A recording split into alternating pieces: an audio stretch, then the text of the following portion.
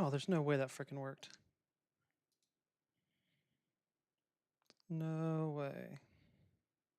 Jack Cocherella? No, Jack Cocherella holds too many positions that they find to be unfavorable. Oh, crap. I didn't know this was live. The most that they will play ball with is Adam Mockler. In November of 2026.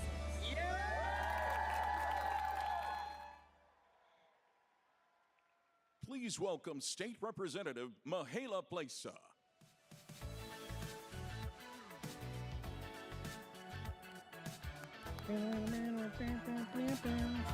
Hey, y'all! Oh, Jesus. My name is State Representative Mihaela Plesa, and I am proud to be a Texas Democrat and a history maker. In 2022, alongside grassroots activists, educators, parents, and neighbors, we won the most competitive House race in the state. That night, with y'all's help, we elected the first Democratic woman ever from Collin County to the state legislature and sent the county's first Democrat to the state house in 30 years. But the history we made reached far beyond Collin County and Texas. I also became the first Romanian American woman ever elected to a state legislative office anywhere in these United States. Twitch is working. Microphone's working. But the road that brought me to this stage did not begin on a campaign. Okay. It began in a classroom. My family came to Texas from Romania looking for a better opportunity, for a better future. When I walked into my first grade class as a little girl, English was my second language. Back then, Plano looked very different from what it does today. There weren't dozens of languages spoken in every hallway. There weren't students from every corner of the world coming to our schools. Sorry. I was one of the first Romanian students in Plano ISD, trying to learn English and really just trying to fit in. The teacher who helped me find my footing, well, she wasn't Romanian either. She was a bilingual teacher who spoke English and Spanish. So I guess that's why I'm a pretty good Spanish speaker today. ¿Quién habla español aquí en este lugar? ¿Sí? ¿Sí? So Muy bien. We didn't share a language, but we shared something more important. She believed I belonged. So like many educators here in this room, my teacher saw a kid who needed help and decided that mattered more than where my family came from or what language I spoke. That is public education at its best. A teacher who believes every child belongs. A school that opens doors instead of closing them. A community that says, you are welcome here. Today, Plano is one of the most diverse school districts in Texas. More than 100 languages are spoken by students and families. I cannot believe I forgot about this. I was actually planning on going. Represents a family story. Whoops. And every story begins with the same hope. Silly me. That our children will have opportunities we never had. Because when a child believes they belong, there is no limit to what they can become. Public schools are where Texas meets itself.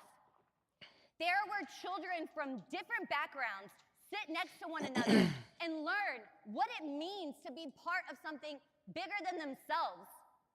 What it means to be part of the friendly state.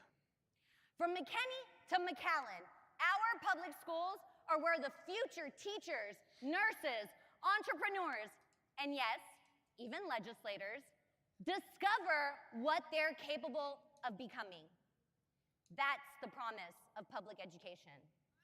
So when we are fighting to protect our neighborhood schools, we are doing more than protecting a classroom. No idea how long this is going to be. I don't know if I can watch the whole thing. Opportunity. We are protecting our community. And we are protecting the idea that no matter where you come from or what language you speak, Texas should be a place where your future is shaped by your promise, not by your circumstances. Because every history maker starts as someone's student. That little girl who walked in a Collin County classroom in the early 1990s never imagined that she would be standing on this stage. She never imagined that she would be representing House District 70 in the Texas legislature. And she certainly never imagined that she would flip the very House seat that launched crooked Ken Paxton's political career, flipping it from red to blue. But one teacher imagined more for me than I could have ever imagined for myself. Oh, man. Public education gave me Getting the hit with that confidence tardiness already. to believe that I belonged and the tools to know how to accomplish my dreams. That's what happens when we give teachers the resources they need to invest in children. History gets made. So, yes, I do stand before you as a history maker. But this story, it was never about me. It was about a teacher who believed in a child. Public education doesn't just teach history. It creates the people who will make it. But history, it's never made by one person. It's made by the people who choose to believe in someone else's future before they can see it for themselves. Texas Democrats, are we ready to go make history? Are we ready to go make history? Let's go. Thank you. Ladies and gentlemen, please welcome to the stage our nominee for State Board of Education, Thomas Ray Garcia.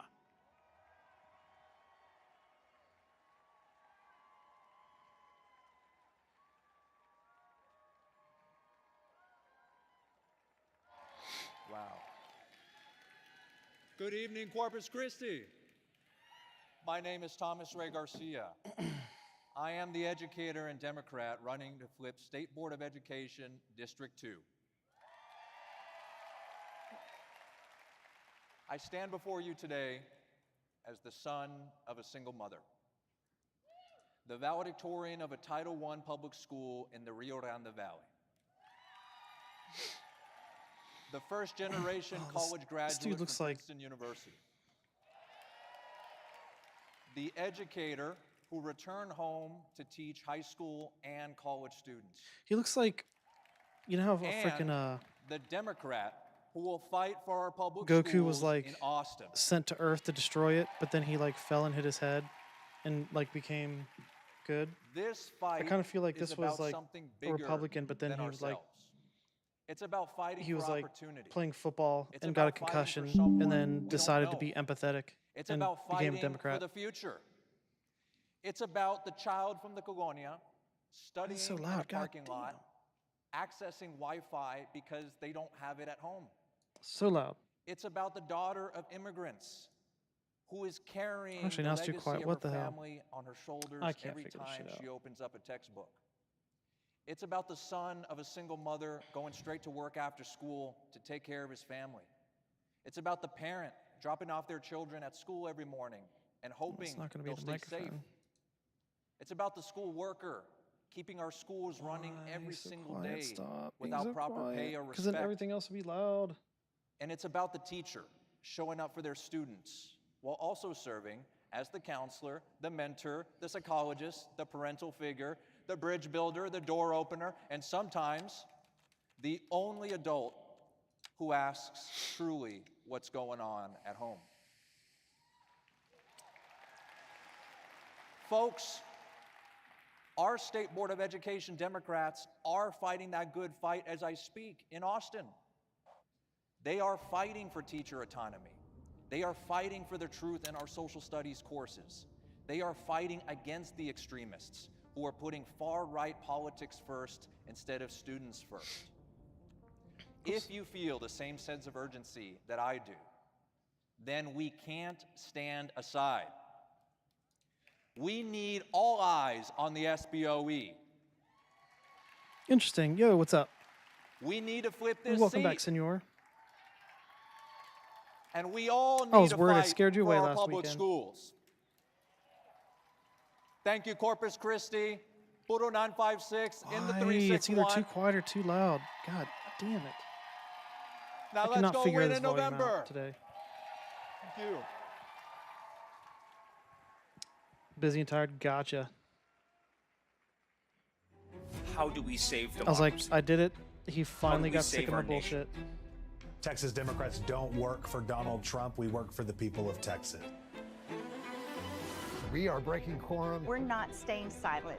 No to Trump. We will not be complicit. No to these Republicans. The Abbott-Trump takeover is not acceptable. Today, we're speaking louder by walking out. Today, you are watching Democrats stand up and fight back. We are fighting these horrible, gerrymandered, really racist power grab maps.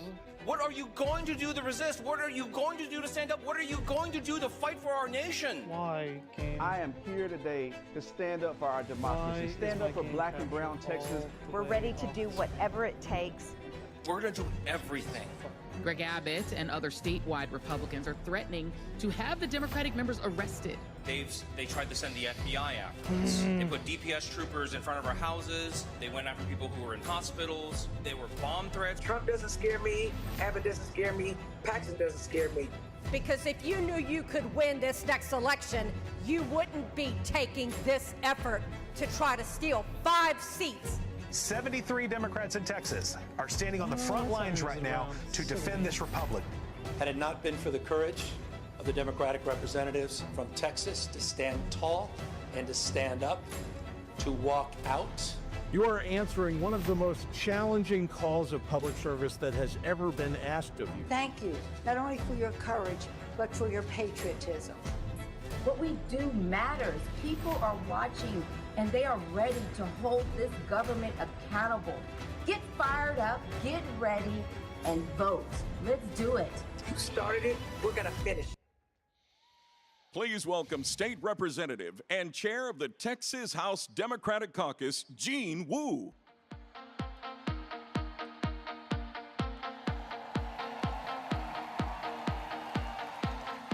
Howdy, y'all! Oh, Jesus. So over the top. Last summer, Donald Trump I called can do Greg Abbott and demanded that he hand over our state and our democracy to him. Not because of Like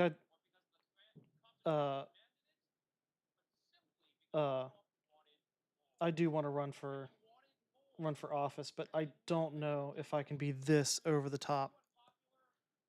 dangerous to let the people decide. Why are they focusing on national issues for So state instead of changing specific unpopular, offices and destructive representatives? policies, he did what he always I don't know. does best: lie, cheat, and That would steal. explain why they keep freaking losing Governor the state. Abbott and the other Republicans did not have to let him steal our democracy.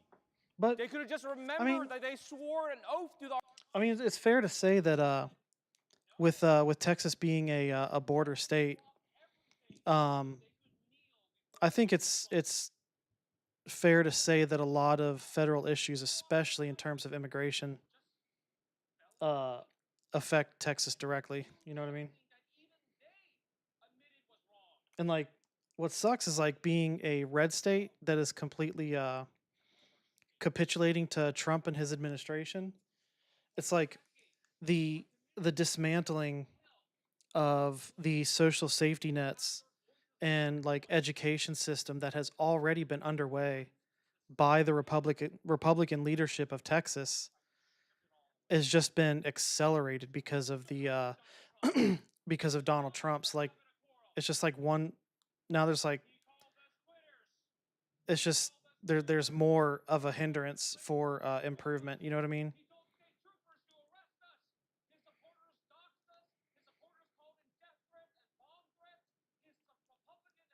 Okay, 99% talking about Trump, 0% Texas, 1% immigration. Okay. What was the number one thing that Trump ran on? And what was his number one goal so far in this administration? It was shutting down the border and locking brown people up in concentration camps. So Trump is immigration when it comes to the when it comes to how they might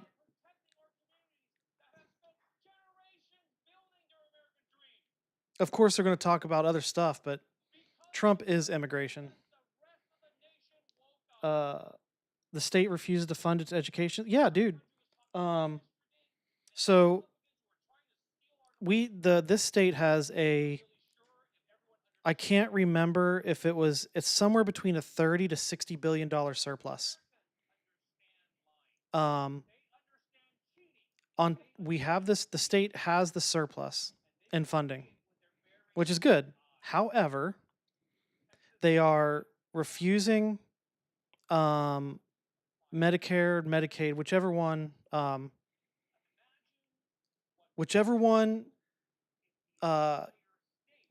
of those systems gets its funding. The state distributes the funding like the federal government gives the funding to the state and the state distributes it. The Texas actually refuses to accept a large portion of that funding. Like they refuse it, which means there's there's less people receiving health care benefits in the state. Additionally, in terms of education, so not only are kids more unhealthy here, but also in terms of education, I want to say it was for the past 6 years, ever since I've been here, the Texas state legislature has been trying to pass a private school voucher system, which is the goal is basically to use public school funding to give a discount on attending private schools. So if a parent chooses to send their kid to private school, they basically get a discount. It's not completely free, but it's a discount. But they're using they're taking money from public school funding. Like I think they just passed it last year or the year before, but they've been trying. Like they try every single session since I've been here, and they finally got it through. I think it was last summer. But anyway, they are taking money from public school funding. They are using that funding to distribute basically a coupon, like for however many thousands of dollars off if you send your child to private school. Now, you might think, hey, that's cool. Parents can now choose. That's what they call it, school choice or whatever. Parents can choose to send their kids to a private school if they want to now. That's awesome, right? Here's the catch. The discount, the voucher, does not come close to covering the full cost of tuition. Meaning, even the gap is so wide that if parents are unable to afford to send their kid to private school, then they're not going to be able to send their kid, they're not going to be able to afford to send their kid to private school with like a 25 to 50% discount.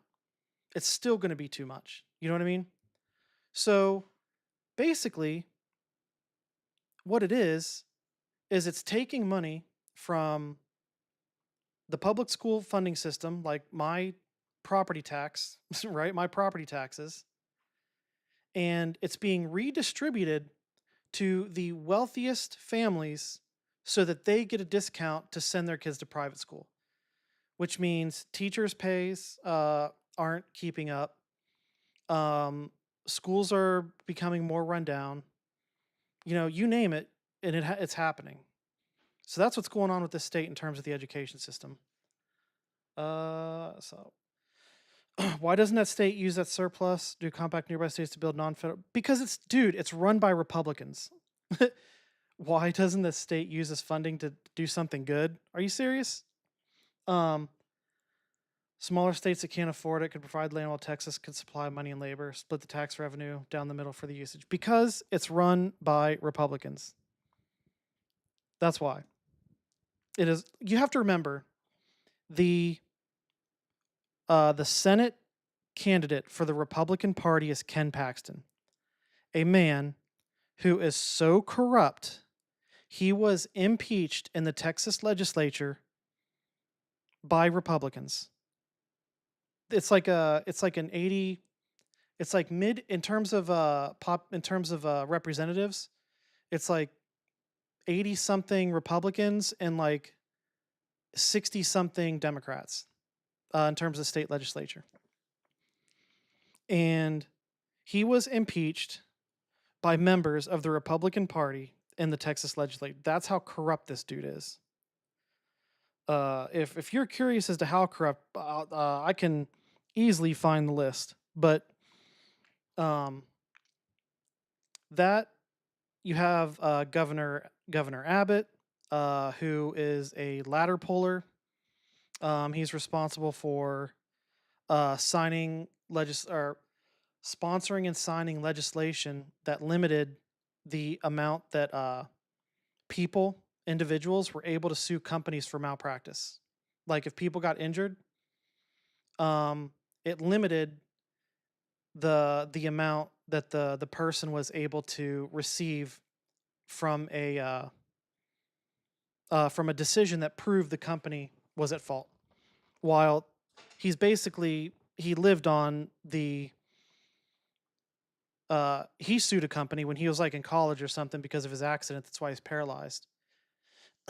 And yeah, he didn't have to work anymore for the rest of his life if he didn't want to.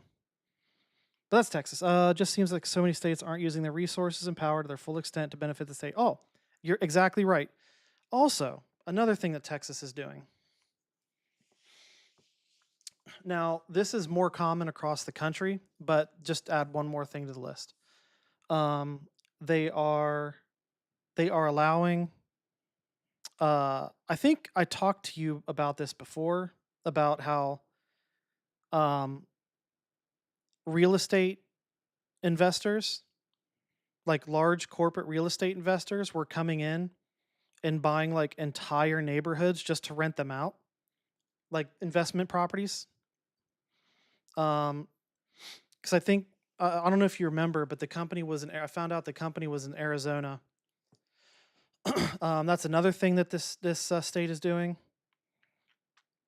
Because, dude, they don't care about the state. Oh, keep in mind, I have to backtrack a little bit, sidetrack. The school voucher system was lobbied by, you might have heard their names before, but there's a couple of oil billionaires in Texas. Their last names are Wilkes and Dunn. It sounds like a country band, but it's not. But they're two oil billionaires. They are evangelical Christians, and they were the ones they fund. I think which group is it? I think they're a large donor to like Heritage Foundation. They're the ones that back the school voucher bill, and here's why. Since private schools are basically they're made for profit, right? It's a for-profit entity. These two oil billionaires own a large number of these private schools that are set to accept these vouchers. That's another thing. And last time I checked, every single Republican in the Texas legislature has received campaign donations from these two dudes. That's another thing. So you have to remember that I don't think you understand completely the depths of the corruption within the Republican Party. Now, I always state, and I'm not afraid to state and always claim that there are levels of corruption within the Democratic Party, but the overwhelming majority of the time, they do the right thing, but for the wrong reason. Or they do nothing at all. Do nothing Democrats. That's why they're famous for do nothing. But I would argue it's better to do nothing than to make an active effort to dismantle, you know, the public school institution. School vouchers aren't a good solution. School choice, in my opinion. Yeah, mine either. Dude, it's ridiculous. They found a workaround. They found a workaround to funnel public funding, public tax dollars into private schools. I think they should go the route of tax breaks since public schools don't have to pay taxes. And instead just reduce the tax burden on private schools. Yeah, you know they could. So here's another thing that they do. This is another thing that the state legislature does.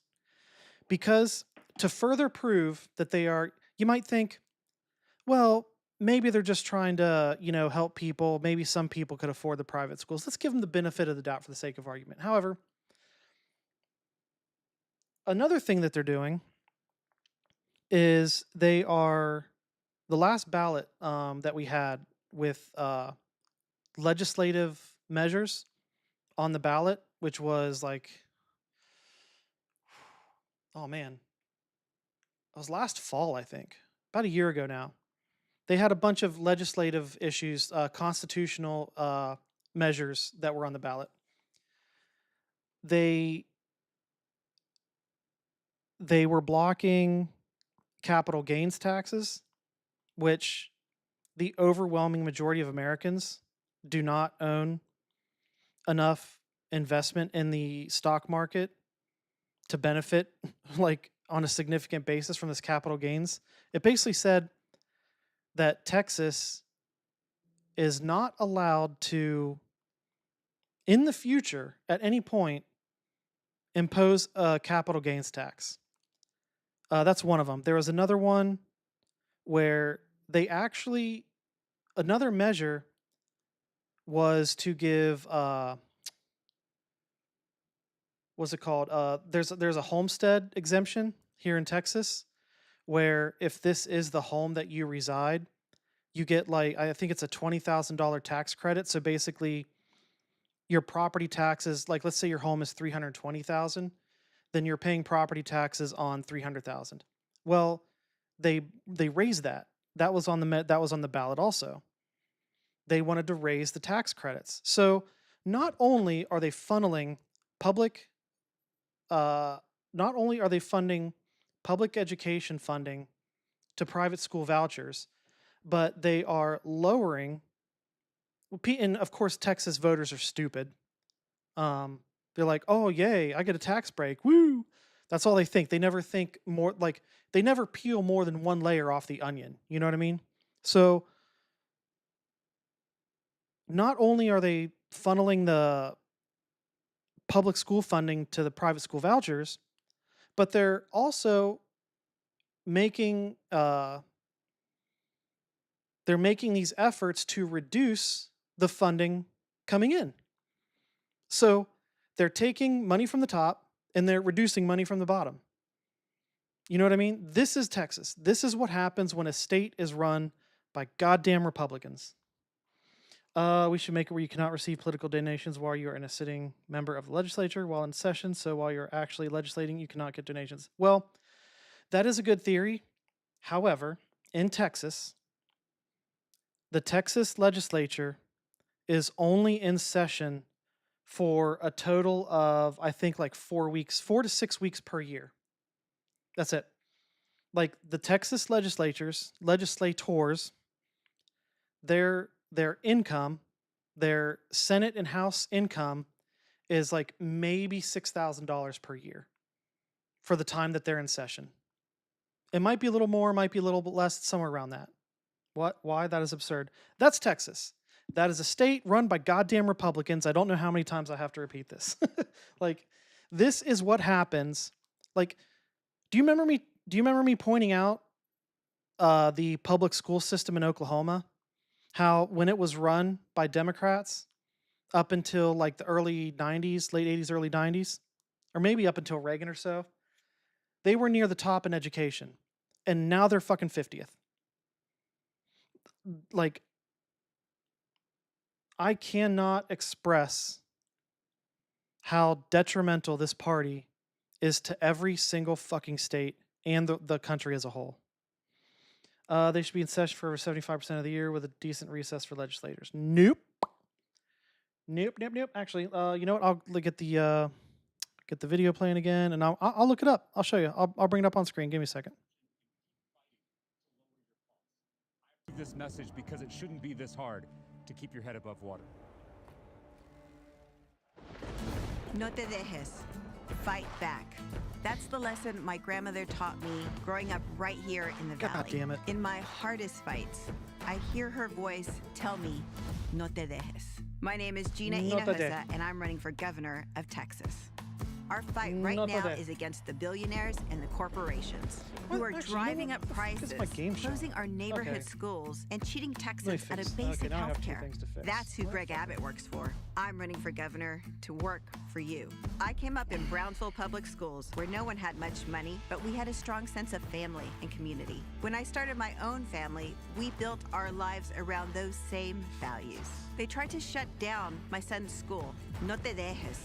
I ran for school board and I won the seat, then I won the fight. We kept that school now it open, wants to show but up. Abbott Oh, there spent it tax is. dollars meant for our schools on job. payouts to his donors. So You I made ran it. for the So state proud of house. you. And once I got there, we won a historic investment in Texas public schools. Don't mess with Texas moms. The challenge now is that Abbott's corruption okay. runs All right. deep, Now let and the me- billionaires he works for will not stop until they get what they want. Abbott devastated our schools when he passed his voucher scam, and he took $6 million from an out-of-state billionaire dead set on defunding public education. So long as we have a governor who can be bought, we won't have the Texas that we deserve. Oh, it's worse than I I'm thought. fighting back. I'm running to take It's on even the worse corruption than and that. take back our state. And Are I'm you asking ready? you to join me. We can win good-paying jobs for every hard-working Texan. Wish there were more Quality, Republicans affordable health care in in the- our oh, own small R communities, Republicans. safe Huh. streets. I don't know, man. advanced See, neighborhood here's the schools thing. that offer a See, here's the thing. I still have a little bit of worry about small R Republicans. And here's why. Because it is too easy. Like, it's just like ideologically, it is so close to this originalist bullshit that the Supreme Court is using to revert to like gut civil, like civil rights, all the gains that were made during the civil rights movement. You know what I mean? Like they are doing everything they can to get us back to like the way it like I don't know. That's what it feels like. They're using this. It's just it just feels so dangerously close. You know what I mean? It just feels like it's too easy to fall down that rabbit hole. But anyway, all right, here we go. Boop. The Texas legislature meets for a 140 day regular session every 2 years in odd numbered years. Look at that. The governor may call 30-day special sessions. Oh, believe me, when they were trying to get that voucher passed, they called the shit out of those special sessions. Yep. There you go. There's Texas. Isn't that awesome? Isn't that awesome? great education by teachers who are in a state with a booming economy. You gotta wonder. Supreme Court doesn't use. I know they don't actually use originalism, but what I'm saying is they use it as a shield. You know what I mean? They use tiers of scrutiny and sways based on those in the court. Remember, true originalists would amend the Constitution instead of relying on the court. I know, dude. I know. Like if they were true originalists, they would not legislate from the bench. Oh, there's actually a good you know what, screw this. I'm going to go ahead and play the video now. There's a really good video in my lineup that I was like, oh man, Liberty would love the shit out of this one. Is supposed Hold on, let me get the playlist going. I've spent years answering to taxpayers.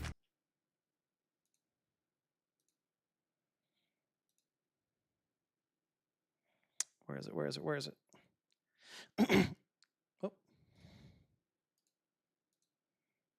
bullshit. All right, the feedback from my audience is in. Making fun of Deepak Chopra? No thanks. Riffing with my Supreme boy Court Rami is Youssef? fucking up the country. GTFO. This audience wants to this? learn. Oh, shit, that's So loud. get out your My bad. textbooks and then close turn those down. textbooks because you're on YouTube, where people come to watch 12-minute animated recaps of books, but not actually read them. Today's lesson: how the Supreme Court is fucking up the country. Let's be. Okay, so think of it this way. You know how people use criticisms of Israel as a way to say, "Ooh, you're anti-Semitic. Why are you against Jews? Why don't you think Israel has the right to exist?" You know what I mean? They use criticism of Israel as a shield for their bullshit. That is what the conservative justices on the Supreme Court are doing with their originalism. I have my problems with originalist mentality, but I understand their perspective. Like in the way that you've demonstrated that you are a small R Republican and your adherence to like legitimate constitutional values, somebody that is a originalist coming from a legit structured position, I think I would have no issue having a conversation with that person, and I'd have no issue listening to what they have to say and seeing if some of their points of view can fit within my own framework. I would have no issue. But these fucking Supreme Court justices, sorry. Again. Now, when I first learned civics and social studies, I thought the Supreme Court was just 9 old people in Hogwarts robes, and that the real power was being a member of Congress, because people... Let me know if the video is too loud. In Congress, they made the laws. And as a kid, nobody was more powerful. Oh, and if my stream freezes, and you're still like paying attention, give me like 10 minutes and I'll come back. It froze last week too. I thought the fan would have fixed the issue, but it didn't. So I don't know. Maybe my GPU's fucked up. I don't know. I'll find out. Than my parents, who were basically lawmen. Then don't let them hijack the term philosophy. Okay, I didn't. Philosophy adheres closely to the founding doctrine, of which is short supply. If you let them have it, then it dies. So, listen, they already fucking have it. Like, I didn't let them hijack it. They have already hijacked it. Like, all 6 of the Republican-appointed Supreme Court justices came up through the fucking Heritage Foundation. What does that tell you? They have already hijacked it. They have it. Like, this is why it's so important for Congress to like put the boot on their fucking neck. You know what I mean? Not literally, figuratively. Like, this is why we need serious Supreme Court reform. Makers. Bedtime was... Oh. And I found another video where you were critical of Graham Plattner talking about like using FDR strategies, and I was like, no. He's using that as an example of ways to wield political power, not those specific actions. And there was a recent interview or a press conference he did where he specifically stated using the legislative process for the purpose of amendments. You know what I mean? Like, at no point since that one incident has he mentioned expanding the Supreme Court. He talks about like implementing a code of ethics. You know what I mean? But doing it in a way that is like legitimate. You know what I mean? 9 p.m. Anyway, we'll get to that later if you're still around. If I can make it through this video.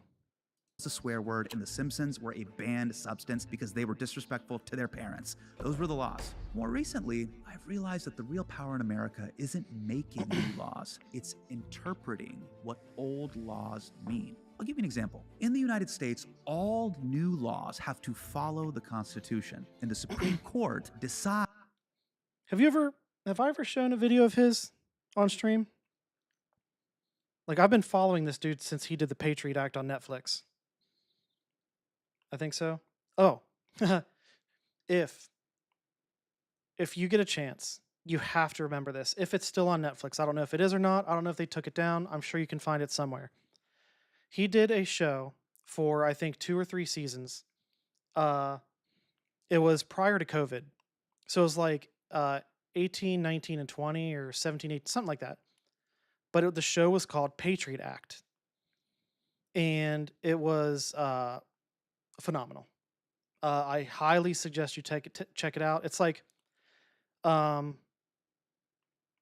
it was like more serious. It was more serious than like The Daily Show. You know what I mean? Like more informative, more fact-based. You know what I mean? But maybe there were say, no. I'm trying to think. It's like if you were to mix like a stand-up act with like the the John Oliver the weekly, is it the weekly show? I don't remember, whatever.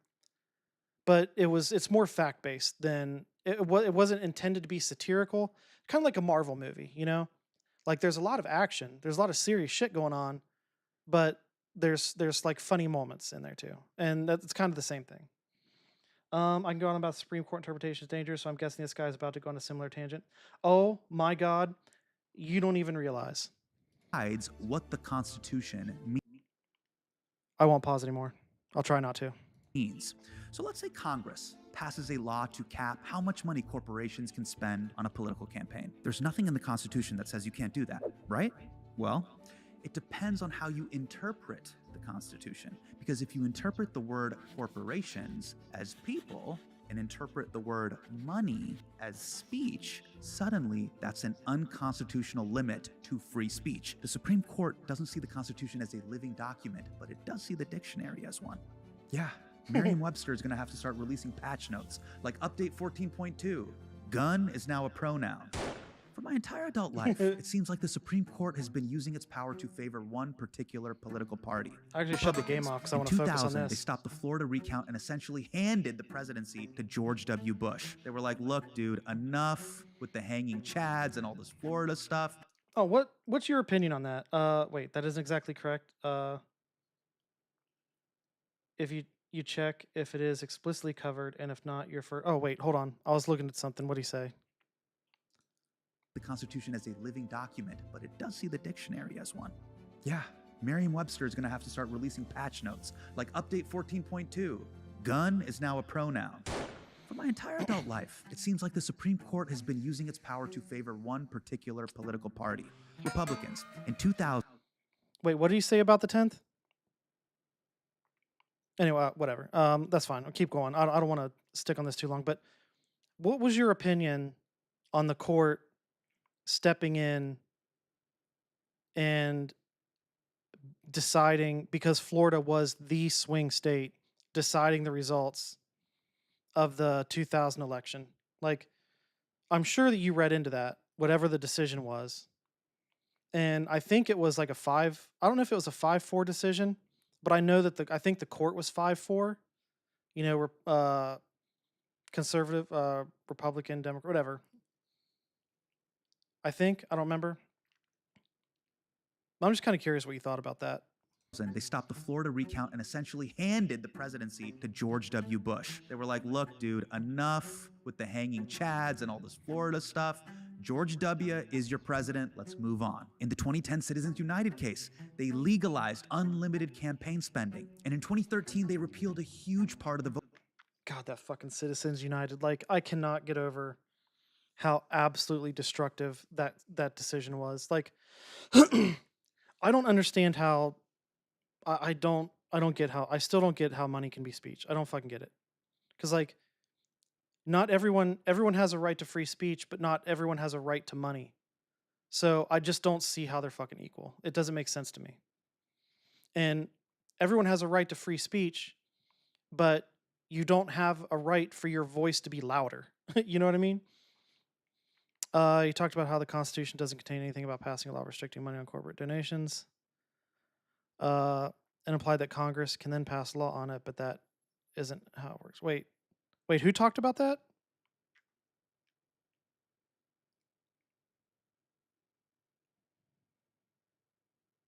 Oh, what, in the beginning? Okay, hold on. Now I gotta fucking... God damn it. Now, when I first learned civics and social studies, I thought the His name's Hassan Minhaj. Supreme Court was just Hassan, 9 old if you want to people in pronounce it Hogwarts correctly. robes, and that the real power was being a member of Congress, because people in Congress, they made the laws. And as a kid, nobody was more powerful than my parents, who were basically lawmakers. Amir 15X. Hi, how are you? I am fantastic. How are you? Welcome to the show. Enjoy the instructional video.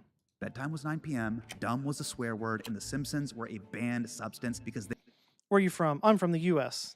They were disrespectful to their parents. Those were the laws. More recently, I've realized that the real power in America isn't making new laws. It's interpreting what old laws mean. I'll give you an example. In the United States, all new laws have to follow the Constitution, and the Supreme Court decides what the Constitution means. So let's say Congress passes a law to cap how much money corporations can spend on a political campaign. There's nothing in the Constitution that says you can't do that, right? Well, Wait. Constitution doesn't contain anything about passing a law restricting money on corporate donations. Okay. And implied that Congress can then pass a law on it, but that isn't how it works. How did you pronounce Hassan correctly? Because I'm not uncultured MAGA hog swine. That's how I can pronounce Hassan correctly. Depends on how you interpret the Constitution. Ah, see? He talked about the Constitution, doesn't contain blah, blah, blah, blah, blah, but that isn't how it works. That's what he's saying, because it depends on how you interpret it. Constitution. Because if you interpret the word... that line is faulty logic, since the default is that if it isn't granted or explicitly forbidden, then it belongs to states. Hey, we didn't write the Constitution. Like, this conversation has been going on longer than you and I have been alive, so it's not our fault that it's not... Okay, you have to remember that nefarious actors have been using this line of bullshit for years to the benefit of themselves and their special interests. So if they see a line, if they see a way to take a chip out of that foundation, they're going to fucking do it. So to be honest with you, it is entirely likely that when that was written, that there was no room for interpretation. You know what I mean? But not so much anymore. Okay, now that makes sense. Yes. And plus, my wife is Pakistani, so that helps. Corporations as people and interpret the word money as speech, suddenly that's an unconstitutional limit to free speech. The Supreme Court doesn't see the Constitution as a living document, but it does see the dictionary as one. Yeah, Merriam-Webster is going to have to start releasing patch notes, like Update 14.2. Gun is now a pronoun. For my entire adult life, it seems like the Supreme Court has been using its power to favor one particular political party.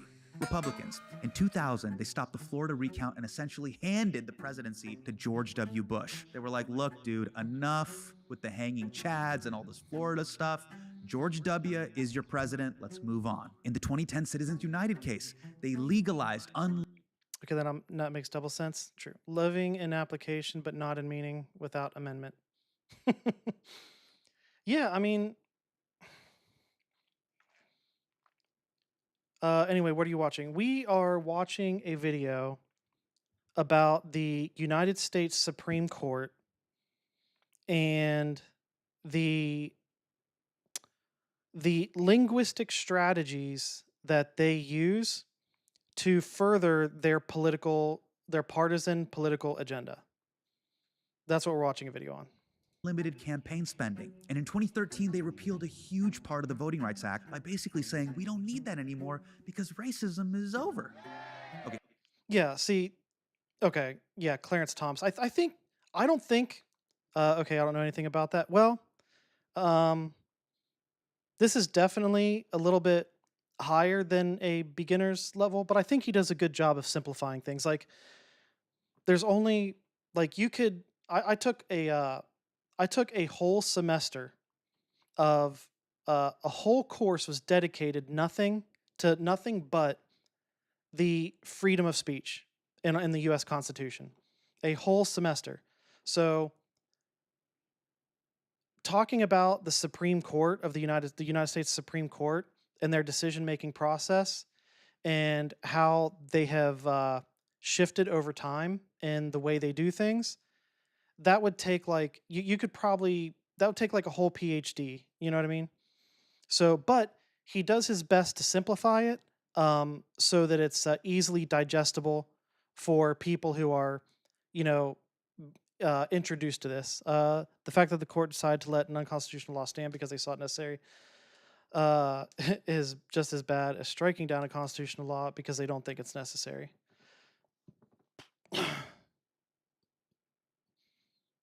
Yeah, I agree with that. To be fair, Clarence Thomas didn't literally get up and go. I was going to say, I don't think Clarence Thomas has a mirror in his house because I'm pretty sure that motherfucker forgot he was black. And I'm pretty sure that he forgot that that he obtained his education because he was black. I don't know. Seems like it. Again, another ladder puller. Like, Republicans are awesome at this. Racism is over. Bye, Felicia. But during oral arguments, Chief Justice Roberts asked the defense attorney, is it the government's submission that the citizens of the South are more racist than the citizens of the North? I mean, yeah. Obviously. Except for Boston.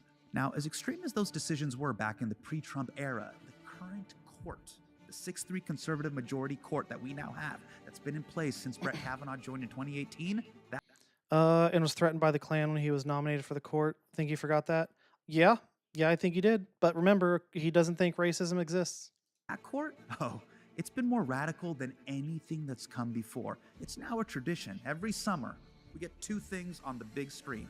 A Nolan IMAX movie and a Supreme Court civil rights slasher. The Supreme Court overturning Roe versus Wade, ending abortion as a constitutional right after nearly a half-century. The Supreme Court striking down affirmative action and reshaping college admissions. Now, the court ruled that the official acts of sitting presidents are... Oh, let's not forget that just a couple days ago, this Supreme Court said that the United States is allowed to deport green card holders before telling them why they're getting deported. I think that's the gist of it. Are immune to criminal prosecution even after they leave office. The U.S. Supreme Court Or it might be today asylum struck down seekers. one I don't know, one or the other. Louisiana's majority black congressional districts. But that doesn't a make sense. decision They've already been doing weakens that. Key protections under the Voting Rights Act. But those high-profile cases are only a part of the story, because this court has also been using an extreme power that was only meant for emergencies. It's literally called the emergency docket. But you may have heard it there's this called too. the shadow docket. In the past, it was used in dire situations where, say, lawyers needed to delay an execution so an appeal could be... Like this guy, okay, so, like, you have to remember that this guy, he's a comedian. That doesn't make sense. Green card holders be a part of the body of the people outlining each... Yeah, well, since when does this administration give a fuck about that? But I don't remember the exact details, but it basically, like, fucks over a bunch of immigrants. It basically gives the... it gives DHS an excuse to kick them out of the country where they didn't have an excuse before. You know what I mean? But anyway, you have to remember that, like, all the time that you have spent, Liberty, going over, studying, researching Constitution, Supreme Court decisions, this guy's a comedian by nature, right? He started out, I think he started out on the Daily Show. You know what I mean? And then after Jon Stewart left, is when he made the Patriot Act. And then he was doing stand up, and then, like, now he's doing this where he just does like a once a week podcast, like an interview. He interviews like one person a week basically. But this is like, obviously he's popular enough that he's got like a team of researchers to help him. But he's basically, in researching this topic, he's trying to do two things: learn as much as he can about the topic, learn as much as he can about the person he's interviewing, and finding a way to distribute that information in a way that's digestible. You know what I mean? So give him a little grace here. You know what I mean? He heard. The point is to allow the Supreme Court to quickly pause. He's got the general gist of things, right? Irreparable harm. Like, you're going to be able to nitpick really easily, like you did right off the bat.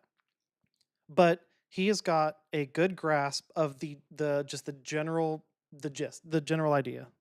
Court would basically be like, look, you're about to execute a man. Can we just give this a breather? Let the defense team file an appeal. Everyone take a little Dunkin' Donuts break. We chill out. Then when we come back, we can figure out. Because he's trying to imply every Roberts Court decision is wrong and unconstitutional. Okay, so that's what debate tactic is that? Where you say, like, they say you say everything. There's a specific term for that debate tactic, and I can't remember what it is. Oh, I'm gonna look that up, because he didn't say every Supreme Court. Hold on, I'll play the video and I'm gonna look that up. That's a debate tactic, and it drives me freaking crazy. If we got to go Green Mile on this guy. This used to be rare. During the 16 years of the Bush and Obama presidencies, they appealed for emergency relief just 8 times. But during Donald Trump's first term, the White House requested it 41 times. And in the first year of his second term, Trump 2.0, they requested it over 30 times. At this point, Trump doesn't even bother to pass laws. He just does something crazy, out of pocket, gets sued, and then immediately runs to the Supreme Court for help. And for some reason, the Supreme Court goes along with it. But by using the emergency docket, the court is implying 2 things pretty much. Number 1, any lower court decision that DJT doesn't like, they count that as an emergency. And number 2, if number 47 doesn't get what he wants, the court basically says, okay, hold on. I saw you. I saw the chat pop up. Give me a second.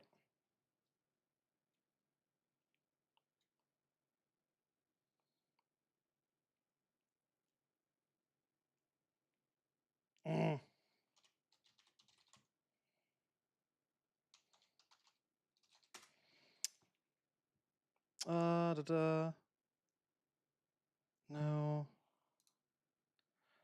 No.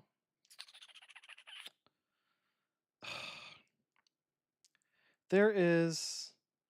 Oh my gosh, I wish I could remember. Anyway, so there's a specific debate, like these debate lords, back when Charlie Kirk was still really popular, where this tactic where you would make a claim, and again, like, I'm going to go back to the topic that I'm most familiar with, which is the Israel-Gaza issue, right?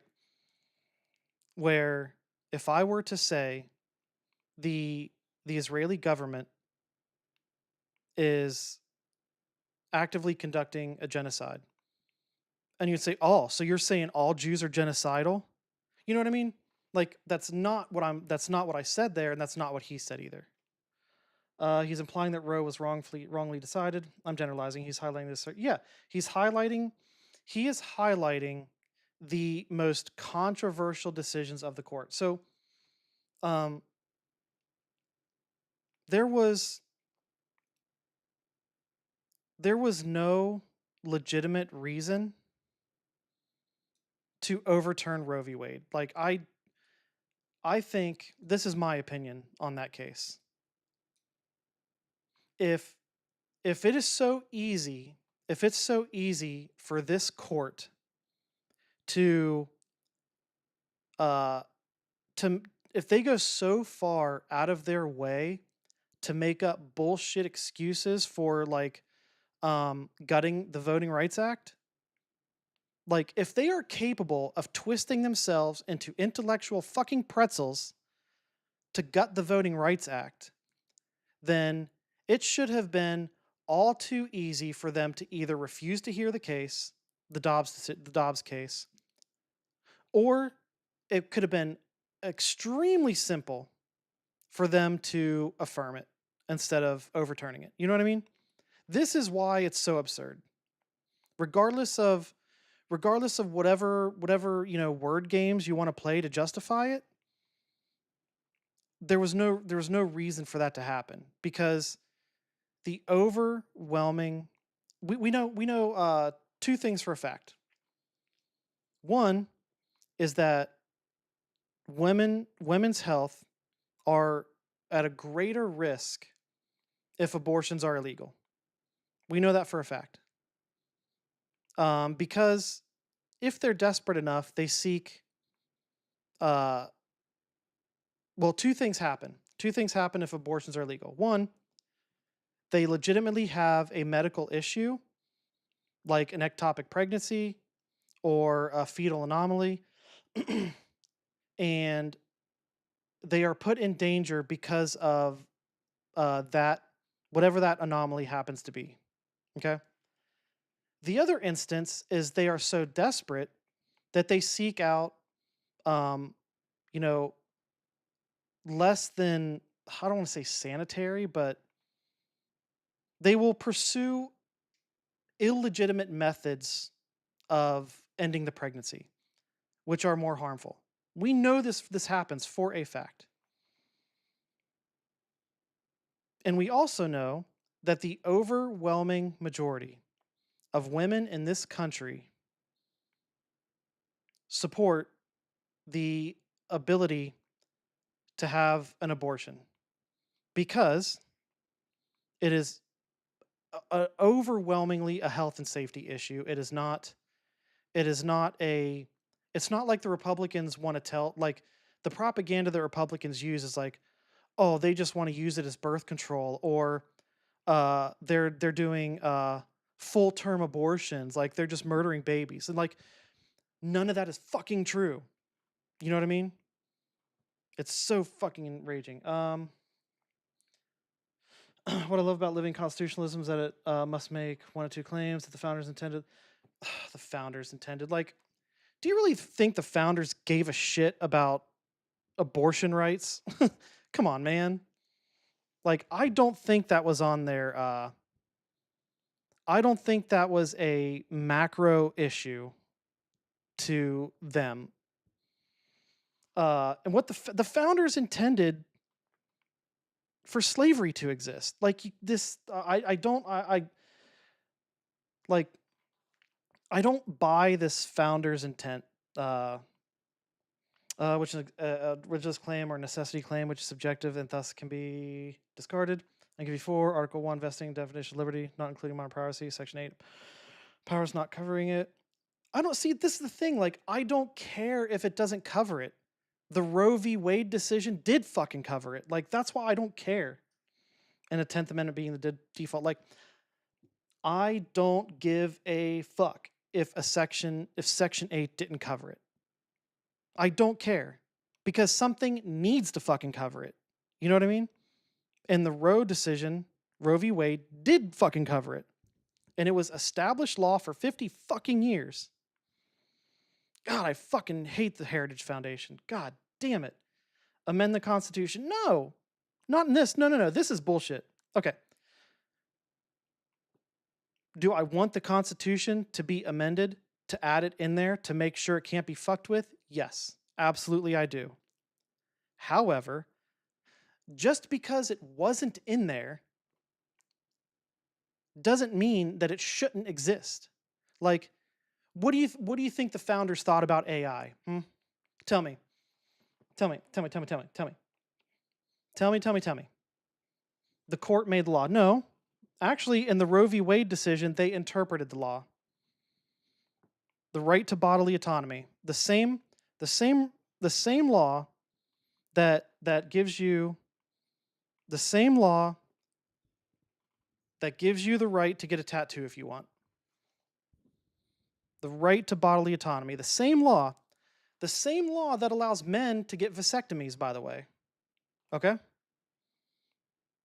The right to fucking bodily autonomy, you know? The same law that allows me to take a fucking Tylenol if I have a headache. That's the law, okay?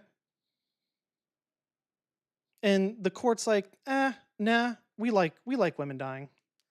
The court made law by justifying it then. You cannot criticize one is used against you. They made the law. Did you even read Roe?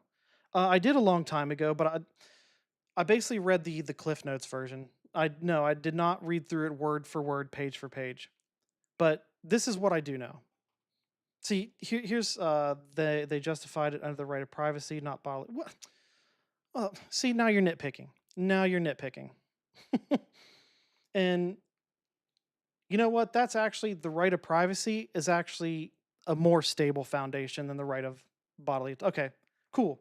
You win. I'll agree with you. Okay. The right of privacy, that's actually, I'm good. I'm glad because that is a more stable foundation. You know what I mean? The same reason why people can't they don't have a right to take a picture inside my home if all my curtains are closed. You know what I mean?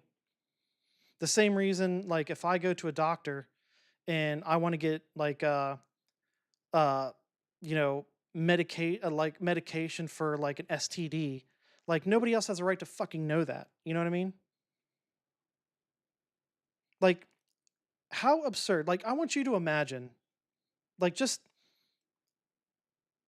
analyze this from the position of the ones that are affected.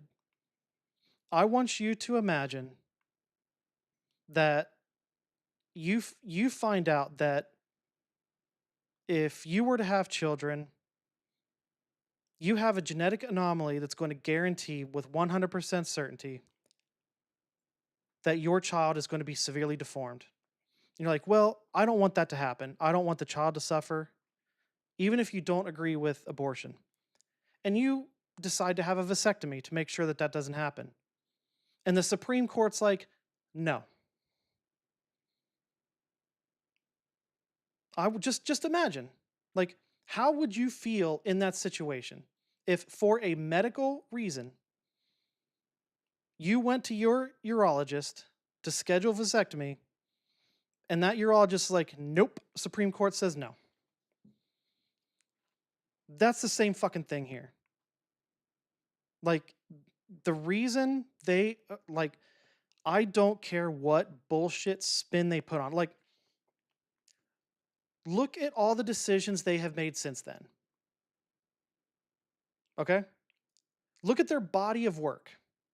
If you want to, like, we can argue about this in a bubble, or not. I mean, we're not really arguing. I'm just this is very personal to me, because my wife did have a miscarriage, and the medication she received to help her body get rid of the unviable fetus, it didn't work. So she basically had a non-viable fetus that was still there, which means she had to have a DNC. I forget what the acronym stands for exactly, but this is my point.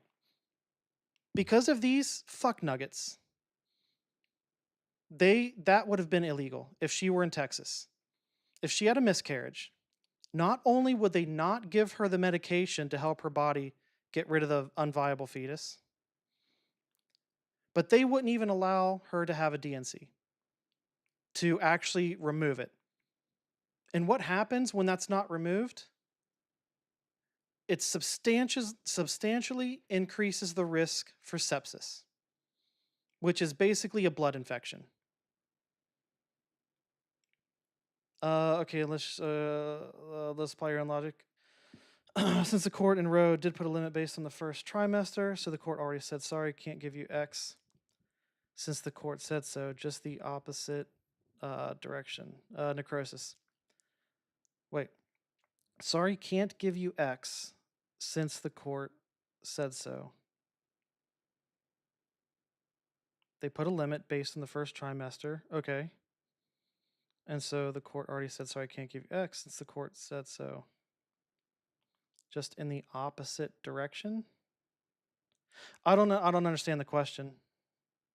But yeah.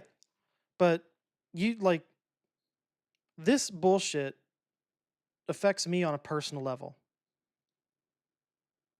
because of their decision. Now, again, like I said, we can, God damn it. You asked how I feel if the doctor refused to operation because the court said so.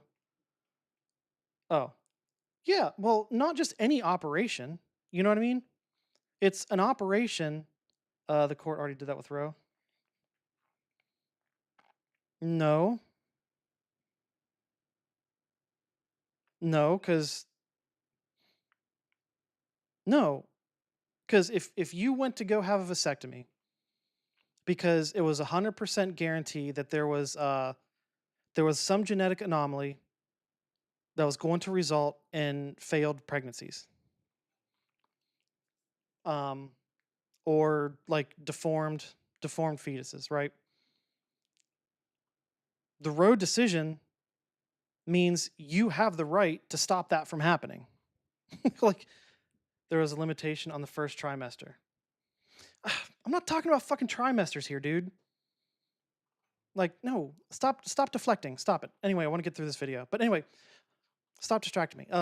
If you look at the whole body of work, then it is very easy to surmise that the purpose of overturning Roe v. Wade was as a means of oppression. They were turning back the clock on the civil rights era. That's it. I don't care what bullshit spin they put on it. Like, again, like, I don't care. Whatever, trimester, whatever, doesn't matter. I don't care what bullshit spin they put on it. If you look at the body of work, it is absolutely abundantly clear that their goal was to turn the clock back to before the civil rights era, constitutionally. And that's what they did. That's a fact. And there's absolutely nothing you can say that will change my mind about that. Anyway, moving on. Jesus, only 4 minutes in. Look what you make me do. As this will cause the country irreparable harm. So they're completely twisting the meaning of the words emergency and harm. But I guess words now just mean what powerful people say they mean. It's why Starbucks can call its employees partners instead of what they really are. Bathroom attendants. The Roe decision was a limit on the state's ability to pass a law during the first trimester. Okay. To restrict abortion during this first trimester. You mean restrict it to the first trimester, meaning at any point, that means the state was not allowed to pass a law preventing a woman from having an abortion during the first trimester. That's what the Roe decision did.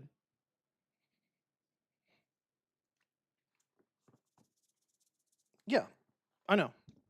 But that's the trimester thing has nothing to do with the scenario that I laid out. The scenario I laid out is you making a medical decision to alter your reproductive system, and the court telling you no. The court saying the state is allowed to tell you no. Okay? So oh man, you got to stop getting so nitpicky with this. I think that's where the flaw is. The Dobbs decision meant that the state could now tell you no. And I think that's where I think that's the road you're driving me down. But stop it. Anyway, we want to watch this video. It's an hour. Jesus.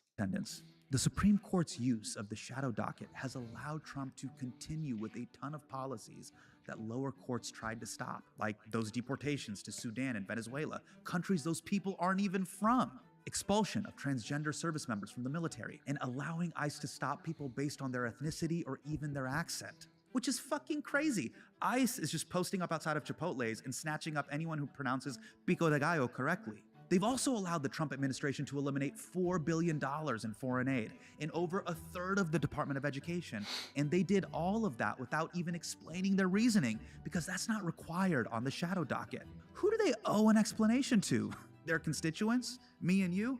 Of course not. We don't vote on these guys. Clarence Thomas has never held elected office, unless, of course, you count the presidential suite at the Sandals Barbados. As harsh as the Supreme... The state could already tell you no. Roe only said that they can't tell you no. And yeah, that's what I said. Cool, we agree. Supreme Court's conservatives are on immigrants, trans people, and pregnant women, they reserve their harshest decisions for their... Look at the body of work, man. Like, look at the fucking body of work. And try to tell me honestly, like, I want you to look at all of the decisions that they have made against specific groups, or not against specific groups, but decisions that will inherently cause harm to specific groups. How the fuck can you be fine with the court allowing the state to be able to say no at all? I'm not fine with it. Like, I don't think they have any fucking business to be. I don't think that anyone in the government should be involved in the fucking medical decision-making process at all. So you disagree with Roe? Jesus fuck Christ. No. Roe prevented the state from saying no before a certain point. I don't think it was expansive enough, if you want to know the fucking truth. I don't think anyone has any business knowing anything about another woman's pregnancy unless they fucking tell you. I disagree with Roe in that I don't think it was expansive enough, if you want to know the truth. Like, it is none of our fucking business. Like how creepy is that, man? Like, how creepy is it that there's a bunch of fucking incels out there that are like, you know what? I don't think women should get to make health decisions. Like, how fucking creepy is that, man? Like, it should be, number one, the woman's choice. 2, the doctor. And 3, if she wants, which I would say this person has a right to know, would be the other person involved in the process. That's my opinion. Like, I think the woman has an obligation to let their partner know what's going on, but I don't think that they should be required. Like, it's none of our business at all. True nemesis, Black Americans. And in a 6-3 shadow docket decision earlier this month. Now, I want you to keep something in mind. I want you to, like, hear me closely. And I state this on the about section on my Twitch page, that I am personally conservative and socially progressive. In my own life, in my own personal life, I do not agree with abortion unless the safety of the mother, like, for the health and safety of the mother, like, unless the doctor's like, you know what, if we don't terminate this pregnancy, you're probably going to fucking die. Then that is like the only or no, not the only. If they determine that the fetus is non-viable, like, how many times have you heard about, like, a fetus being born with, like, missing, like, the top part of its skull, or like just knowing that as soon as it's born, it's going to die within moments because it's got some, like, fucked up respiratory system, right? Those are the, and personally, those are the only 2 incidents where I would agree with abortion. I don't think if 2 consenting adults make a decision to have sex and a pregnancy comes from that decision, then I wouldn't agree with having an abortion. You know what I mean? But that applies to myself. My wife and I agree on that. That applies to me and her. You know what I mean? Which means even if a pregnancy was unplanned, we would never make the decision to have an abortion, right? but that's in my personal life. So I personally don't think it's okay. But on the other side, I think you're too focused on being an abortion rather than the abstract principle. I mean, I tried to expand the abstract principle about if you went to go get a vasectomy, but there was a state law that said men are not allowed to have vasectomies. You know what I mean? What the hell? I mean, that was the best way I tried to compare. God damn it. Compare the abstract principle. Hold on. The mask came off completely. The Supreme Court granted an emergency request from Alabama to move forward with its redrawn congressional map. Lower courts had ruled this map Anyway, we're spending too much time on this. You're right. I am being too focused on this because this video is about the Supreme Court in general, and the general argument, like before I got easily God damn it, this is so easy to happen.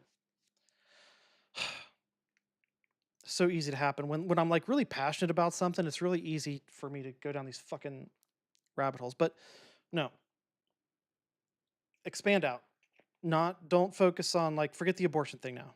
Forget the abortion thing. Forget the comparisons, the analogies, whatever. Forget that. This Supreme Court, this Roberts Supreme Court, if you examine, not every decision has been wrong.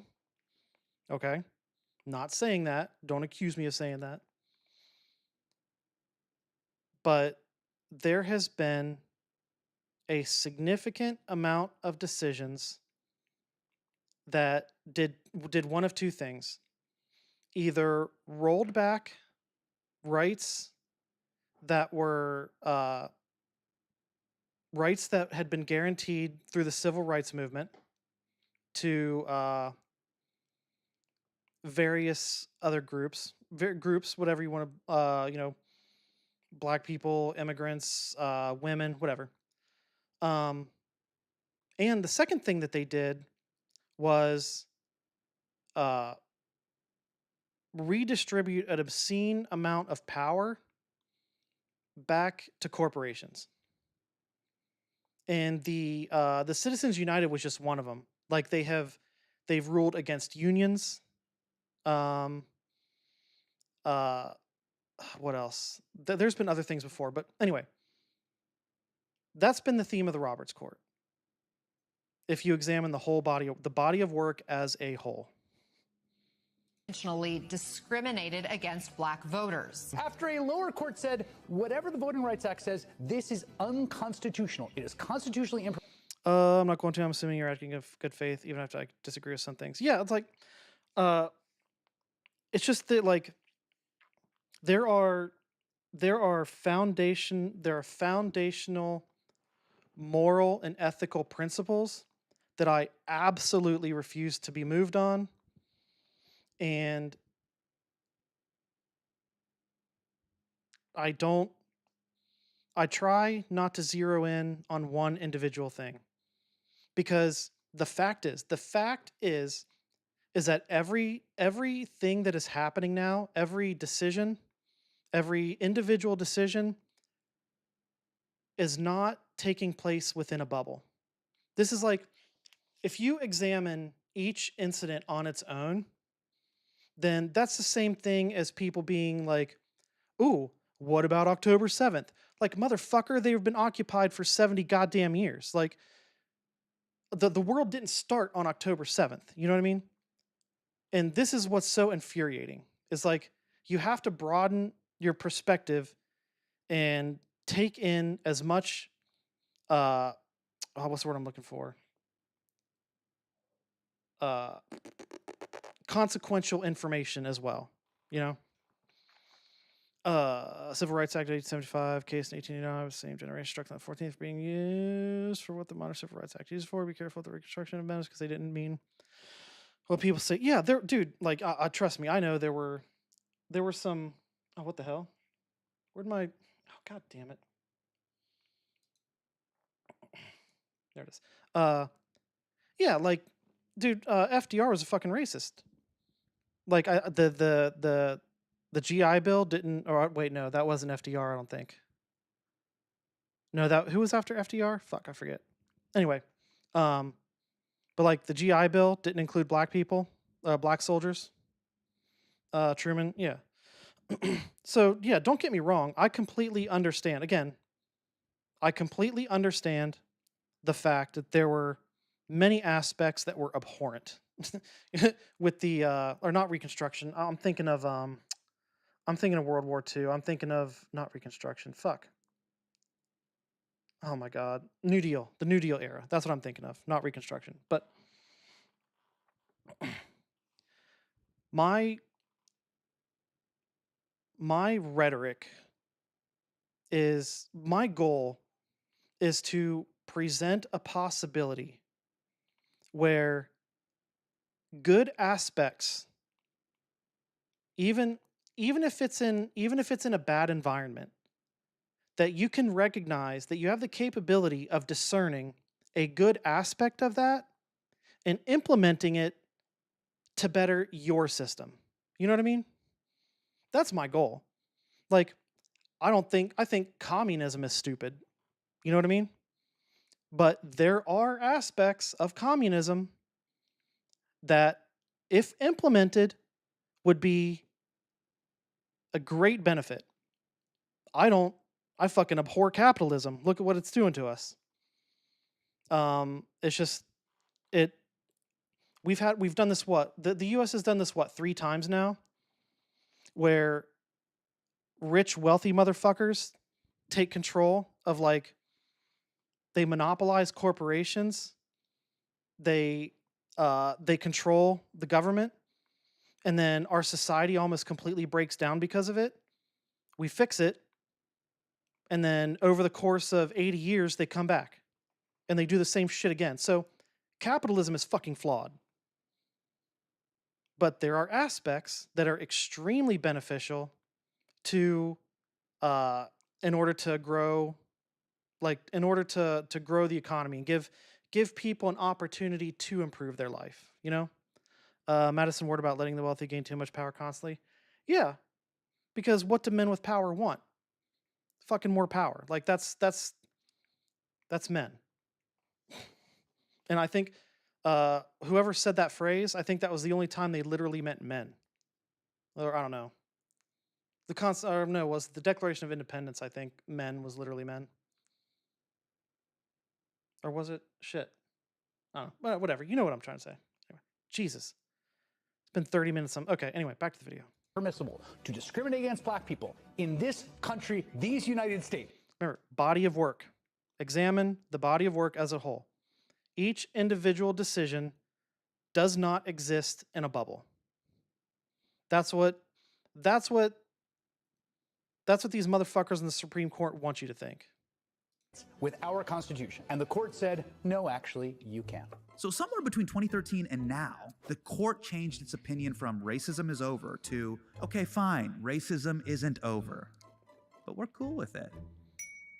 Now, incredibly, everything I just described was done using powers that the Supreme Court already had. But the current court is so radical that they are actually seizing whole new powers for themselves that they didn't even have before. Take the recent repeal of the Chevron deference.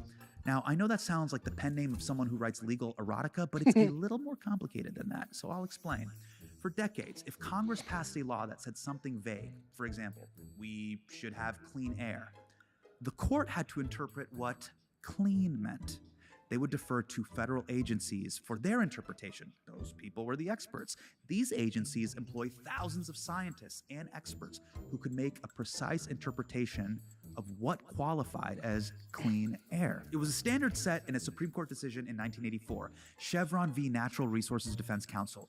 But this Supreme Court overturned that decision in 2024 and said judges. Wait a second, what happened? I think, holy shit. I lost Amir. Amir, he asked what we were watching, then he dipped. Son of a bitch. Should be the ones that decide what any vague language means. So this was basically their logic. We can't trust the experts to decide what words mean.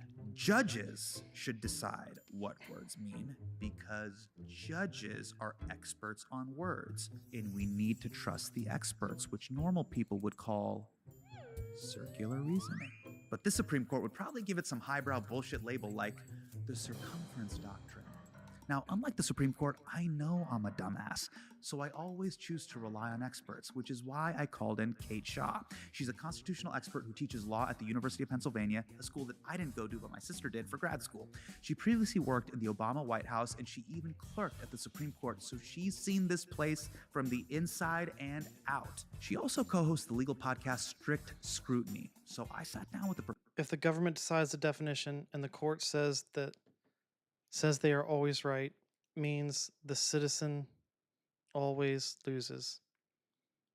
Yeah, this is I think this is one of the claims, one of the statements, claims, demands, I don't know, what that I've made before, where if it were up to me,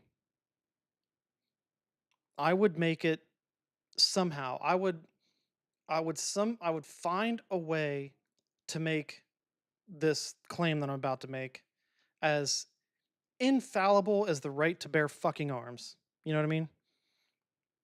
Even though it's really not, but you know what I mean. Like, I want to make it so that, like, it is guaranteed to exist no matter fucking what. And this claim, this demand, is that if it were up to me, I would make it so that every single fucking decision was interpreted, whatever the interpretation, since the court is supposed to be interpreting the law, the interpretation must be based on it must be based on the, or I'm trying to figure out how to word this. It must result in something that benefits the benefits, like, society as a whole, and not just it shouldn't harm individual groups. It shouldn't help like wealthy corporate business owners. You know what I mean? Like, if it were up to me, that's what it would look like. You know? Professor to talk about the gutting of the Voting Rights Act. Like that Chevron deference he just mentioned. If it were up to me, then that decision would have been interpreted to be the scientists at these agencies, who are not appointed by the president, mind you, like they're legitimate scientists doing legitimate research, you know what I mean? Then the evidence that they have provided us shows that this will harm the environment. So that's how we're going to interpret it. You know what I mean? If anything gives the lie to the Alito claim in Calais that racism is basically done, it's literally the last, month of the president's social media feed. How the whole idea of the Supreme Court as a nonpartisan institution is essentially gone. The court today, really for the first time in the modern era, has on it 9 justices, each of whom votes pretty predictably with the policy preferences of the presidents who appointed them. I forgot about that this. Was not always the case. I actually, a few semesters ago, I was taking a course called Political Institutions, and one of them was the Supreme Court. Like Supreme Court, Congress, the executive branch. There were other institutions also.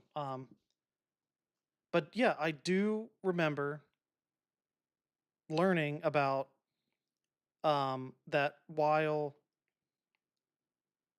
there was it wasn't common, or it wasn't as common until this Roberts Supreme Court, for the justices to rule so hard along partisan party lines. They're hired by the department head, who is consented by the Senate, appointed by the president. I must say trust the scientists, but I ask you will trust the scientists who RFK hires. Well, see, here's the thing. Here's where that statement's flawed. Because I would argue, goddamn cats, you know what? Just kill each other. I would argue that the scientists that were fired by RFK, the ones that were kicked out of the agency because they didn't align with the Trump administration, I would argue they shouldn't have been able to fucking do that. That would be my argument. So, no, I would not trust the scientists hired by RFK. I absolutely wouldn't. However, if things went the way they were supposed to fucking go, that shouldn't have happened to begin. They should have been let go to begin with. They shouldn't have been able to have that power. Almost like they are creatures of the executive branch, legislative branch. So another branch is needed to examine the facts of a case, see if those experts still interested. So this is okay. So there's a difference. There's a difference that has to be addressed here, right? If the executive branch appoints a secretary to enact his policies, cool. Now, that's fine. I get it. Even if it's Trump, I don't like it, but I accept it. That's the way shit goes. The problem that I have is that if somebody came back with information that they didn't like, that they didn't agree with, they would just get rid of the person. That's what's bullshit. They would keep going through people, person after person. Like this is what they went through with the Attorney General's office. Like how many attorneys did they have to go through before they could find someone willing to prosecute Letitia James for like putting the wrong check mark on a fucking mortgage? You know what I mean? Like how absurd is that? That's what I have a problem with. And we talked about the upcoming birthright citizenship decision and why it's so important today. Even though I think he's like, they weren't getting rid of scientists because they were wrong. They were getting rid of scientists because they were fucking right. And not just scientists, but like anyone within, can I call my point flawed because you don't believe something should have been allowed? The court would have to litigate it, and the experts would then say their firing was valid, which makes it circular. Well, we know how the court feels about it because they did rule on it. Going to lose. But no, like it's not I'm not saying your point is flawed because your point's not flawed. That's not what I meant at all.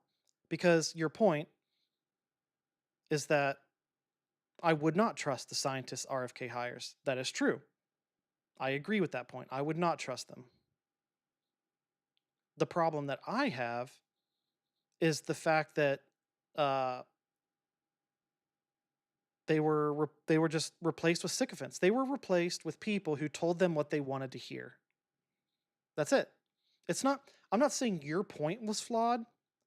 I'm saying the system is fucking flawed.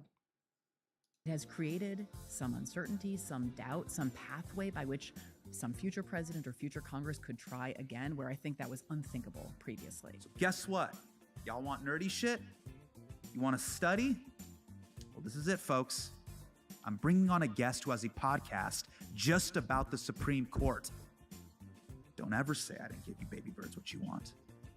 Now let's save education in this country right after this ad read.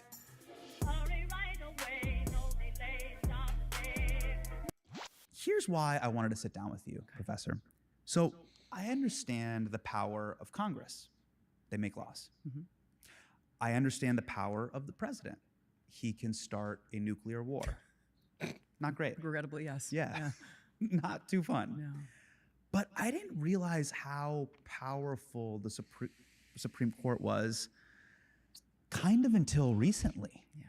Shit's getting pretty gnarly right now because I used to think of them as just kind of 9 people in Hogwarts robes that are just in the shadows. Yeah.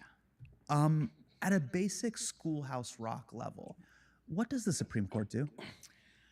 So I think there are different answers across time. And I think when you say, I didn't quite realize how powerful they are, that's because until recently, they were not as powerful as they are today. So when the Supreme Court, it's created by the Constitution, when it's first formed and stood up, it's not a particularly powerful institution. It's not totally clear what it does. It has the power to resolve cases and controversies, but it's hard for presidents even to get people to take the job of Supreme Court justice. Like, somebody leaves to go be a judge on the South Carolina Supreme Court because that's a way higher status job. Like, it's not a big deal. So in 1803, the Supreme Court decides this really important opinion, Marbury versus Madison. And John Marshall, who's this really critical Chief Justice, announces to the world, it is emphatically the province and the duty of the judicial department, that is the federal courts, to say what the law is. Like, we get to say what the law is. Oh shit, she's bringing up quotes.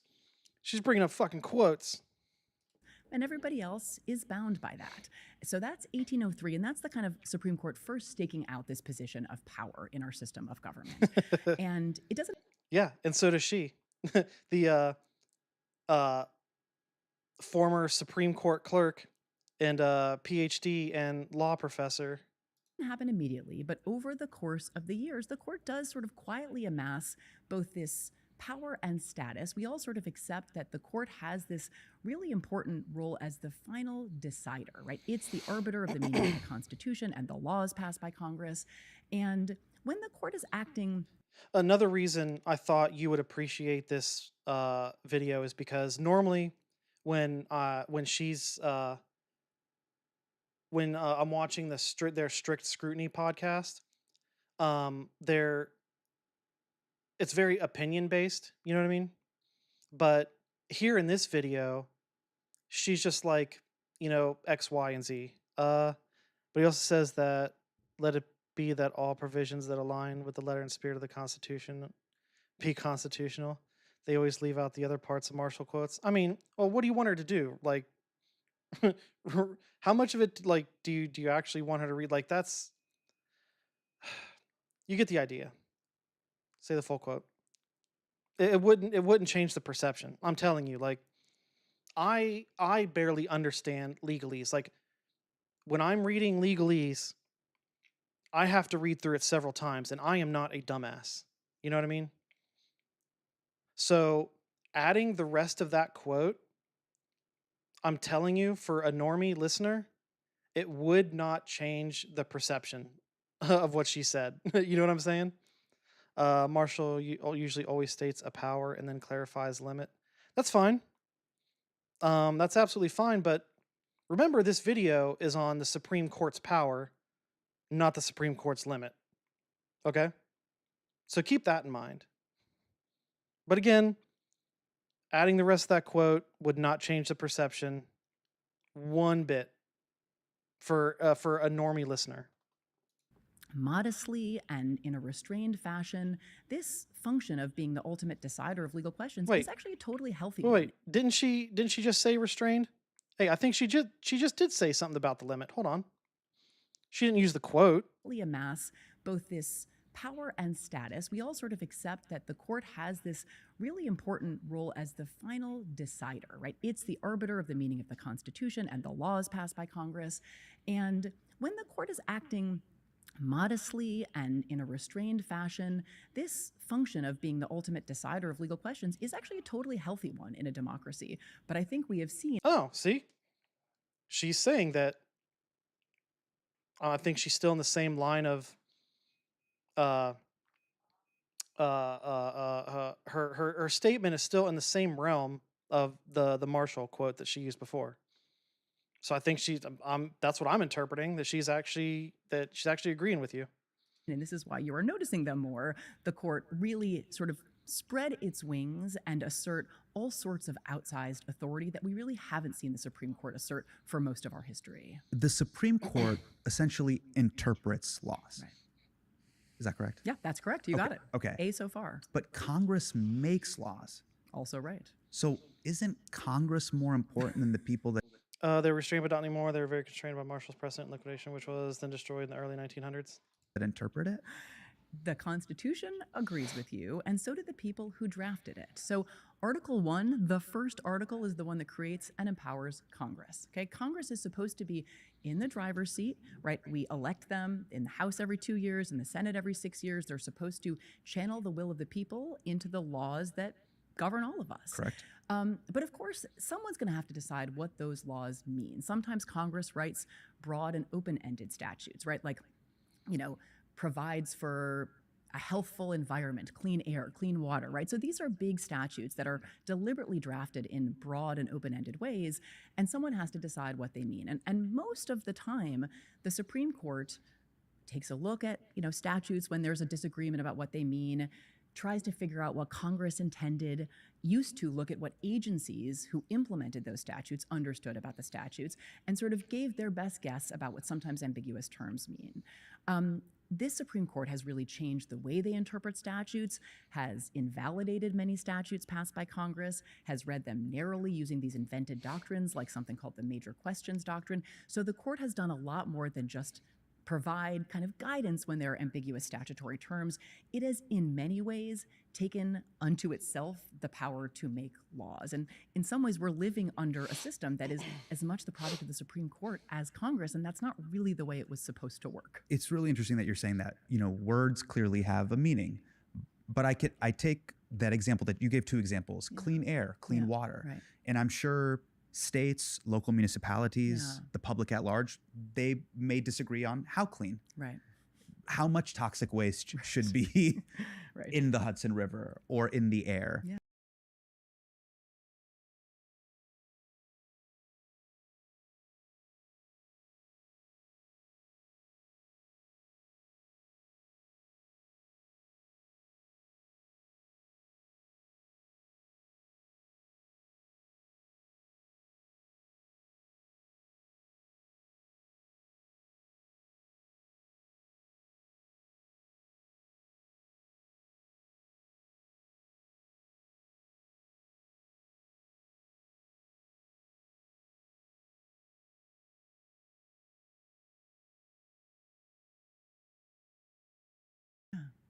And you're saying the Supreme Court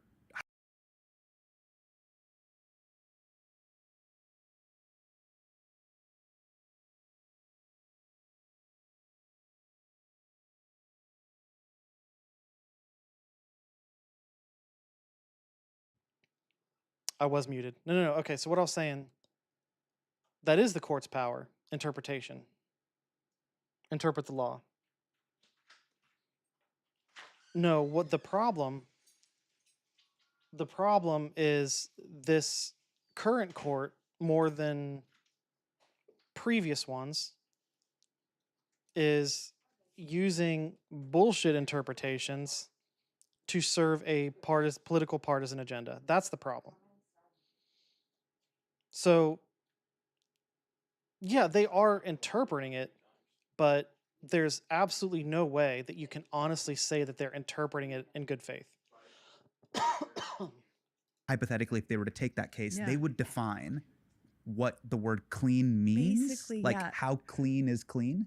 I mean, I know that sounds crazy, but Okay. more or less, yes. So until recently, actually, in a case like that, what the Supreme Court would typically do is say, well, Congress passes these laws, and then agencies like the Environmental Protection Agency have to basically fill in the meaning of those laws. Yeah. So if a court is asked, what does, a healthful environment mean? What does clean air mean?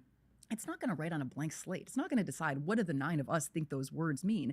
It's going to say, what do these experts in agencies that have spent years, a lot of the time these laws, there's like state-federal partnerships. So states and municipalities will come up with a proposal about how to achieve cleaner water or cleaner air because...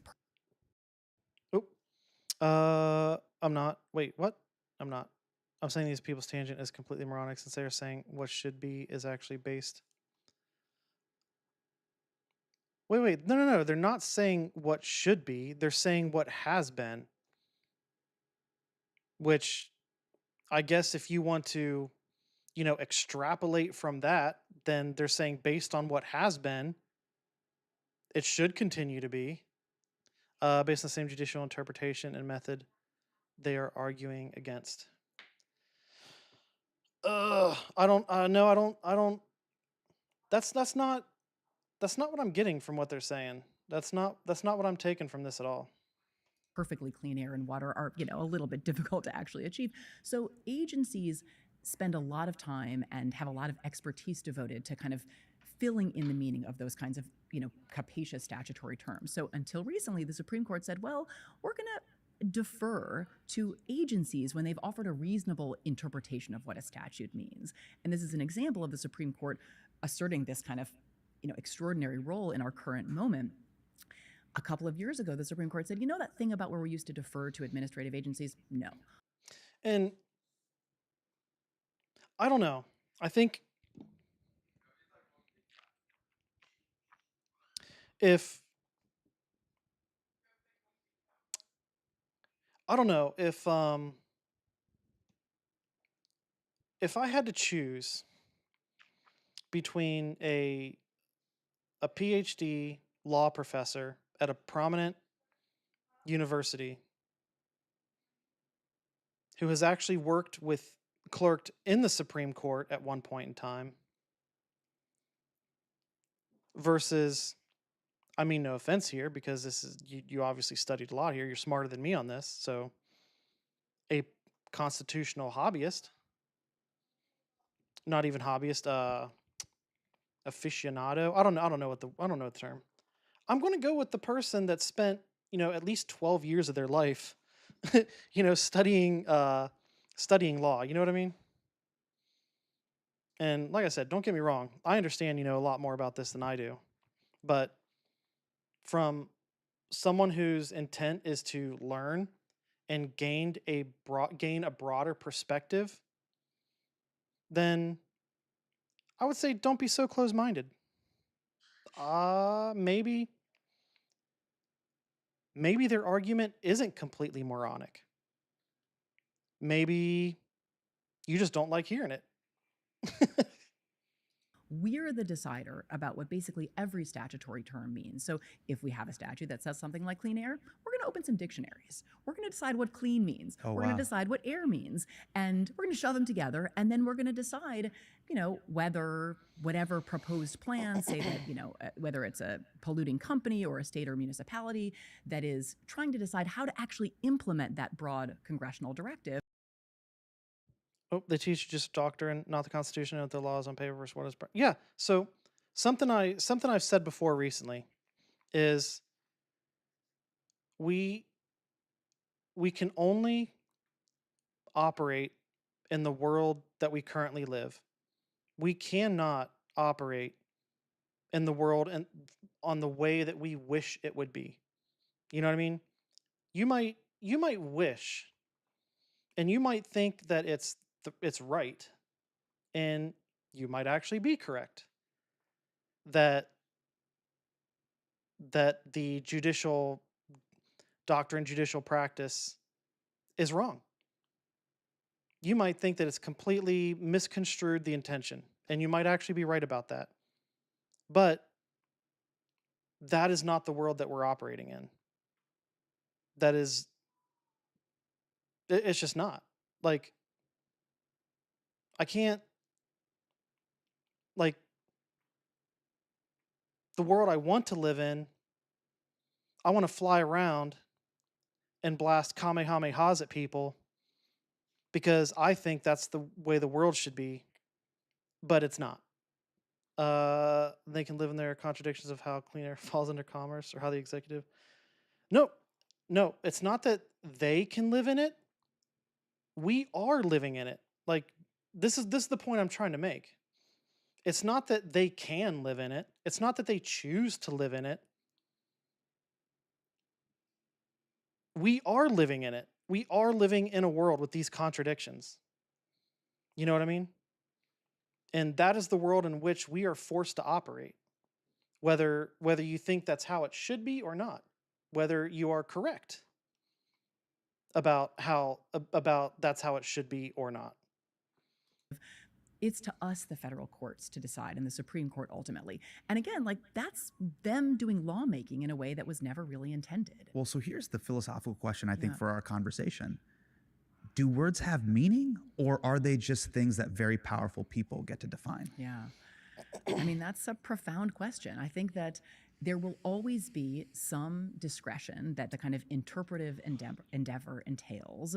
So, I mean, words in context have usually a range of meanings. And so I think the question is, if you're the courts, your job is to ultimately decide what statutes mean. What are the rules of the road for figuring that meaning out? What kinds of sources do you consult? And also, what kind of humility to the task of interpretation do you bring? And again, historically, courts would bring, I think, a pretty heavy dose of humility to some of these interpretive questions, because... So think of it this way. If you were to if you were to propose or co-sponsor or write some kind of legislation, and let's say you're a member of Congress and you are like the sponsor or the author of this particular piece of legislation, and because you believe that we should live in a world defined by your parameters, you write your legislation based on your defined parameters, then there is absolutely no chance that your piece of legislation will be successful ultimately. It might be in the short term, but ultimately it will not. It might make it out of committee. It might even get voted on. It might even pass. But if you constrain yourself to those parameters that you believe everything exists in or should exist in, then shit like this is going to keep happening. You know what I mean? It's going to get picked apart. So in order to make positive, successful changes that restore the balance of power within our federal government, if you constrain yourself to your... See, this here's the difference. I'm not constrained because I recognize that most of this is bullshit. Like, they're going to find nefarious actors, those with ill intentions are going to, like, they spent 50 years dedicated to overturning Roe v. Wade. 50 years with this, like, these like the Heritage Foundation, Federalist Society, they legitimately propagandized an entire religious group in the mid, like the Bible Belt, these evangelical Christians, for the sole purpose of the long-term goal of overturning Roe v. Wade. There are always going to be people picking apart. So, my worldview is that we need to operate within the world that we are in, and instead of expecting people to instead of expecting everyone else to constrain themselves to the legitimate intentions of the founders and the Constitution, you have to operate assuming that other actors are not constrained. That's what I'm trying to say. Because that is the world we live in. Like, I legitimately wish that these decisions were cut and dry, like based on the Constitution, like based on the amendments, based on like the legislation. Like, I legitimately wish that these documents were adhered to in good faith for the purpose of preserving the this country. I wish we hadn't been handed a mess of a charter. Yeah, like I wish that our elected officials actually represented us. Like, I wish. Some do, but not enough. Like, I seriously wish we did, because that'd be freaking awesome. There would be so much less confusion, so much less division. You know what I mean? And honestly, like, I think economically we'd be doing fan-freaking-tastic, right? I truly believe that. But that's not the world we live in, you know? Yes, words have meaning, but also words have different meanings in different contexts and at different moments in time. And there are different consequences to adopting different kinds of meanings. And so I think a responsible court will sort of acknowledge the complexity of that task and say, what was restore the Constitution? Update it properly to wipe out judicial doctrine, establish rules and regulations of the court, prevent further straying, making the, yeah, I trust me, I'm right there with you. But like, the fact is, like, I think you would agree with this statement. yes, words have meaning, but also words have different meanings in different contexts and at different moments in time. And there are different consequences to adopting different kinds of meanings. And so I think a responsible court will sort of acknowledge the complexity of that task and say, we're going to look to all of these places for guidance.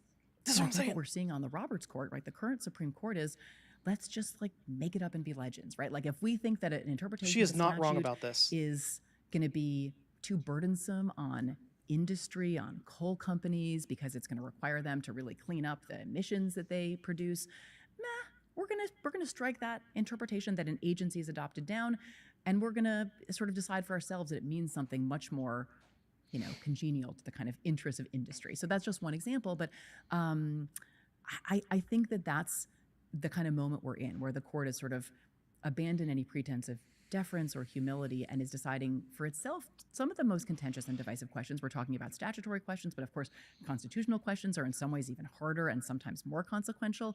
And in all of those cases, the court is basically saying, let's sort of rip up a lot of the sort of way things have been done and the precedents that we and other entities have issued, and just kind of decide what we think the best policy looks like. When did that shift happen? It's a great question, and I think it's hard to say exactly. So I think that some people would say, the kind of contemporary Supreme Court in some ways is traceable to Bush versus Gore in the year 2000, when the Supreme Court arguably really puts its thumb on the scale. Do you know who the lead, not prosecutor, the claimant? I think that's in a civil case. The lead claimant, the Muffin Man. Do you know who the lead, it's not defendant, the lead claimant in the Bush v. Gore, the lead attorney? Lead counsel. The lead counsel in Bush v. Gore was. You gonna learn today.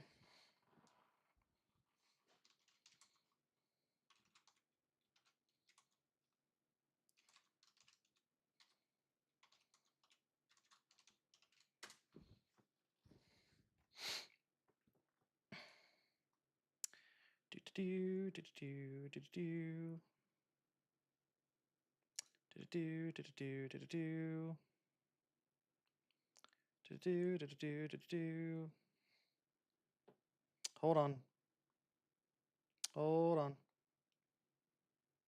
I'm looking for it.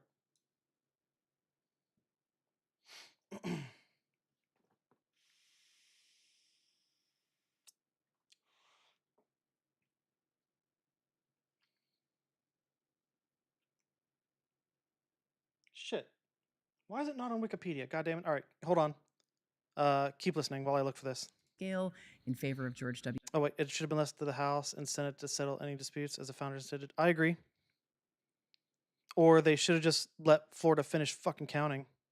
That would have been nice too. Bush in the 2000 presidential election. It intervenes. It directs the halting of ballot counting and basically hands George W. Bush the presidential victory. So Right. This is the big hanging Chad. Exactly. Florida situation in 2000. So that's, quarter century ago. I think that's one possibility. Another possibility is you right now have both a pretty ideological court, but also in some ways a quite partisan court. So the court today, really for the first time in the modern era, has on it 9 justices, each of whom votes pretty predictably with the policy preferences of the presidents who appointed them.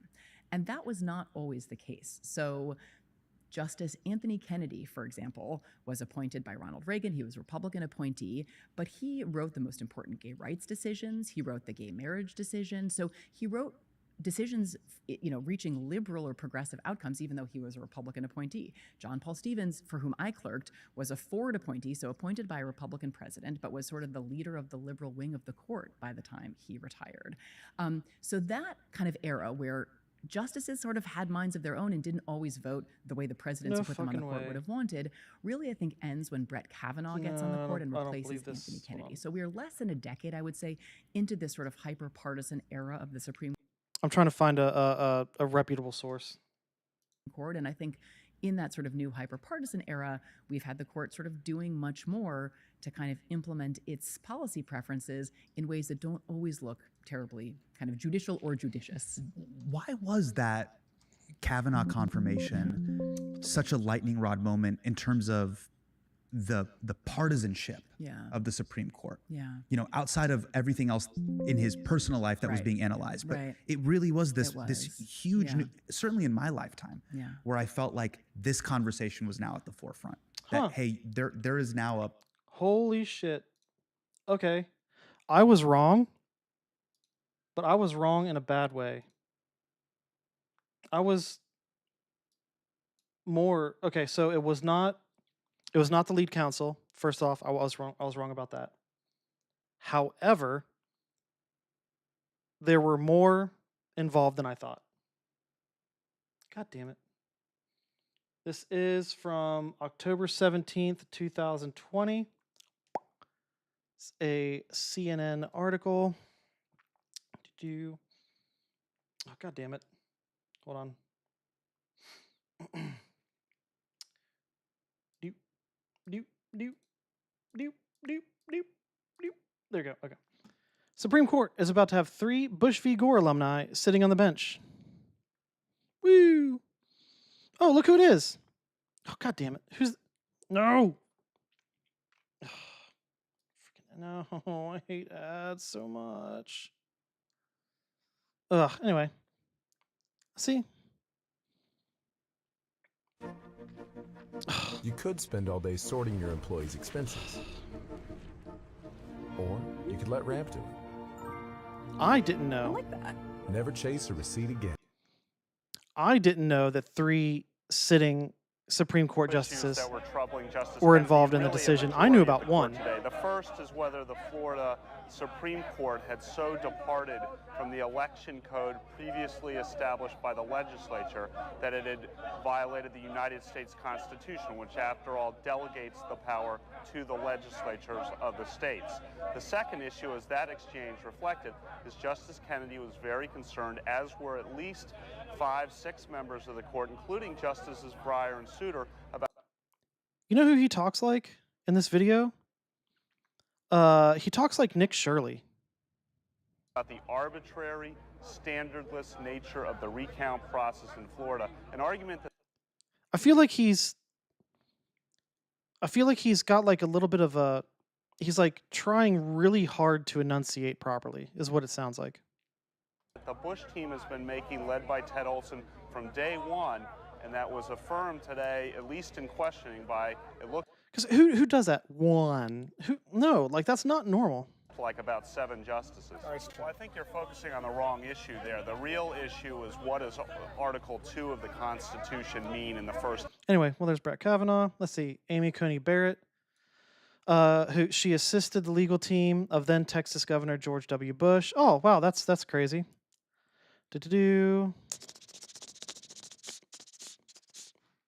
Okay, well, there's we saw Kavanaugh. There's Barrett. Who was the other one?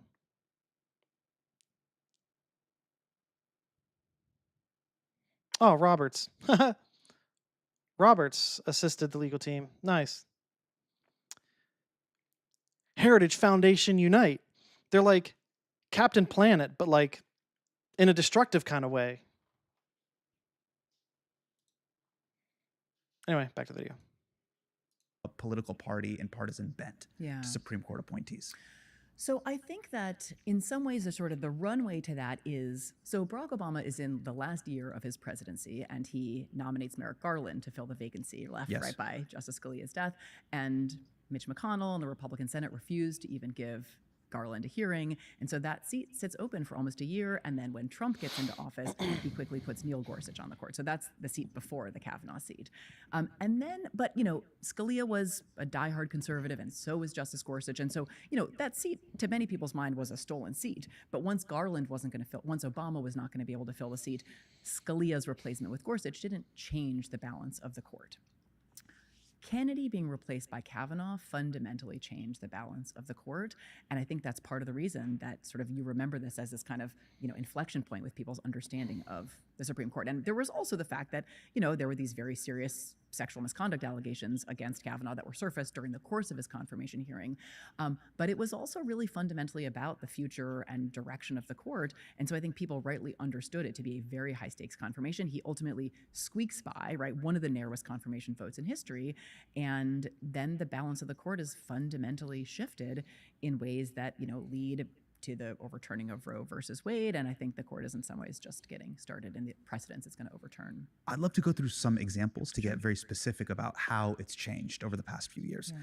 Let's take one concrete example, birthright citizenship. Yeah. So here's the exact quote about birthright citizenship from the 14th Amendment. So this is what it is. All persons born or naturalized in the United States and subject to the jurisdiction thereof are citizens of the United States and of the state wherein they reside. So here's my interpretation. And again, this is my very basic poli-sci degree interpretation. I'm reading this, hey, if you pop out of your mom in the 48 states here in the continental United States or Alaska or Hawaii, guess what? You're American. I thought this is pretty much settled. But then Trump was basically like, send the brown babies back. Yeah. Unless, of course, you're white Afrikaners, then welcome home, kings and queens. Yes. Oh. Do you know the Muffin Man? No, do you know the rate of asylum approvals this year? Like do you know the demographics of asylum approvals that wasn't settled and it wasn't that blanketed? They denied you citizenship if you're born here and left immediately. Okay, cool. 1800s, awesome. But here's the thing. When you read that, it's very easy to understand what it means. Like, it doesn't matter what they did in the 1800s. Like, if you read that, you know exactly what the fuck it means. Anyway, this is another interesting stat. I think it's important to bring up.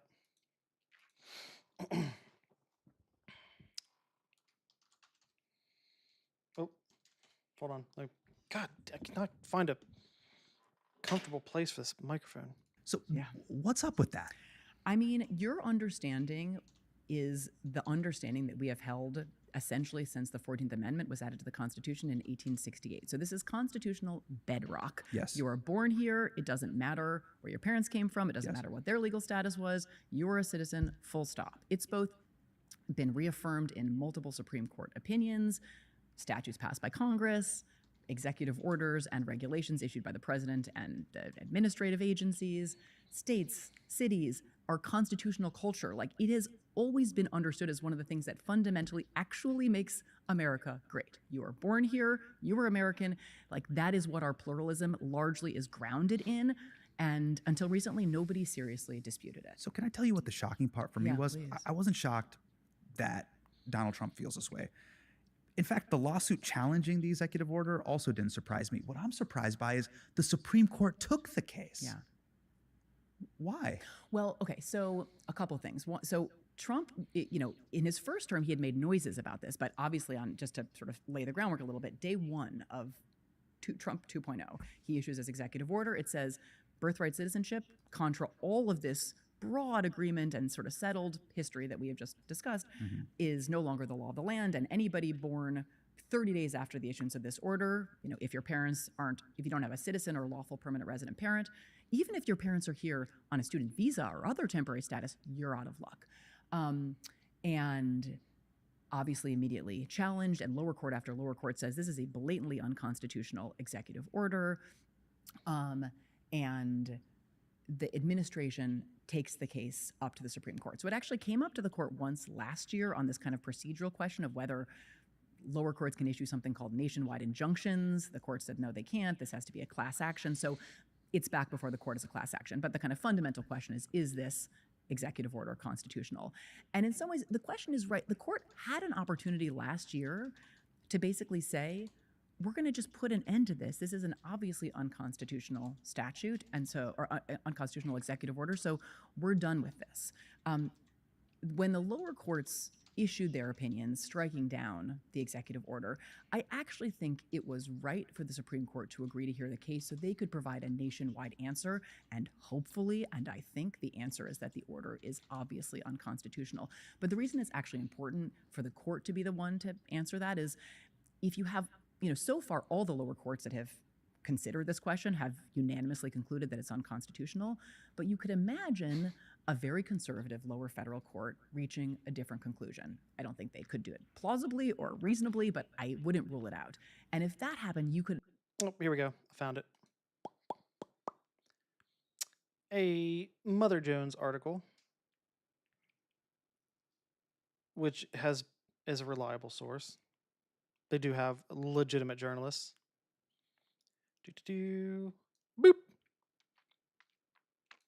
This is what the administration is doing with asylum seekers. Since October 1st, 2025, the U.S. has accepted 6,668 refugees. Of those, 6,665 are white South Africans. The other 3 from Afghanistan. Yep, but remember, the Supreme Court said that racism no longer exists. So it's okay. That's not actually racist because racism no longer exists. I promise.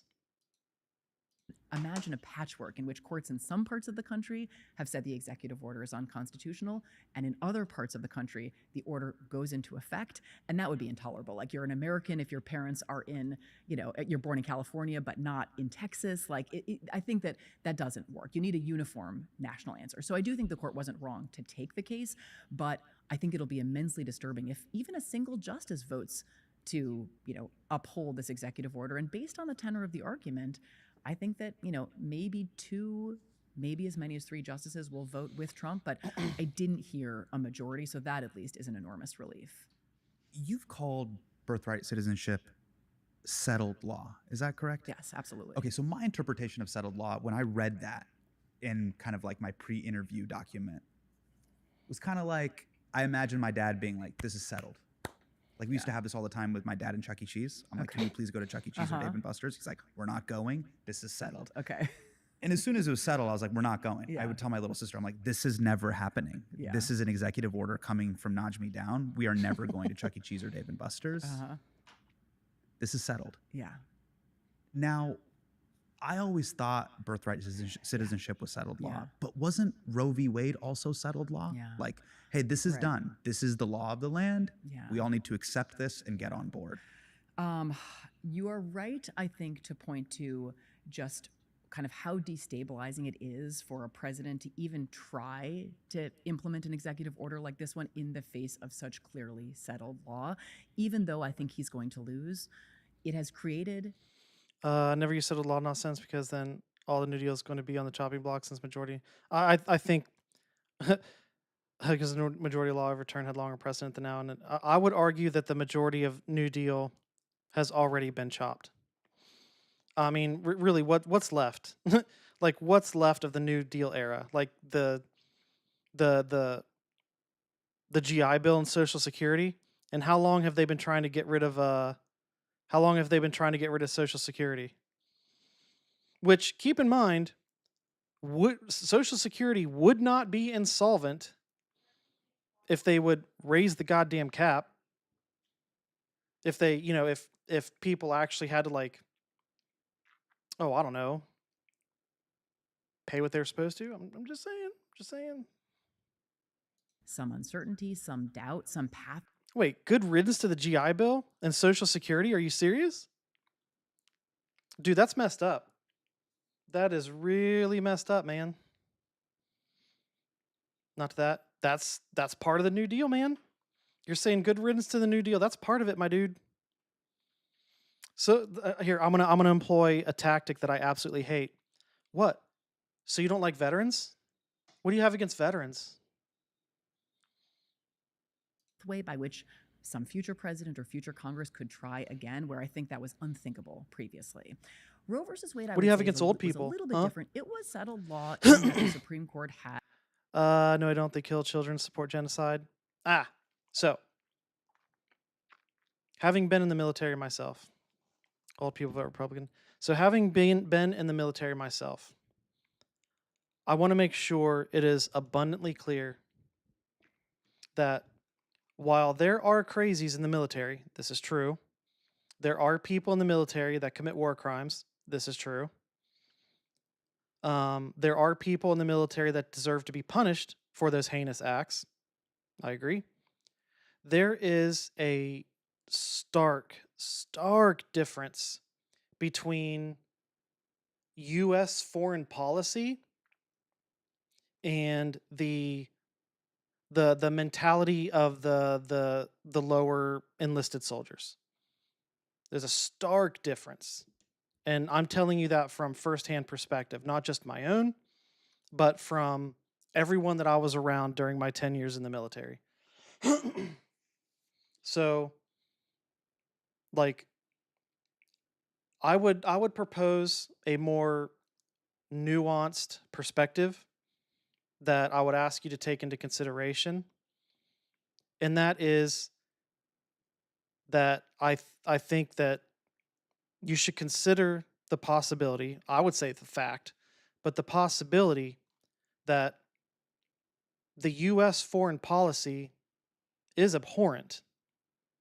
But I don't think that should I don't think that is a justifiable excuse to detach the United States government from the responsibility of taking care of veterans. You know what I mean? Suffocate the housing market. Yes, they do that too. This is true. These freaking boomers, man. Like, the boomers got all the good shit. Like freaking healthcare was fantastic. Like, houses were cheap. Like just they got to experience all these advancements in technology, which expanded their lifespans into like the 120s. Like, come on, man. And yes, good riddance to do the damage its president set. No, see, I disagree. Okay.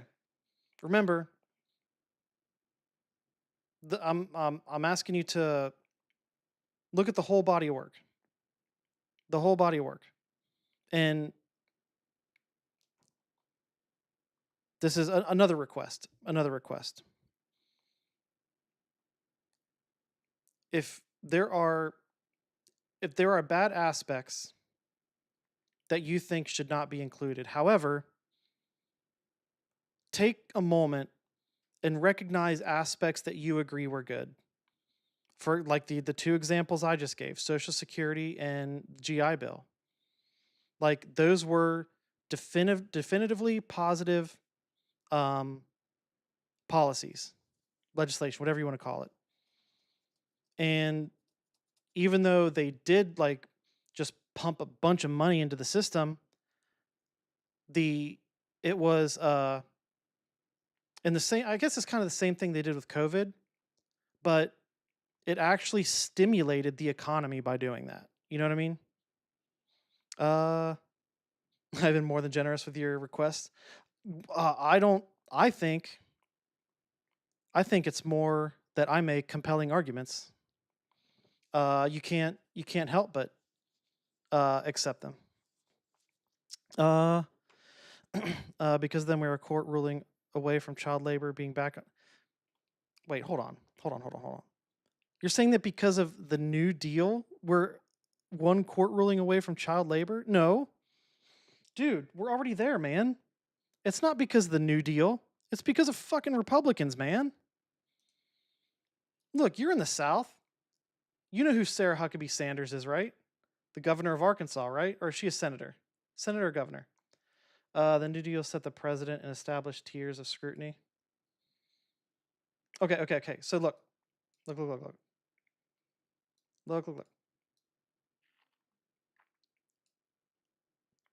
Again, I will accept that there were negative aspects of New Deal era policy. I am fully willing to accept that. especially considering how racist the U.S. continued to be throughout this time period. There were glaring flaws, not just in principle but in practice as well.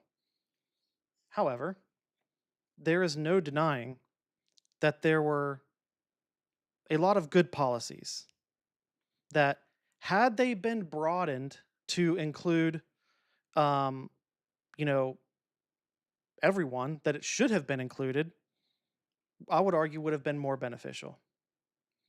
And had they been more sturdy, like freaking Social Security, man.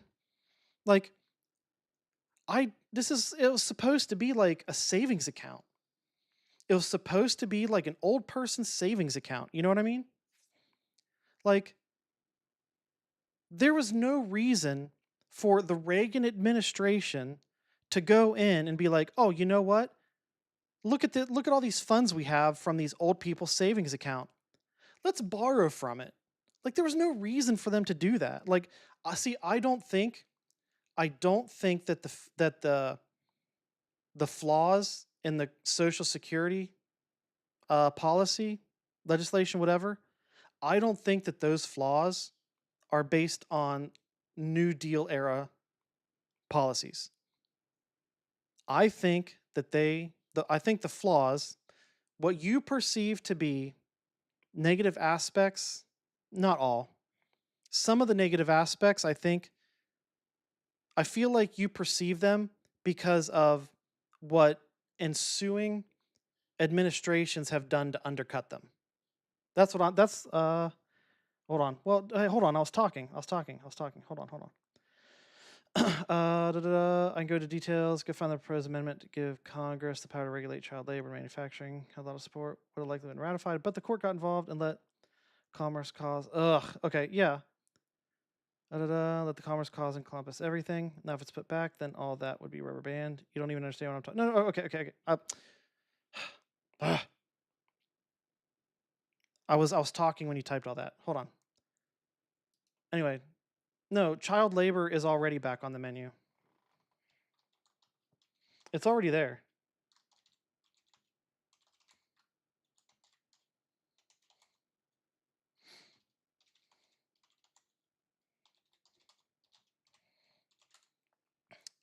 Dee-la-doo. And why is that? Almost like the court fucked us over. Hold on. Wait. Hold on. I get what you're saying. I get what you're saying, but that's a different road that I'm on.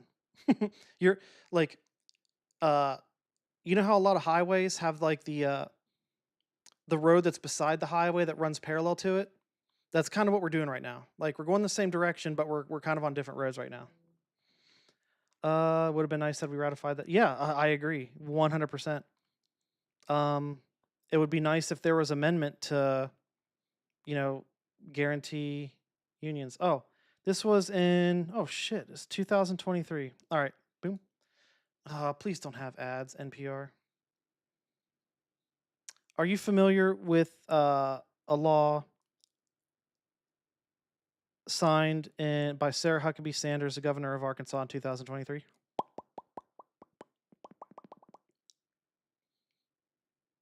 Beep. Well, now you're going to be. Boom. What does it do? Oh.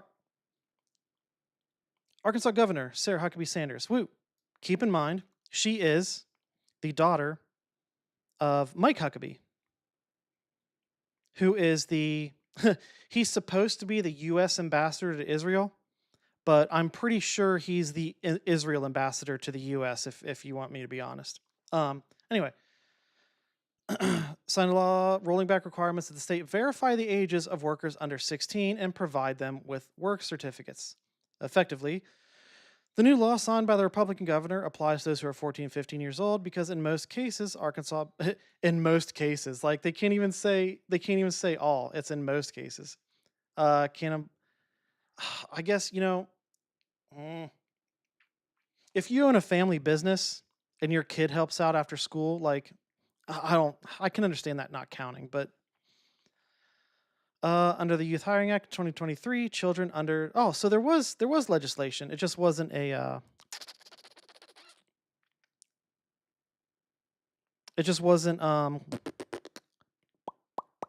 amended. You have to get the Division of Labor's permission to be employed. State also no longer has to verify the age of those under 16 before so they don't even have to verify that the person is that the age of the person. Wow. Yep, this is Republicans. Look, man, at the end of the day, regardless of which road we are traveling in our conversation, whether we're parallel or side by side, every single one of those roads leads back to the undeniable conclusion that the overwhelming majority of the problems that this country is currently experiencing is because of the Republican Party. The current iteration of the Republican Party. I'm not talking about the Lincoln Republicans. That's not, you know what I'm talking about. I'm talking about post Dixiecrat days. Had in 1973 said the Constitution and its liberty guarantees protects the right to decide whether to continue with a pregnancy. That's part of liberty and autonomy. But for decades, not immediately, but within a few years of Roe, there was enormous effort to unsettle Roe. And the court came close to overturning Roe in the early 1990s in a case called Planned Parenthood versus Casey, ultimately reaffirmed it, but on a very narrow vote. They chipped away. And state legislatures and even Congress or some members of Congress have been for a long time, had Roe in the crosshairs. So Dobbs, which overturned Roe, was the culmination of this half century, really, of effort, through lawmaking, through popular mobilization, through judicial appointments, right, putting judges on the bench that you thought would be sympathetic to overturning Roe. It was the culmination. So another thing to remember, prior to the Roe v. Wade decision, Catholics and the Christian evangelicals were largely ambivalent on the topic of abortion. You know what I mean? They might have had some people within their congregation that were for it or against it. It wasn't like a monolithic principle of their religion, right? This was the other prong of their attack. It wasn't just legal. It was public. Oh shit! God damn it, dude! My bad. Nation of this long multi-front sort of. Can you That's pretty snarky. Can you not repeat the same thing? You've already told me 10 times. I already know this. God. Kind of slipped into a Napoleon Dynamite there. My bad. I think I'll probably repeat it again because this shit keeps coming up. Because I think it is vitally important to remember how we got to where we are and who's responsible for getting us to where we are. Campaign. Birthright citizenship. I don't want anyone to forget different. It is something that, Trump, again, played with, talked about a little bit in 2015. FDR. And then, wrong. Generated a little bit of support with a handful of law professors who wrote. Unless FDR founded the Heritage Foundation, I'm going to have to disagree with you on that one. Wrote some articles that sort of seemed to provide some support for this outlandish theory that. Unless Andrew Johnson founded the Heritage Foundation, I'm going to have to disagree with you on that one. The phrase in the middle of the first sentence of the 14th Amendment. Unless Andrew Johnson is the primary financer of Fox News propaganda network, I'm going to have to disagree with you on that one. Sort of subject to the jurisdiction thereof, somehow swallowed the rest of the amendment that confers birthright citizenship. So they developed an argument very recently. But I do think that it's about as settled. Birthright citizenship is about it. Even if you remove the Heritage Foundation, they still have an unconstitutional case. That is Roe. Disagree. settled as something gets. And so trying to unsettle it, You still have a court legislating from the bench. Disagree. think has the very disconcerting effect of See, this is the thing with this is the problem with language. Not really a problem. Well, no, I guess it can be a problem. It's not supposed to be a problem, but it can be. Because it is very easy to say that you could very easily claim that every single interpretation is legislating. You could very easily make that claim. Like it's not that far of a leap. essentially throwing everything into question. And it feels like the long-term goal, if I'm understanding this correctly, is. And I think if the Heritage Foundation is removed, I still think we would have a problem because there were still other entities that were putting their thumb on the scale. Like Roger Ailes, Rupert Murdoch. You still had the Federalist Society as well, which were basically like the brother to the Heritage Foundation, to be honest with you. I think one was more of a think tank, and the other one was more of a research, like a research division. I think there's a slight difference, but they're basically they're both right-wing nonprofit organizations with the long-term goal of implementing a majority Republican government and keeping it that way. Even if it loses, the goal is to start to tally up those votes and shift the legal Overton window. Absolutely. Is that correct? I think that's right. Of like, hey, it lost 6-3, but we got 3. Yeah. No one thought you could get 3 a decade ago, right? He could spin that as a victory. 3 people now think that I have the constitutional authority to override this settled principle that, is both in the 14th Amendment, but in many ways, like way predates even the 14th Amendment.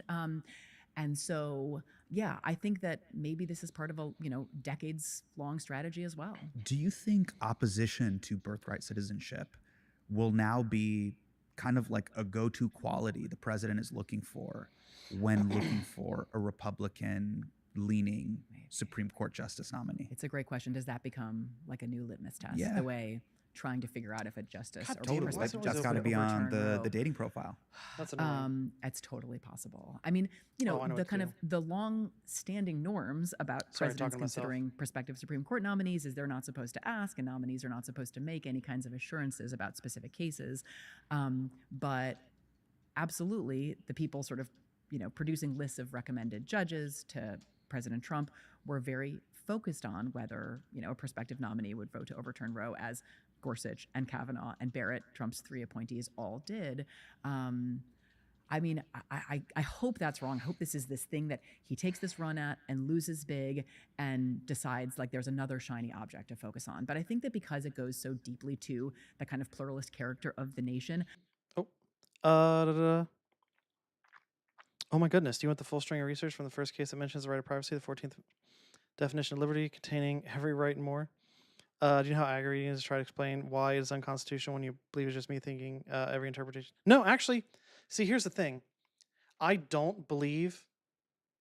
not believe at all that you are making these claims just like you are leaning this way just because you like it or don't like it.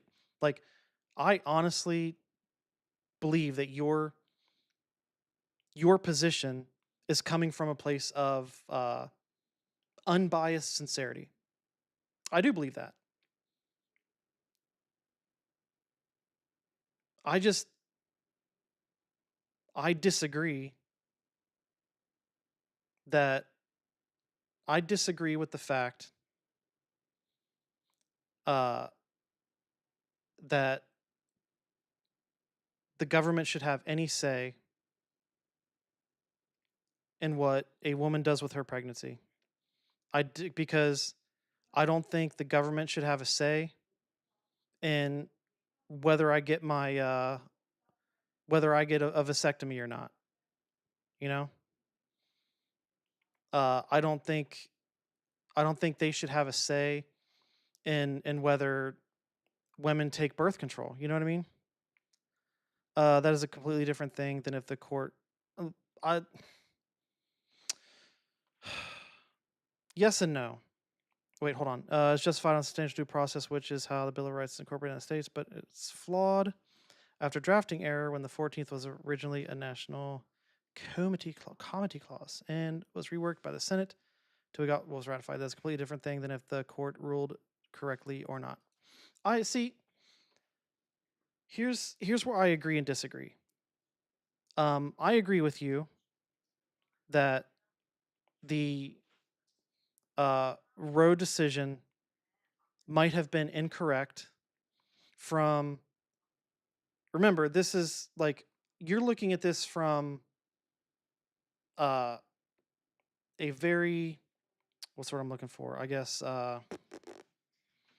what's the word I'm looking for? I don't want to say unemotional perspective. You know what I mean? Like, see, I'm okay. I think logical, analytical. Yeah, exactly. Like, you're not. I think that the difference is that I whether in my opinion whether a ruling or decision is constitutional or unconstitutional, because from my perspective, I think the Constitution, as it should be interpreted, is intended to grant everyone the same degree of rights. The same degree of rights. That's my opinion. And I don't know if you would agree with that or not, but that is the perspective I'm coming from. And if men have a right to get a vasectomy, which interrupts the reproductive process, then women should have that same right as well, in my opinion. You know what I mean? So the Constitution is meant to do that. It literally says so, the Ninth Amendment stating clearly that all rights are retained by the people. Yeah, okay, so that was my interpretation. However, I equate men having a procedure involving their reproductive organs, I place that in the exact same category as a woman having a procedure involving her reproductive organs, right? So this is where I'm at. You know what I mean? So if the Constitution is meant to do that, which you just said, to give everyone the same rights, then you can understand how I arrived at my position. You know what I mean? I think you're not wrong that it could become something that like remains an object of real fixation for the conservative legal movement and sort of Trump and whoever the kind of heirs are. You know what, guys? I am sick of banks making me feel the fool. Jesus, this long commercial. What the hell? Oh. I feel like they're just waiting for a screw up to cash in big time. That would be a Ninth Amendment right, but it would only apply federally until the 14th is fixed, which it needs fixing. Yeah, I can't. I don't. I'll agree with you on that one. I'll take your word for it. But does see, I also used a logical and analytical process to arrive at my position. I understand your position, why you would come to that conclusion. Yeah, so it makes sense. Like, I also used a logical and analytical process to arrive at that conclusion. And but the the use of my logical and analytical process is based on emotions. You know what I mean? Whereas yours is based on uh, legal, I guess. You know what I mean? I think that's kind of where we're at.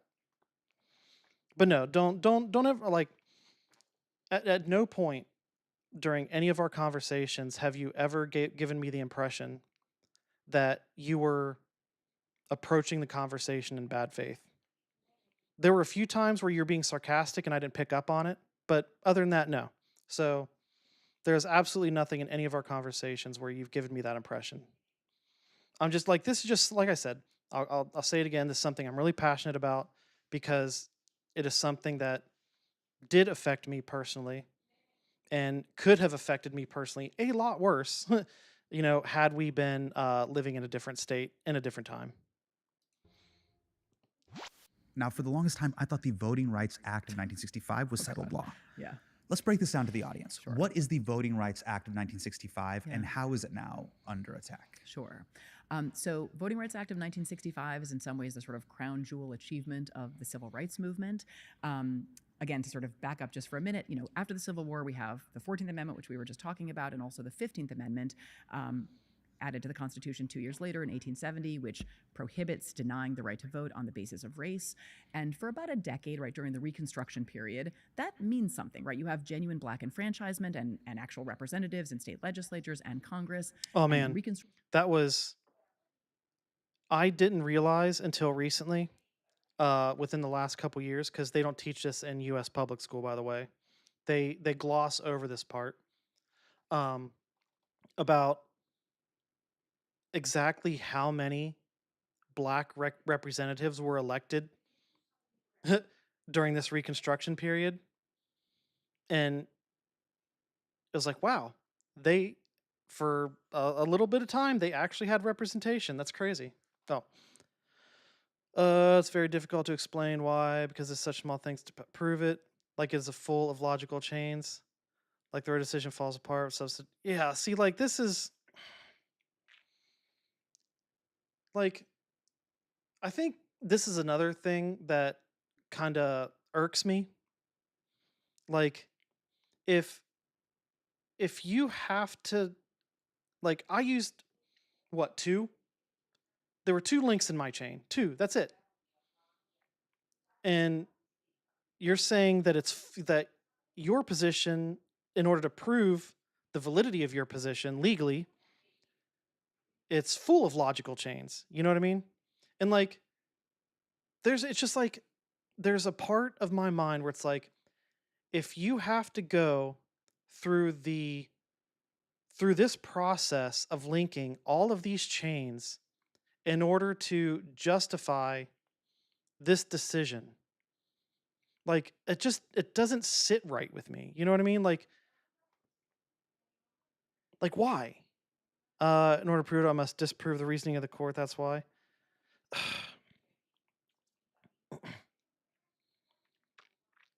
I'm usually pretty good at figuring out analogies, but I just can't think of one right off the top of my head.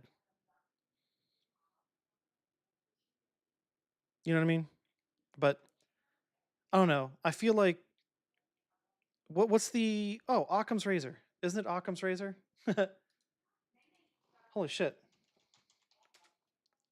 Occam's razor, a problem-solving principle stating that when presented with competing explanations for the same phenomenon, you should select the one that makes the fewest assumptions. It essentially cuts away at unnecessary complications.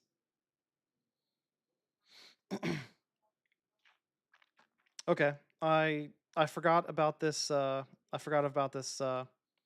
Problem-solving principle, but I guess that's pretty much what it could be called. Because if the court justifies some substantive due process and the court overrides my opinion on historical citation on the meaning. Yeah, see, like, this is... Like, doesn't it feel on some level that there's so I'm forced to disprove the court which spans centuries. Like, I get that, but doesn't it feel that on some level, that if you have to jump through all of these hoops to arrive at your position, it doesn't at any level feel like maybe this isn't the right conclusion. You know what I mean? Because that's where I'm at.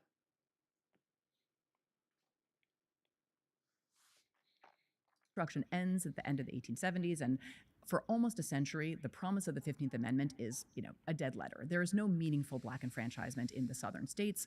Voter registration for the black population in like Mississippi is something like 5%. I mean, Jim Crow means that like there is no black voting in like appreciable numbers in much of the United States. Civil rights movement, has as one of its key objectives achieving meaningful voting rights and the implementation of the 15th Amendment, and that's what the 1965 Voting Rights Act does. It prohibits denying the right to vote on the basis of race, and it actually creates these mechanisms for making that mean something. So it requires states that are covered, like mostly the former Confederate states, to get permission before they change anything to do with voting in their states. It also has a categorical prohibition on denying or diluting the right to vote on the basis of race. And it makes an enormous difference. Like, you actually have meaningful black participation and representation. You have those are the hoops you have to jump through to make Roe constitutional. Oh, wait. Oh, no. Like, I disagree with that, because I just presented 2 hoops.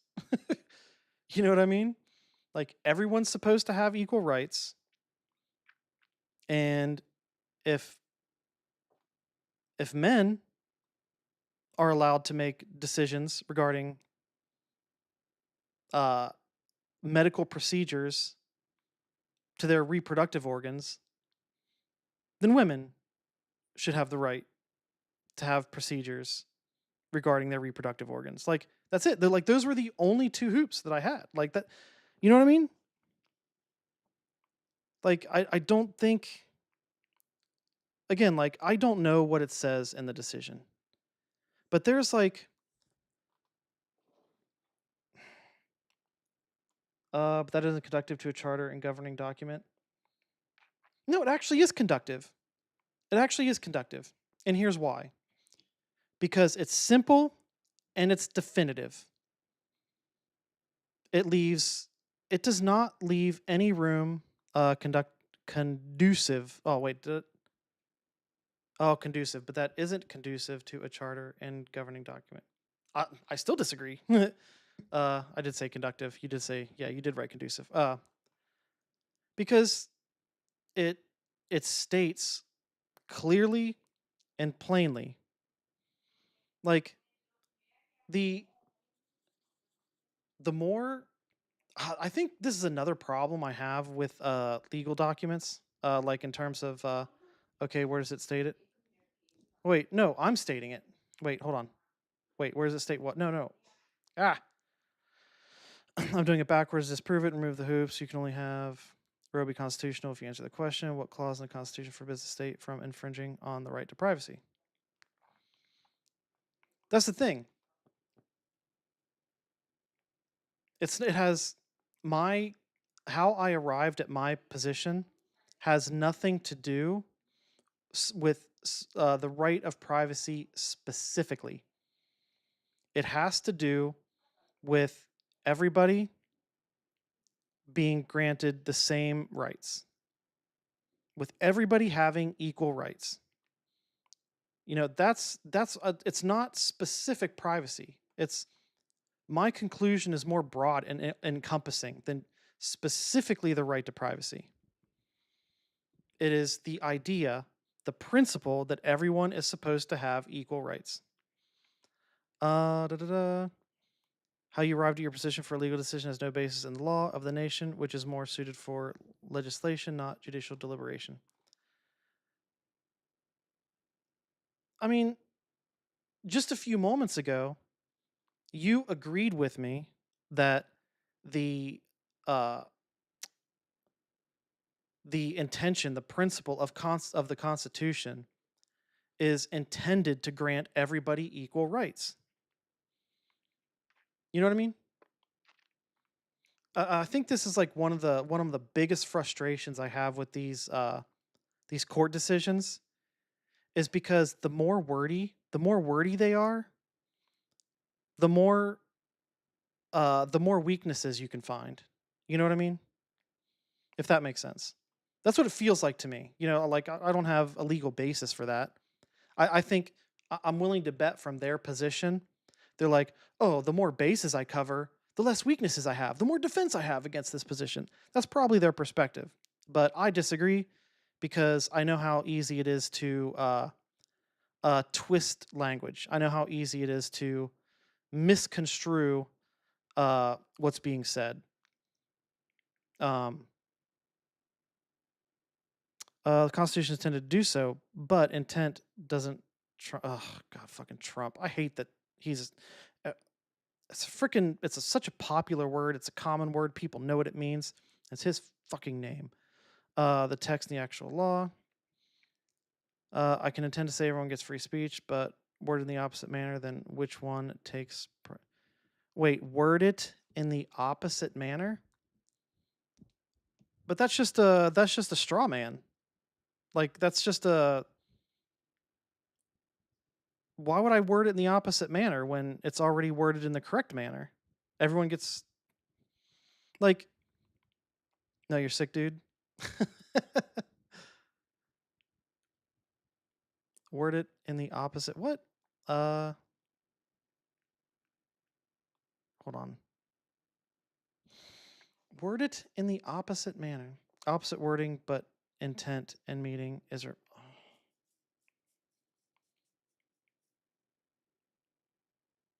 I don't understand the opposite wording. I don't understand what you mean. I think that's what... I don't understand what you mean by opposite wording. Like, nobody gets free speech? I just gave... Wait, hold on. No, you're sick, dude. Yeah, like, you might have... Honestly, it depends on the context.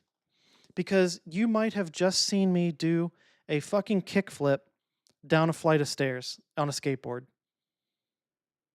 And you know what? I would take that as a compliment. So context is important. But wait, hold on. That's my point. Ugh. Hold on. Let's finish. Let's get through this video. Jesus, only 36 minutes? Ugh. Of Look what actual you made me do. multiracial democracy, you know, beginning in the to late 1960s in this country.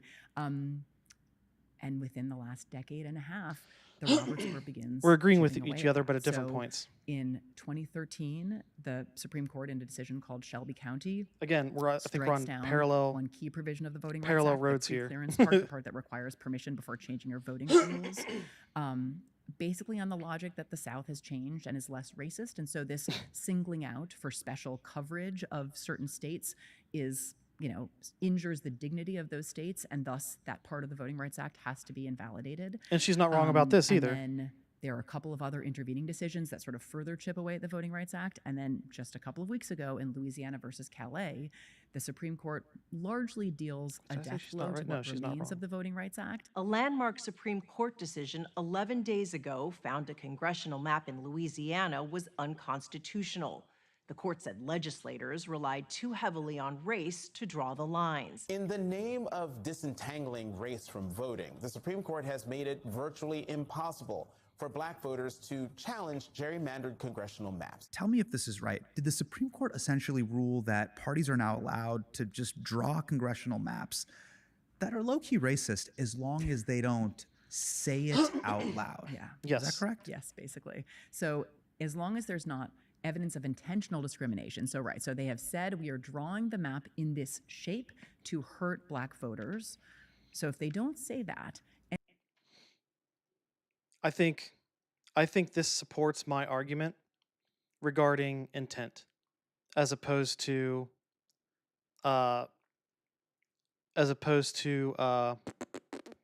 like adherence to specific structure of language, I guess. Intent is so important. And instead, if they say, because this is the shit that happens when you remove intent from the process. We are drawing the map in this way, with this shape, to hurt Democratic voters. That's fine. The Supreme Court had, in a Actually, not even intent, results, like the result. Decision between the two Voting Rights Act cases I just mentioned, issued another decision that basically said, well, I guess the result was their intent, but they're just not going to say that. Partisan gerrymandering, drawing maps that are going to advantage you and your political party and disadvantage your opponents, which of course has significant overlap with race because race and partisanship are highly correlated. But the court said, well, if we're just talking about partisan gerrymandering, that's fine. Fast forward to Calais, the court said, well, we already said partisan gerrymandering was fine.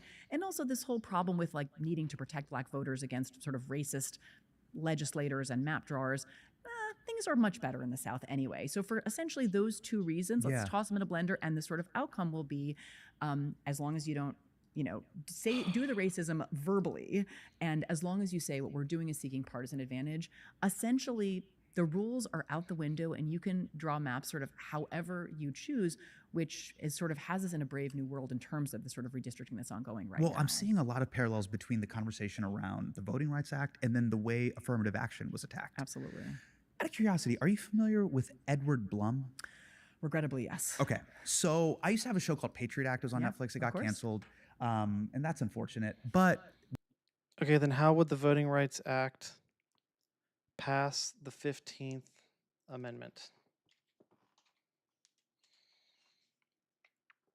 I'm going to grok it.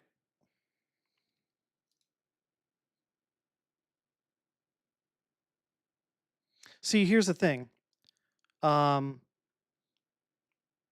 This is, if you specifically adhere to the specific verbiage without analyzing the intent and or the result, then the Voting Rights Act would not pass the 15th Amendment. Okay, textualism. Thank you. Thank you. I know what that word means. I just don't use it. Like, I read it, but I don't use it in everyday language, so I forget it exists. But yes, textualism. I think that it is a legitimate legal argument that the Voting Rights Act would not pass the 15th Amendment because they are not by their actions, the gerrymandering, the voter ID laws, the restrictions to mail in, their attempts to restrict mail-in voting. These things, if you only analyze the action without considering the intent and the result, they do not stop a person from voting. All right. However, we do know factually that these actions disenfranchise minority voters. Like, we know that for a fact that it happens. You know what I mean? What do you think the penalty clause is for? Or was for? Hold on. Let me get a refresher. The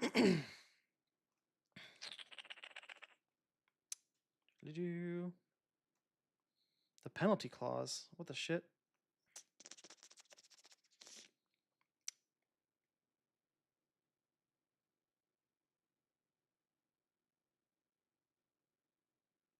I'm not familiar with the penalty clause. I thought that if I did a quick little Googleese, it would refresh my memory. But penalty clause of the 14th Amendment.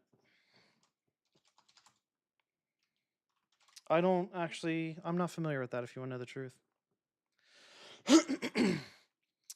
dictates that if a state denies or in any way abridges the voting rights the voting rights or the right to vote. See what I mean? Because gerrymandering, if Here's the thing. If you are not actively stopping a person from voting, if you are not placing like an actual barrier that's preventing someone from voting, then you are not violating their voting rights because they still have the right to vote. Gerrymandering does not remove a person's right to vote in any form or fashion. Voter ID laws or the Save Act, you're violating it, but you are not violating it. You aren't violating it, but you're shortening it, which falls under a bridge. I mean,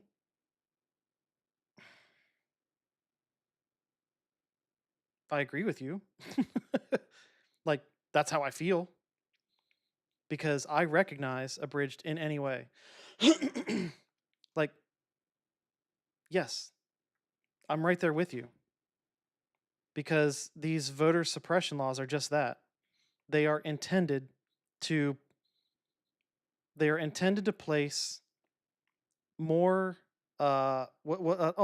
you're you're a computer guy, so you know what if I say like a single point of failure, you know exactly what that is in terms of like networking.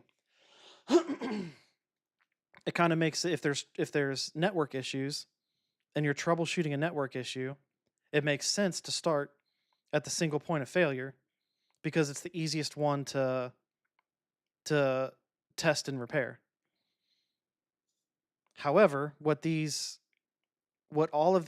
Save Act does and all this other bullshit, it creates more points of failure, more potential points of failure. You know what I mean? That's what it does to people's voting. Then read the full penalty clause. Hold on. Representatives. Oh wait, no. Sorry. Wait, this is section 2. Hold on. Representatives shall be apportioned among the several states, according to their respective numbers, counting the whole number of persons in each state, excluding Indians not taxed. Oh, cool. Indians that aren't being taxed. I'm pretty sure all the Indians in this country are being taxed. And yes, I know what they meant by Indians, but I'm referring to actual from India Indians. It's funny. But when the right to vote at any election for the choice of electors for president and vice president of the United States, representatives of Congress, the executive and judicial officers of a state, or wait, you know what? I'm put on the screen. Boop. Oh, where's that? Or the members of legislature thereof is denied. Okay, so it's not denied. To any of the male inhabitants. Oh, cool, just the males. So you can deny to the females, honestly. Or that's awesome. That's awesome. Being 21 years of age. Oh, cool. So women can be denied. Awesome. Under 21 can be denied. Awesome. Citizens of the United States are in any way abridged. Okay, so actually, I don't even think this is the biggest problem here, if you want to know the truth. Like, I don't think the abridged terminology is the biggest problem here. Male was implicitly amended with the 19th, and 21 was amended with the 26th. Okay, cool. Okay. All right, so that's okay. So abridged. But here's the thing. I think, to play devil's advocate, so it actually says male, female, and 18. Okay, all right, cool. Yeah, shows you how much I pay attention, right?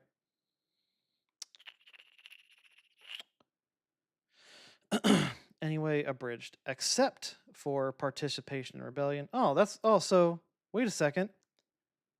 If someone participates in a rebellion or other crime, they can be prevented. Wow, that's weird.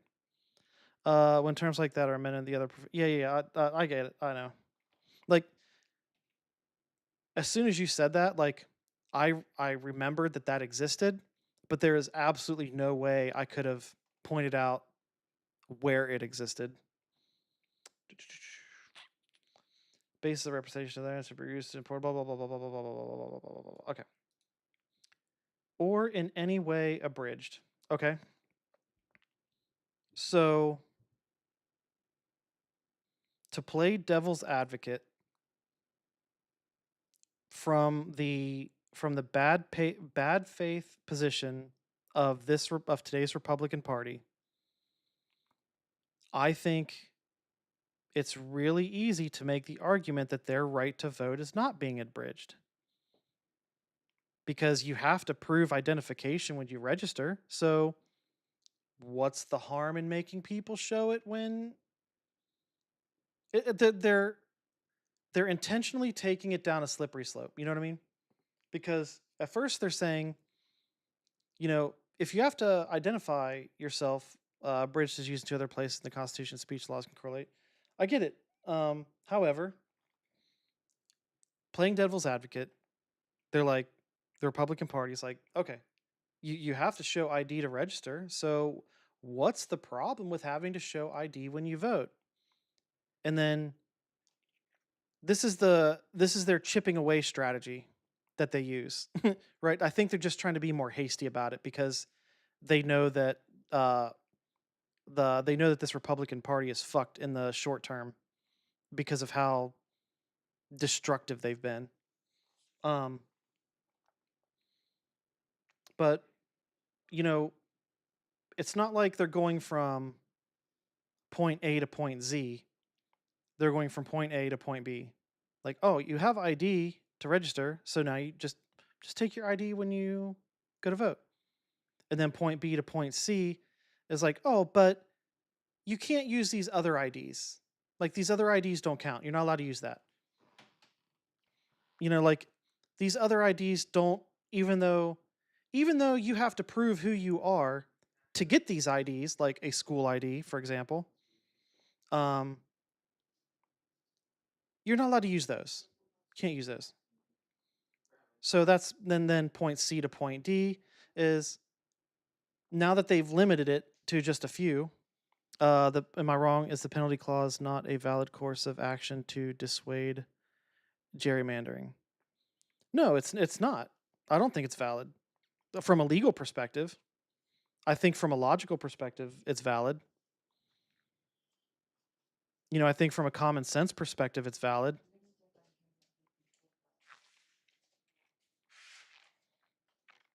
You know what I mean?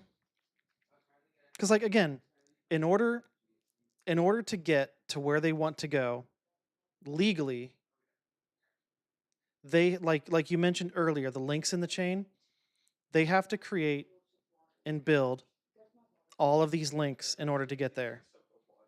Whereas the position I arrive at does not require that. Like, I think it's more structurally sound because it has less points of failure. You know what I mean?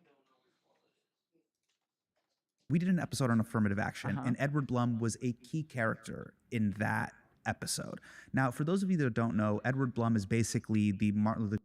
Don't forget to check out Patriot Act if it's still on Netflix. If not, pirate it. I don't care. It's good. Very informative.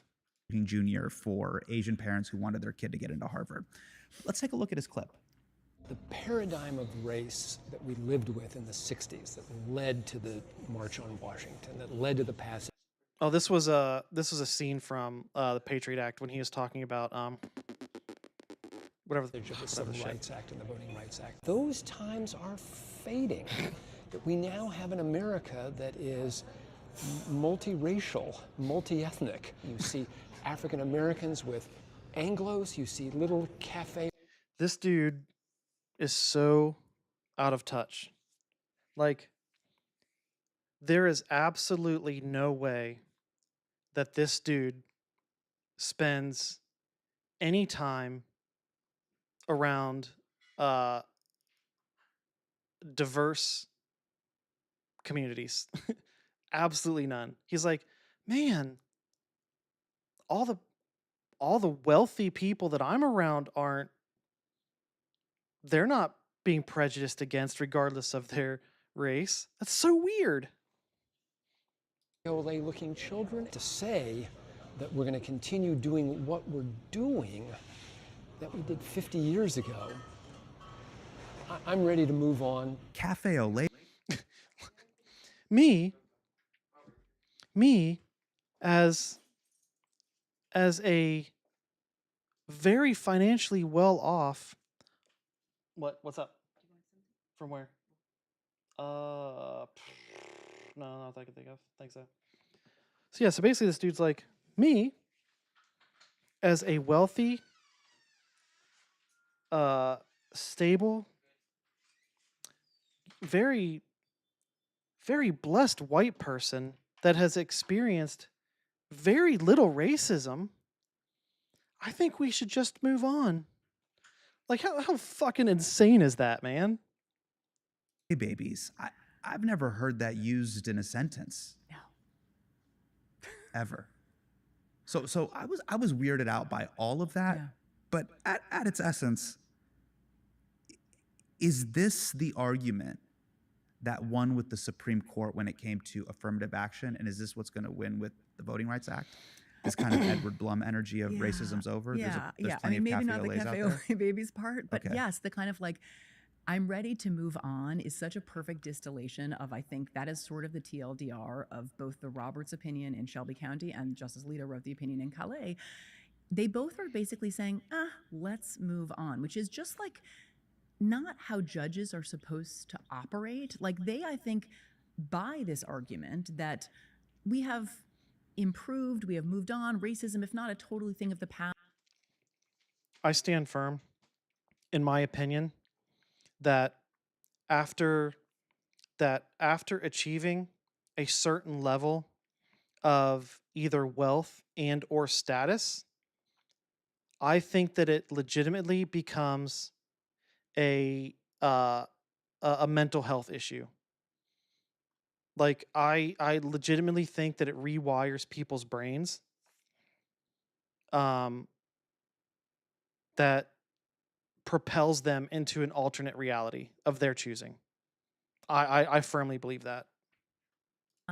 Is, such a kind of less serious problem today that the interventions that might have been required in the mid-1960s are no longer required. I think that's wildly wrong, but even if it's right, Congress and not the courts are the ones who should be considering that argument, right? If we no longer need the Civil Rights Act or the Voting Rights Act, Congress can repeal those things. It hasn't done that. In fact, it has reauthorized again and again. And she's not wrong about this either, is she? By virtual unanimity, the most recent voting rights reauthorization, the continued need for those statutes. But I do think that is essentially the logic that was at play in both of the Voting Rights Act cases that we're talking about, and then also in the two affirmative action cases, well, more than two, but there are two big ones that Bloom was like really, he bankrolled parts of, he found the plaintiffs, he was really critical as sort of an architect of those cases, which, succeeded in the Harvard and UNC cases. Oh, that's another thing that absolutely pisses me off. That should be illegal is plaintiff hunting. I never thought to word it like that. I would have used a lot more words, but yeah, plaintiff hunting is absolutely I think it's an abhorrent legal strategy. In 2023, essentially announcing the end of affirmative action in colleges and universities. I have a very silly but obvious question. Sure. If they're going to entertain the idea that racism is quote unquote over, have they seen the president's tweets? They pretend they haven't. But how do they do that in good faith? Yeah. Like, how does Brett Kavanaugh in good faith see every fourth tweet that Donald Trump tweets that's pretty racist? I mean, the one on Easter was wild. Yes. Do you remember that one? Yes, of course. Yeah. I think it was Happy Easter, we're going to bomb Iran, Assalamu alaikum. Yeah. I think it was some hodgepodge of that. Yeah. I mean, it was offensive to everyone. Yeah. I think Christians, Muslims, and Iranians alike. Impressively sort of dense. Yeah, it was with kind of offense. this Venn diagram where everyone should be equally terrified. Correct. On planet Earth. Yeah. Yeah, because he was threatening nuclear war, and then That too, it was oddly kind of like racist. Yes. But then also like a celebration of Christ rising. Anyways, I say that to say, these 9 justices are clearly aware of what's happening in the country. Yes. How do they kind of hold this Edward Blum argument and be like, no, it is over?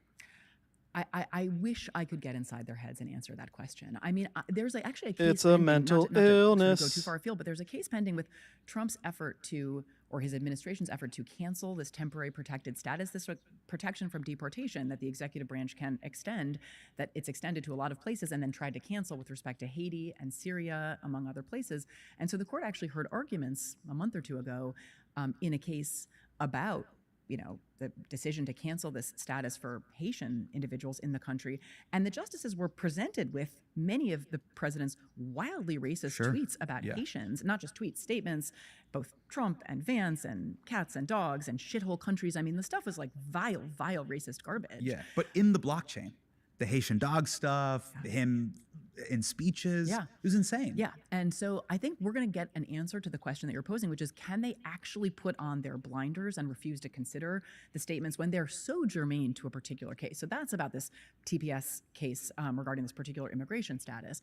But the broader question, like, if anything gives the lie to the Alito claim in Calais that racism is basically done, it's literally the last month of the president's social media feed, plus what Southern Republican-controlled state legislatures have done in the 3 weeks since Calais was issued. Tennessee Governor Bill Lee just signed a new congressional map into law, splitting up the state's only majority black district. Tonight, the court's conservatives cleared the way for Alabama to move forward with a set of maps that would eliminate one of the two majority black districts in the state ahead of the midterms. Governor Ron DeSantis signing the state's new congressional map into law yesterday, tweeting, "Signed, sealed, and delivered." Like, no, racism is not over.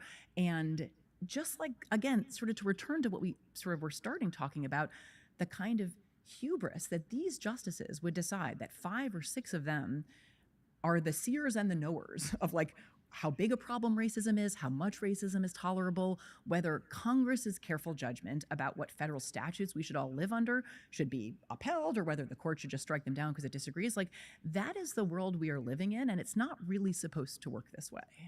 I want to talk about this idea. Fucking mosquitoes. And I see this common thread coming up a lot when it comes to legal arguments, where on one side, you have people saying, if you show that the outcome of something is racist, it should be overturned. Yeah.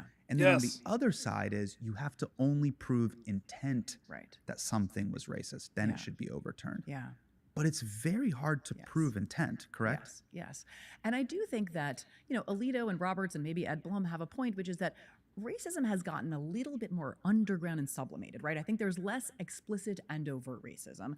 I don't know that there is less racism, but I do think it's the case that, say, legislators who want to draw a map to hurt black voters are less likely to say that with their mouths today, maybe, than half a century ago. And I think that, that. Ooh, what's this? I sense a salty reply. Bro, there's risk coming from her since equal protection only applies to the federal government because the court found it unthinkable that the states were held to a higher standard than the general government. Wait, I don't understand why that is rich coming from her. I don't understand. I don't understand where this saltiness comes from.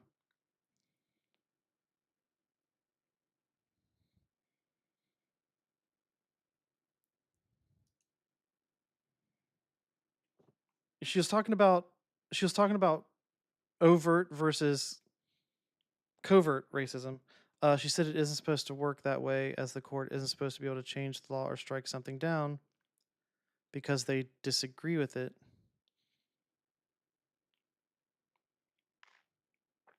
Wait. That's I think we all agree with that, correct? And I think just because, yeah, I think we're all in that position. I agree with that. Then you can't apply the equal protection clause to the federal. I think, but the question is, why? Like, how did they arrive at that? How did they arrive at that position, and why did they arrive at that position? Because that's where the doctrine comes from. But okay, so add this to the equation. how did they arrive at this conclusion? And why did they arrive at that conclusion? Not just whether, obviously, like, it's important to take into consideration whether they agree or disagree with it based on party principle or party position, whatever. Supreme Court found it unthinkable. I just told you. Oh, what the shit? Come on, man. So you have to remember, like, okay, do you know how that was the reason? All right, here's an analogy. Do you know how a uh, a poor person like me, well, I mean, I'm not homeless, so that's a plus. Someone like me, I am closer to a billionaire than a billionaire is to a trillionaire, right? Like, I have more in common financially with a billionaire than a billionaire does with a trillionaire, okay? So keep in mind, I'm the poor person here, or no, I'm the billionaire in this analogy, whereas somebody with no knowledge whatsoever is like the poor person. And in terms of knowledge, constitutional knowledge, you're the trillionaire, right? So I think that's how you need to look at the at the gap in our knowledge here.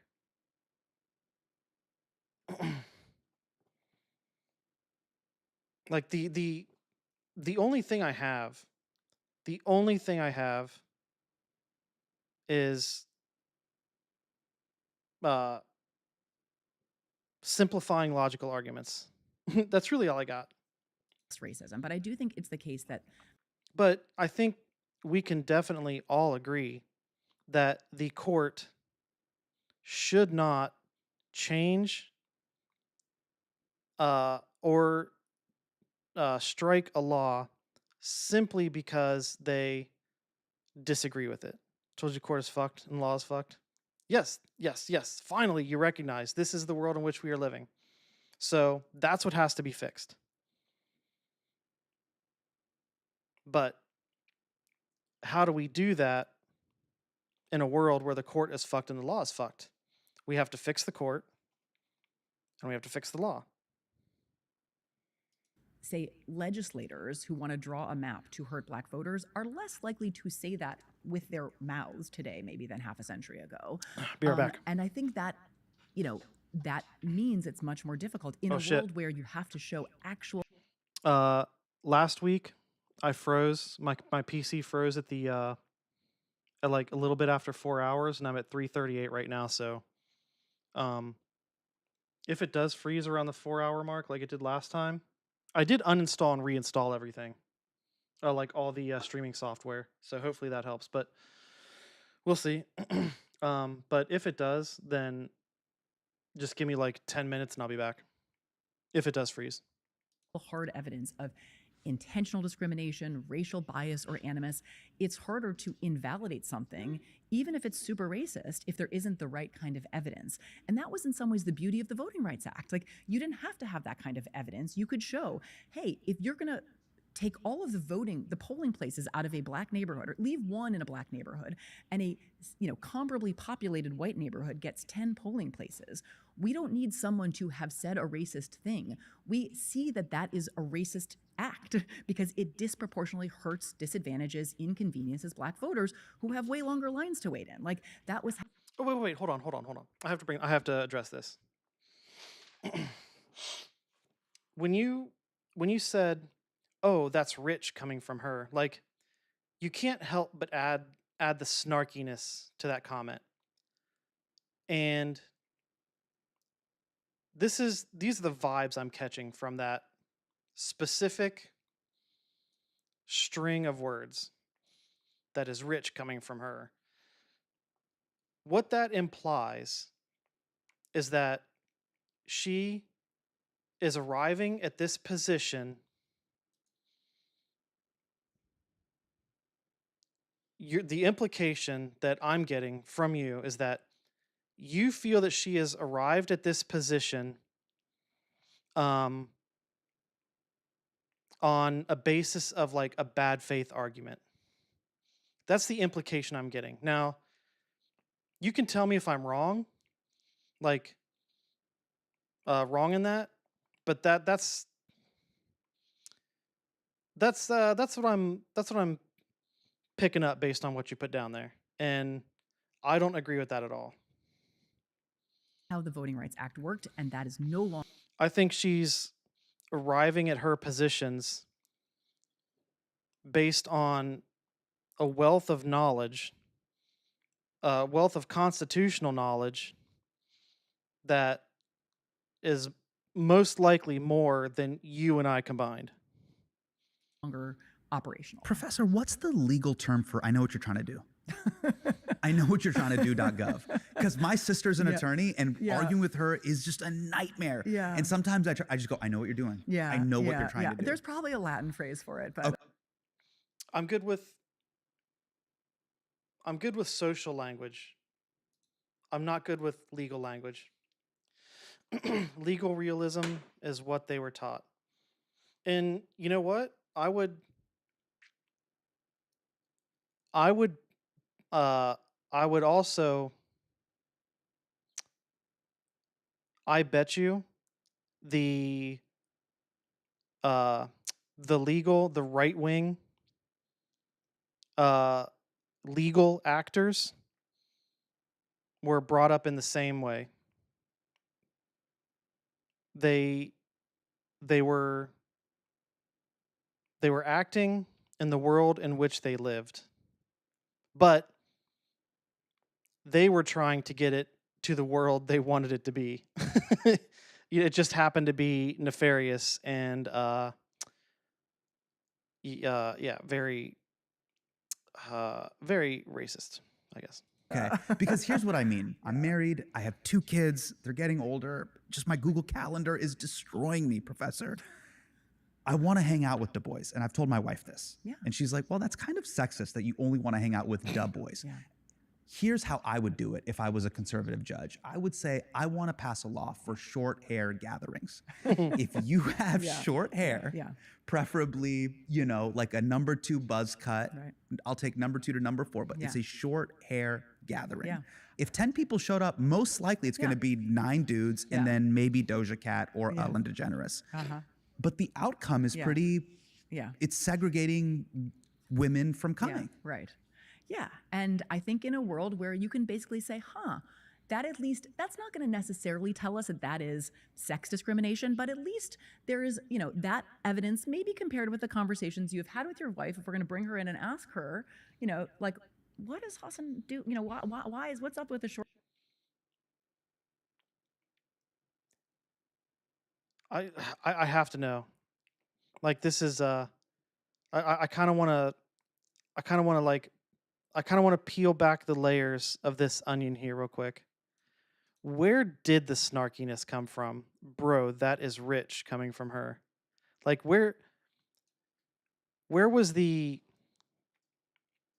foundation of that snarkiness? I really have to know. Actually, no, I don't have to know. I would like to know. I am curious. If you didn't intend for it to be snarky, then please let me know. But man, whew, that was salty.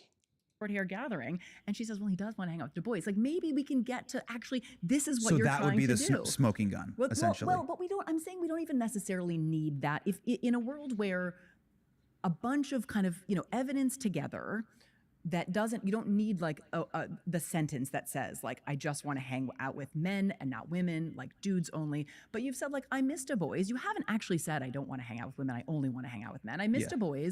And then there's the short hair thing. Like together, we might say that is beginning to look a little bit like sex discrimination.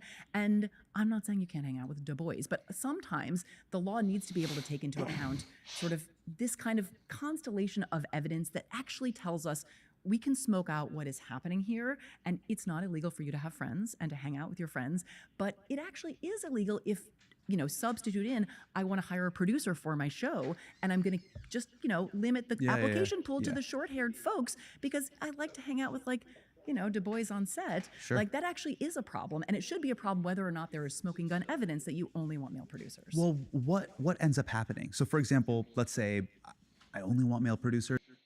I think my perspective is that a bunch of people were over the course of a few generations. I think I think there were a bunch of people that were sincerely butthurt that they were not allowed to be racist, bigoted douchebags in public. Like I legitimately think that's it. Like it was for a while, it was not socially acceptable to be their true hateful selves, and they didn't like that. She's a very model example of the modern legal scholar, of which I chose not to become.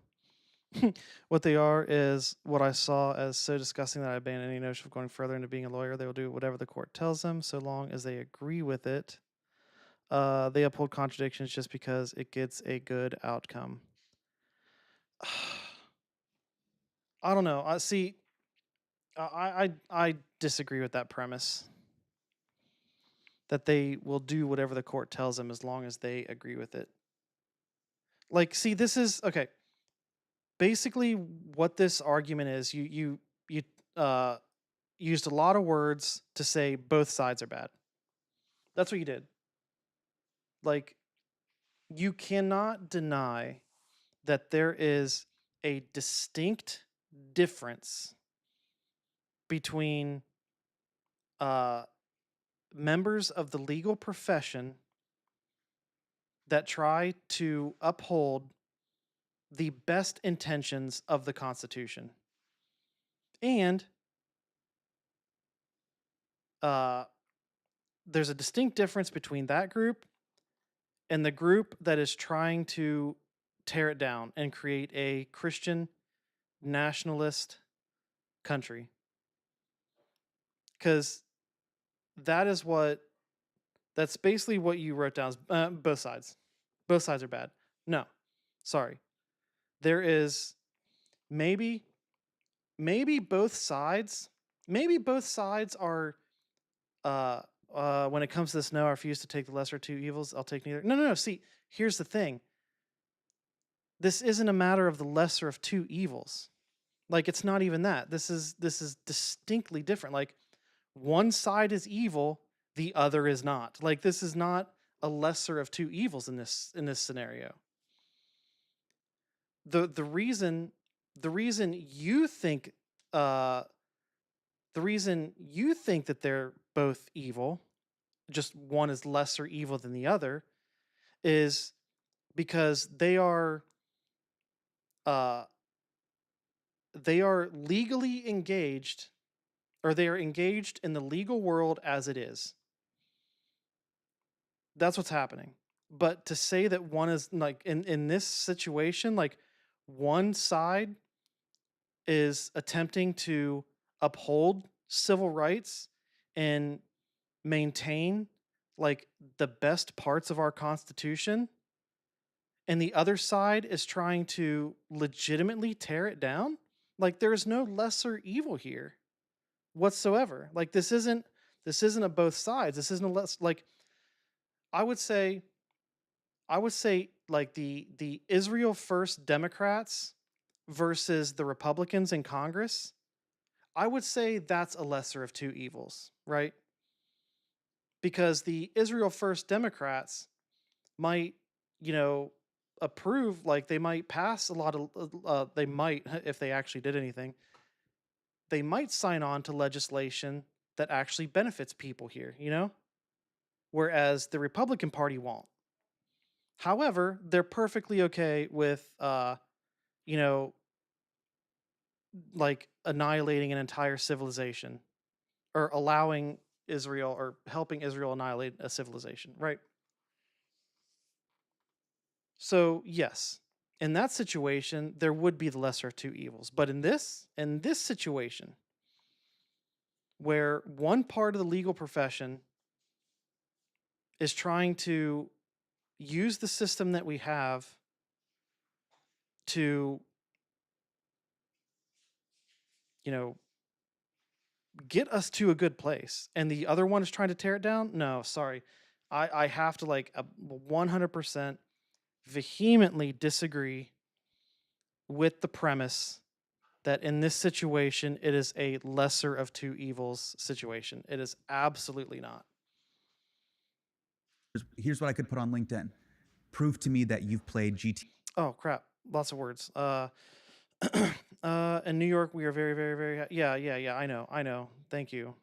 Yes, I see that every single day, and it angers me greatly. And uphold it as it is, they do not fix it. They see no problem with it. Okay, so they see no problem. Okay, which the group? So the group, the legal group, her group, we'll say, the pro equal rights group. That's what I'll say. The pro equal rights group.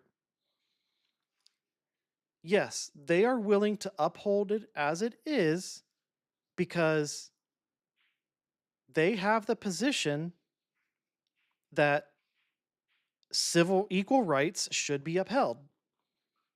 Civil rights should be like foundational. Like there's equal rights should not be an argument. You know what I mean? So yes, that is true. They want to uphold a system that adheres to those values. And the other group wants to actively tear it down. Like still, even when phrased that way, there is still no question that this is not a lesser of two evils situation here whatsoever. Not even close. Gun control laws affect LGBT members the most, though. Like they want to ban trans people for owning guns.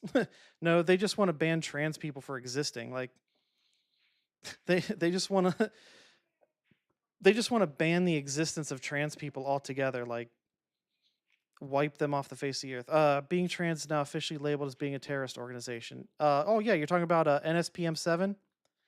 NSPM 7. Yeah, because that can be classified as anti-Christian.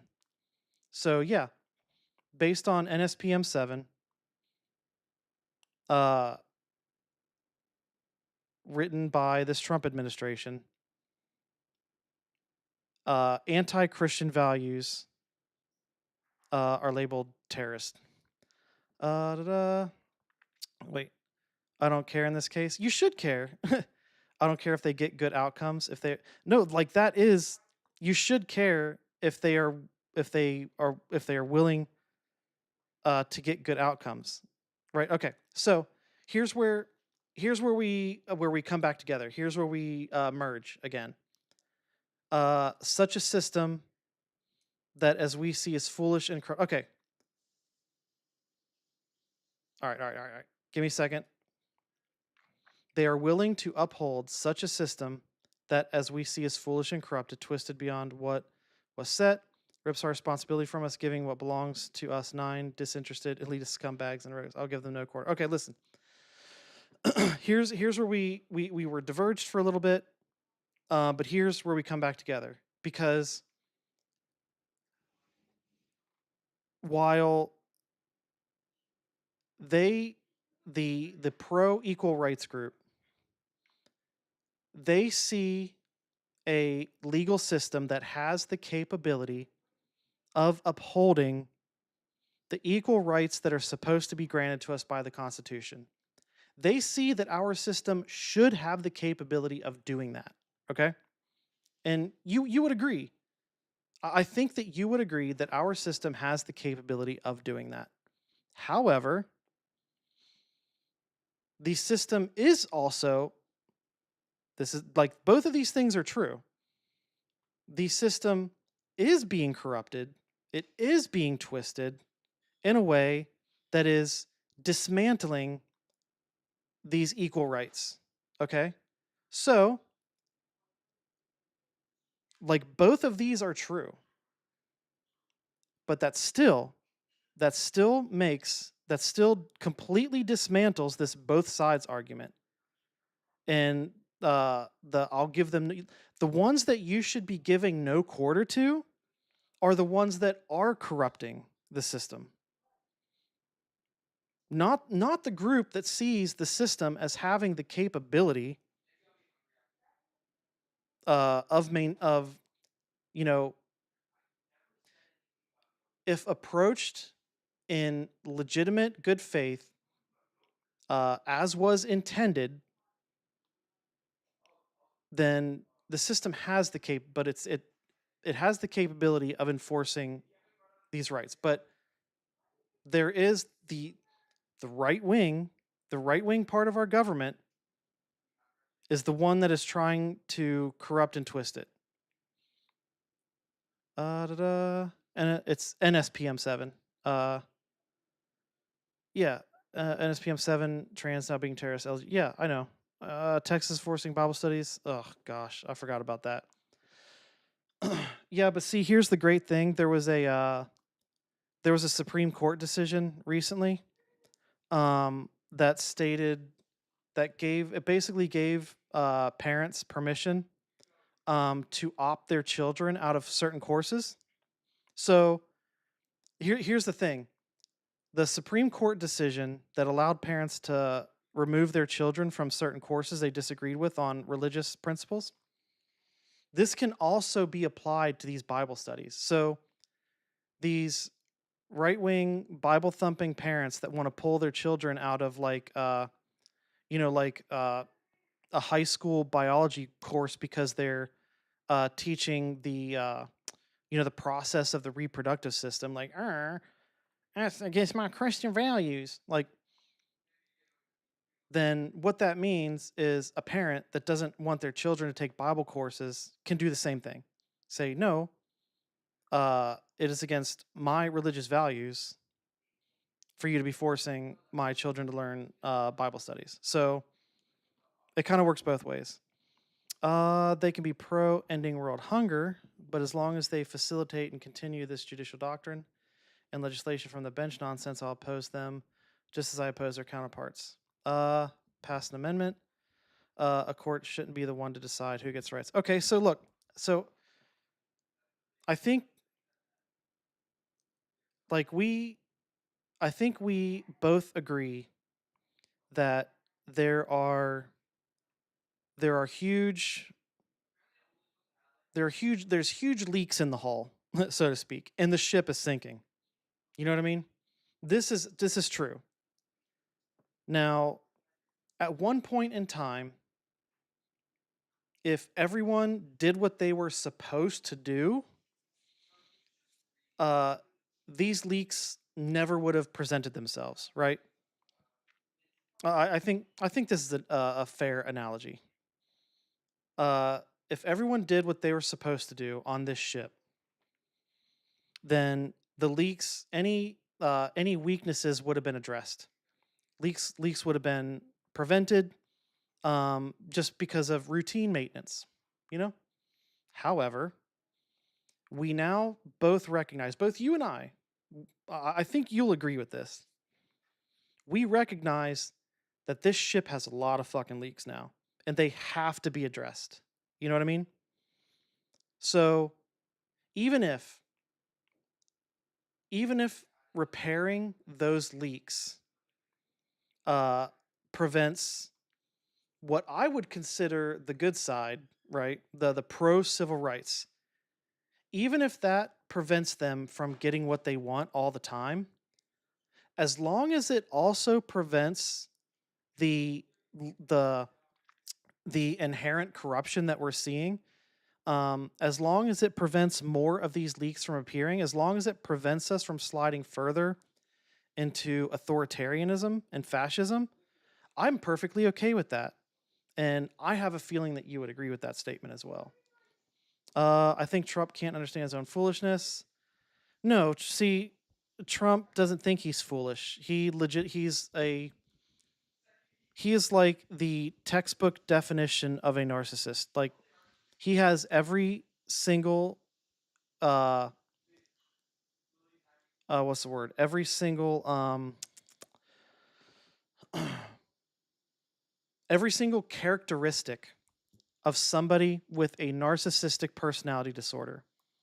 Most narcissists will show, I think there's like 7, 7 primary ones, most narcissists will show like anywhere from 3 to 5 of these characteristics.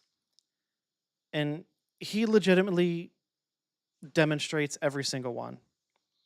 The House bill on billionaires, I'm for also. The House bill, the only bill that I'm paying attention to was the one that he said he would not sign, that passed like the overwhelming majority, the housing bill. It was supposed to the housing bill, yeah. But yeah, Trump said he wasn't going to sign it because they didn't pass the SAVE Act.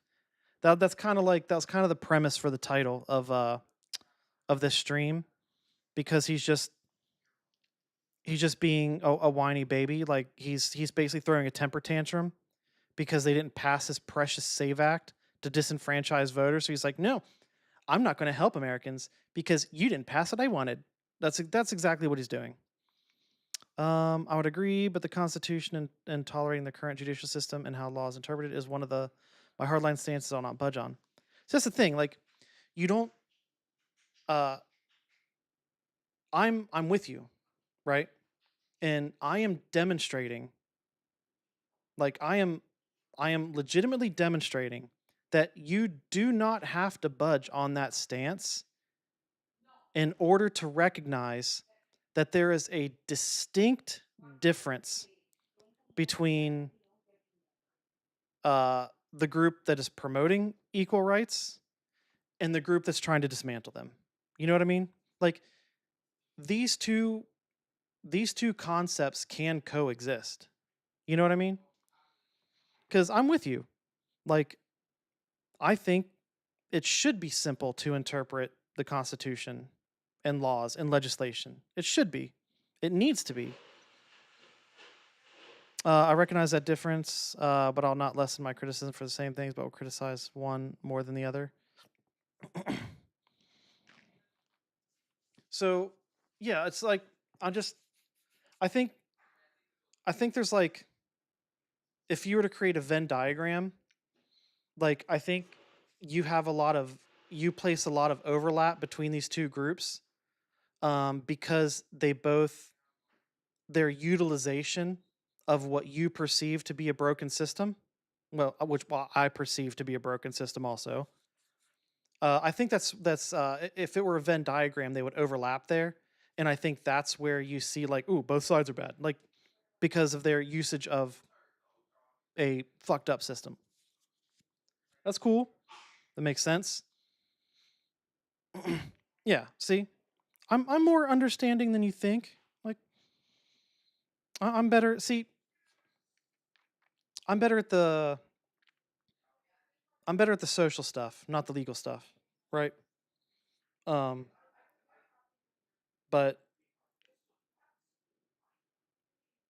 my Venn diagram has 3 separate circles, right? Yours has 2 circles and they overlap in the center. Mine has 3 circles, right? Where there's a fucked up system and there's one that's trying to make it better and another one that's trying to dismantle it further, right? I think that's the difference in our perspective. The Constitution is both a legal and social contract.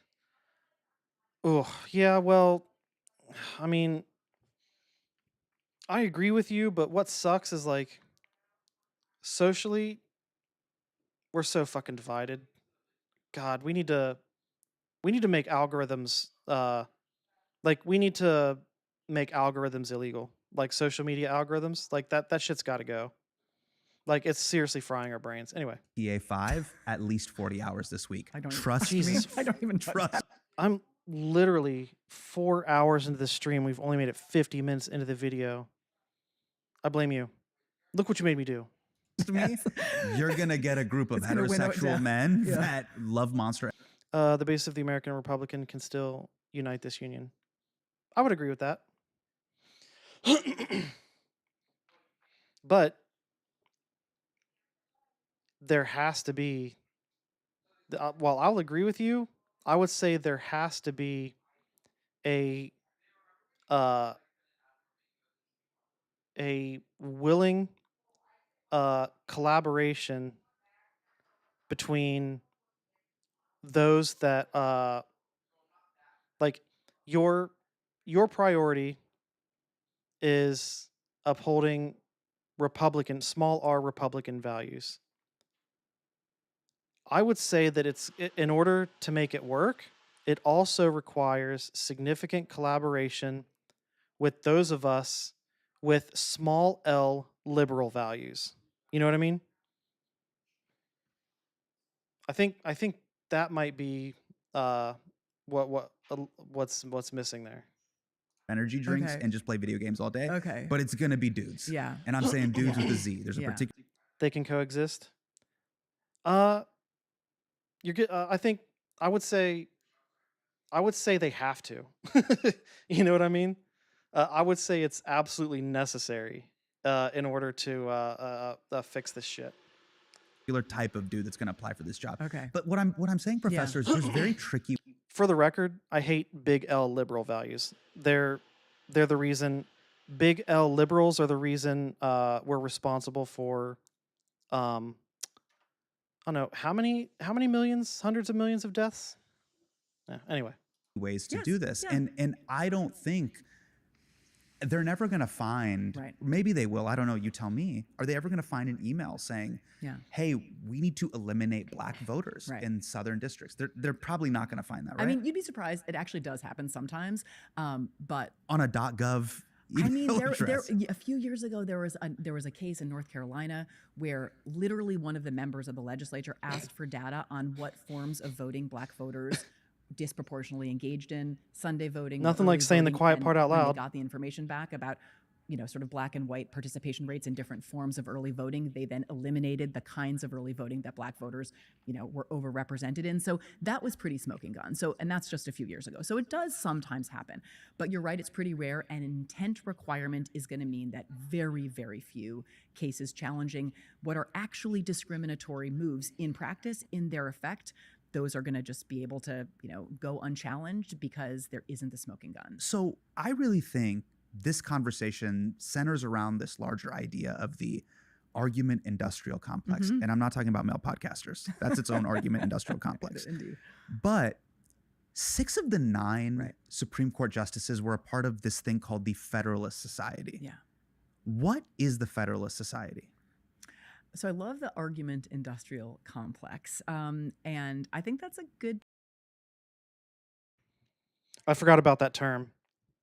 The he calls it the argument industrial complex. I think it's freaking brilliant. Description. So the Federal Society is a conservative legal organization. It's founded in the early 1980s on law school campuses and also sort of has a counterpart in the Reagan administration, the Justice Department and the White House. These are the early days of the Reagan years. And it's a bunch of conservative law students and lawyers who are sort of unhappy with the direction of the law. This is sort of after the Warren Court, which issued a lot of very liberal decisions, Brown versus Board of Education most famously, but other ones involving, race, participation, voting, representation, into the Burger Court, which is a little bit later. There's Roe versus Wade. There's cases about, contraception, intimate privacy, things like that. So these lawyers and law students are big. Do I know what Watergate is? Yes, I know what Watergate is.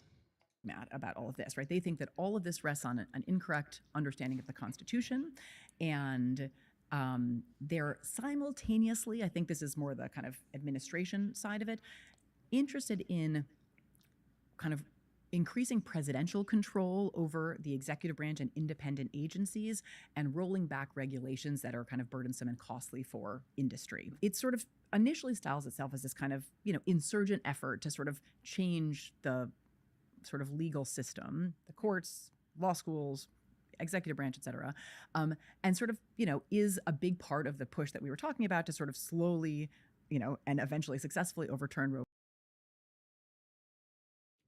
What if all these negative changes were not actually caused by FDR and New Deal policies of his administrations. Like, what if the dismantling of our legal process was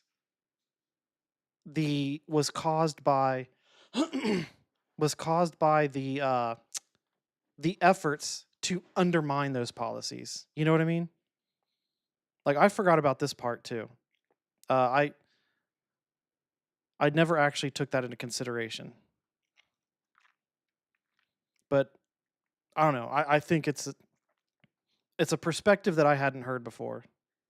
Versus Wade, and change a lot of legal doctrines that the Federalist Society was really hostile to. And, you know, this sort of very long, kind of half-century long almost effort has kind of fully borne fruit. And we now have It's been very effective, a right? majority, absolutely, of Supreme Court justices who are former members. It's like, you might say, I'm trying to think. I had an analogy for this too.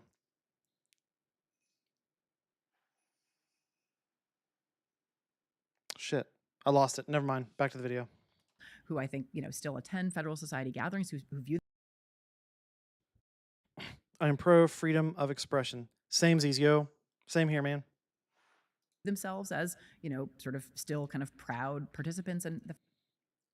Just for the record, I use man and dude for everyone, so I don't presume anyone's situation. I applied equally to everyone. Federal Society, and it has had sort of transformation. The Federalists are gone, been gone for a long time. Yeah, I mean, they just they were absorbed by the MAGA cult. Effect on our Do legal you system. see it as inherent? Well, no, no, you're talking about the original Federalists. I'm thinking Federalists, like members of the Federalist Society.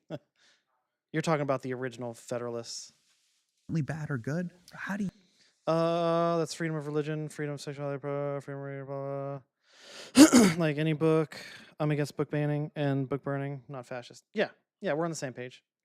The people who are actually Federalists. Gotcha. Yeah, you're talking about the original. Like, we're talking pre-Whigs, am I right? You see it. Yes, I mean, I think that it has done enormous damage to our legal system. I think that, you know, I think that the sort of argument industrial complex is an interesting description, because in some ways, I think that gets at something profound. It calls itself just a debating society, right? It says we are about the exchange of ideas. You know, we think that there has been sort of a liberal stranglehold on the legal profession. They were not, spoiler alert, they were not about the exchange of ideas. They were about finding weaknesses. And on the courts. And so we want to create sort of intellectual diversity and debate hard questions and come up. This is what irks me. This, like, further expand on something I mentioned a second ago. The possibility that where we are today is not actually a result of New Deal policies and liberal, left-leaning Supreme Court rulings. What if we are where we're at today? It is actually caused by the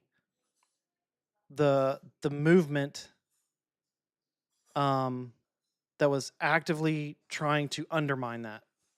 You know what I mean? And okay, hear me out. I'm just what's the word? I'm just spitballing here. I'm freeballing it here. Look at this. Wickard v. Filburn is literally the poster child for why you're wrong. No, here, just listen. Listen. All right. You have after Roe v. Wade, which was what 30, 40 years after New Deal policies? Because this was in the 70s, right? Okay. Now, you have actually, no. I would actually put the Nixon I would put Watergate and the Nixon resignation and impending impeachment as the turning point, the significant turning point, right? Now, you had these New Deal policies, and we'll throw Wickard v. Filburn in there. I don't even know what that is, but we'll throw it in there anyway. But anyway, listen, hear me out. Then you had the Watergate scandal. Following the Watergate scandal, you had the explosion of these right-wing movements, propaganda movements, legal movements, a drastic rise. Like the what was it, the Ailes memo. Have you ever read the Ailes memo? I don't know. And anyway, the summary of this Roger Ailes memo is basically to summarize that we can never allow what happened to Nixon to happen to another Republican administration. Right? They said that a man couldn't grow wheat. Okay, yeah, like, cool. That was a bad decision. Got it. Yes. All right, anyway, here, let me finish. Yes, I agree that it's stupid that a farmer can't grow wheat for himself. I definitely agree with that. That's freaking stupid. Again, I'll go back to what I said earlier. It is important to, when you're looking at a whole situation, to parse out the bad parts, but take the good parts. You know what I mean? This is what I'm saying. But listen, hear me out. Now, while I agree that was a terrible decision, but after the Watergate scandal and the Nixon administration, his resignation, you have the Roger Ailes memo, and then all of a sudden you have right-wing billionaires pumping massive amounts of funding into a movement with the sole purpose of infiltrating implanting right-wing ideology into the legal system and propagandizing,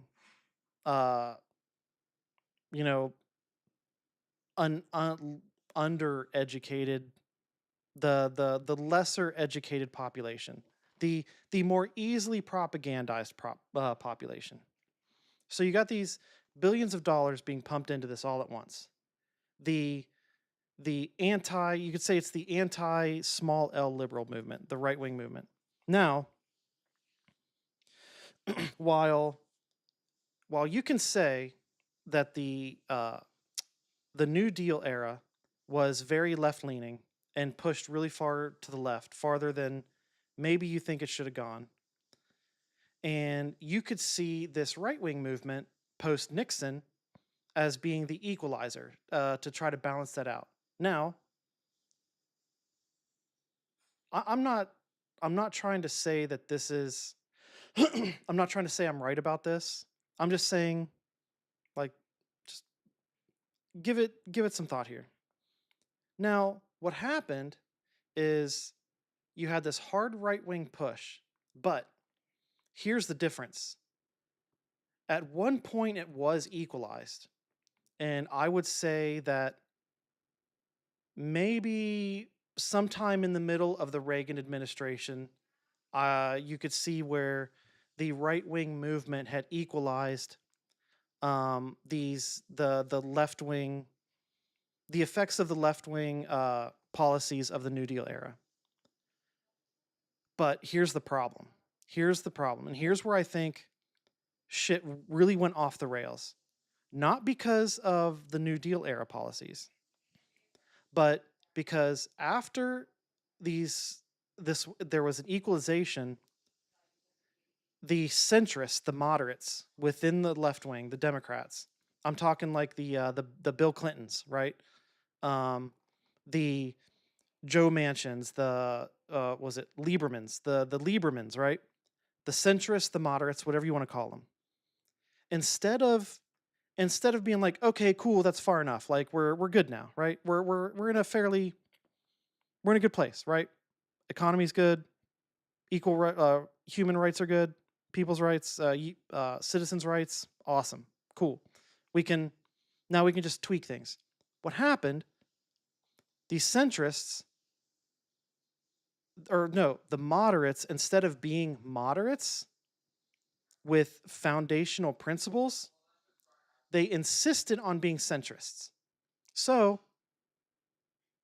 the right-wing movement continued to go to the right. And the centrists are like, oh, got to get to the center. And the right wing's like, oh, we're just going to keep pushing, keep pumping billions, propaganda. Next thing you know, you got Rush Limbaugh's. You got Glenn Beck's, right? You got Fox News. Then you got the Tucker Carlsons, so on and so forth. Like, oh, we're going to keep pushing to the right. The centrists like, oh, got to stay to the center. And this is where we're at. The right wing never stopped pushing to the right. And I think that this should be a serious consideration as to why we are at where we're at today. You know what I mean? All right, there we go. Enough said. Do you know of the William McKinley assassination? I know that William McKinley... Do I know that William McKinley... I couldn't... I got to be honest with you. If I'm being completely honest, I could only name 2 assassinations off the top of my head and 1 attempted assassination. And none of them are William McKinley. So I'm going to take your word for it. Up with interesting ideas. So that, I think, is their conception of self. And I think many people truly feel that way about what the Federalist Society is for and about. But I also think it has been very strategic in developing a lot of legal theories that it has slowly kind of amassed support for. They named a mountain after him. This is true. Legal scholars write articles that sort of there support is a Mount these McKinley. ideas. Carefully vetting judges to see that they're going to I don't know why I never put 2 and 2 together, but when they get before them. And makes so sense. It's a very instrumental approach to the law. Like, we are going to change the legal Especially system considering and where it's interpretation of located. the Constitution. It makes for a lot more set of sense now, actually. specific goals, and I think very dangerous and destructive goals much of the time. And so I do think that on balance, it's been a very, very bad thing for us. A debating society, if that's all it was, I think is something that we could all get on board with. But I actually don't think that's what FedSoc is about. Because when I read about it, I was like, oh, it's like a Kiwanis Club or just like the Friars Club. We're going to come in here and roast each other. Yeah, not innocuous like that. But my reading of it and my interpretation, just tell me if I'm interpreting this correct. It's basically an argument factory. What are the key arguments that we want to push into American society? McKinley assassinated September 6, 1901, blah, blah, blah. Unemployed steel mill worker, proclaimed anarchist, okay, blah, blah, blah. Shot McKinley. A president was a symbol of oppressive, unequal capitalist system. Was he wrong? Okay. He was wrong to shoot him, but was he wrong about the president being a symbol of oppressive capitalist system? You want to strike a blow against the ruling class.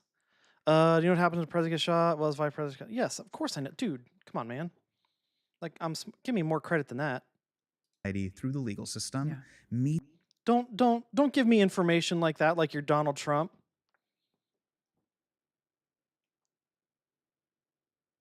Did you know that dumb ends with a B? Many people didn't know that, which is Trump speak for, I had no idea until recently. Come on, man. Give me more credit than that. Giving you more oppression. It's this kind of minor league pro-am system for Supreme Court justices. The same way they have all these baseball players in the Dominican Republic. They're like, we'll find you when you're 4. And in 20 years, you'll play for the New York Yankees. Totally. And it's like, it's a tiny island. How are so many New York Yankees playing from the DR? It's that sort of, that was my interpretation of it. Yeah, I think that's right. I think that people get clerkships with fancy conservative judges after their first year of law school sometimes, so they're not kindergartners, but those are first year of law school. Like that's not a lot of, kind of experience and training under your belt, and you're already being identified as somebody who could be a future potentially federal judge. But what are they looking at? Are they looking for the Tucker Carlson bow? Just kind of like as a 1L student, we're like, I like your moxie. Come on in. I think that, well, partly it's have you become an active member of the chapter of the Federalist Society at your law school, and have you said you support originalism, textualism, so stupid people think that assassinating Trump is worth it. Yeah, honestly, political violence of any kind is absurd. I don't think that political violence of any kind is beneficial to any movement whatsoever. These kind of Federalist Society, including the assassination of a elected official. Endorsed modes of interpretation that we can then sort of train you in and sort of send you out at a very young age to maybe be a judge. Do you want J.D. Vance as president? No, I don't. I don't want any of those. I don't want any of those morons in that position. I don't want a single member of his cabinet as president. I don't want the Speaker of the House as president. I want a Republican president. Small r, Republican. No, I do not want a single member of the Trump administration to be president. Right. Judge and, maybe a justice someday. Let me play devil's advocate here. Can't anyone with money kind of do this? George Soros could do this. The Qataris could do this. Actually, this is a good example. This actually is a good piece of evidence to support the previous argument that I was making, and that the right wing, the Rupert Murdochs, the Federalist Society, whoever, the Texas oil barons, right? They were pumping money into a system, right? I want an LGBT. Obama was not LGBT. What the heck? He didn't even support that legislation until was it year 5 or 6? Until he was until he had already won re-election. Gotcha. B for black. Okay, gotcha. Okay, anyway. This utilization of funding, I think, further supports the argument I was making before. Because this right-wing ecosystem was using funding to build a system, a propaganda system, a legal system. And you know what the left wing was using financial support for?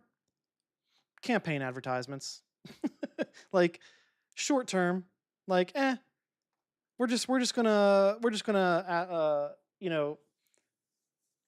make sure the DNC gets money every 2 to 4 years, and that's cool. But the right wing built a system, and that is why I think it's a reasonable argument that the reason we are where we are is because the right wing kept pushing instead of simply equalizing. Even though they haven't called. And the centrists allowed it. Me. My DMs are open. I think I check out. Obama didn't support until year 5. Yeah, after he had won re-election. Exactly. Essentially, time plus money plus brain power, those 3 things can lead to huge political and legal outcomes. Yeah. If you only have 2 of those 3, you're the Daily Wire. Right. But just to be fair, can't other movements do this? Why isn't there? Yeah, why is this one particular, or why is this particularly nefarious? If that's the game, okay, nicely done. You were really patient. Right. You held your bonds for 35 years, and now they're yielding huge legal dividends. I think it is. I share a degree of admiration at just how effective the Federalist Society has been. I don't think there's anything stopping the kind of legal left and some, say, big funders on the legal left from doing something comparable. I mean, I think fundamentally, for better or worse. See, here's another point I want to make. this is another reason why I believe that, and we are as humans inherently good, because if we were inherently bad or inherently selfish, inherently evil, inherently bigoted, then there wouldn't have to be a decades long billions and billions of dollars of propaganda and systemic movements to force us to be that way. You know what I mean? Like, I think that if we were inherently evil or inherently bad, inherently selfish, they wouldn't need to dump this much money into uh into furthering the goals of the right wing of our government.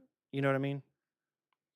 A lot of the time liberals don't think about the law in quite so instrumental a fashion. Like we think the Constitution, should be interpreted in a way that is sort of faithful to its core principles and that sort of accords with history and tradition to a degree. Sometimes we break with history and tradition. So I think we have these sort of broad views, but to sort of say we're going to decide on an outcome we want and then retrofit a set of legal arguments to get there feels like fundamentally hackish and inconsistent with a principled approach to what the law should be, how courts should operate, what they are for.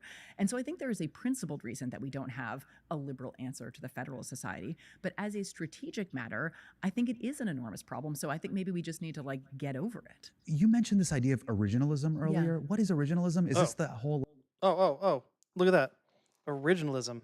Here we go. Let's see if the explanation is satisfactory for the originalist in the chat. Like Little Mermaid can't be black thing? Is that what originalism is?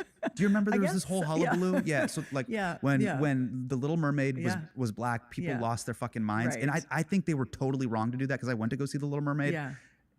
Halle, she's incredible in the movie, but the animation of the fish, they are fucking terrifying. Okay, I haven't seen Oh it. my Yes. God, don't. Okay. If you have children, you will give them but I nightmares. haven't, yes. Flounder looks terrifying. Okay. The lobster looks like a Yes. real lobster. Yeah. I mean, if you look at real lobsters in real life, they look like they come from the dungeons of hell. Yeah. It's some Dante's Inferno underground crazy shit. Yeah. I think we should be more appalled by that, Yes. not that the Little Mermaid is Being black. black, yeah. So is that what originalism is? Make confess, Ariel white again? I confess I'm not sure I tracked the discourse closely enough. Were they focused on the Hans Christian Andersen, obviously had a white mermaid in mind, or was it about the Disney Ariel? Or I'm not sure. But I actually think their frame of reference was, I had a VHS in 1991 of The Little Mermaid. Yes. And Ariel was perhaps my first sexual awakening, and she has to be Caucasian.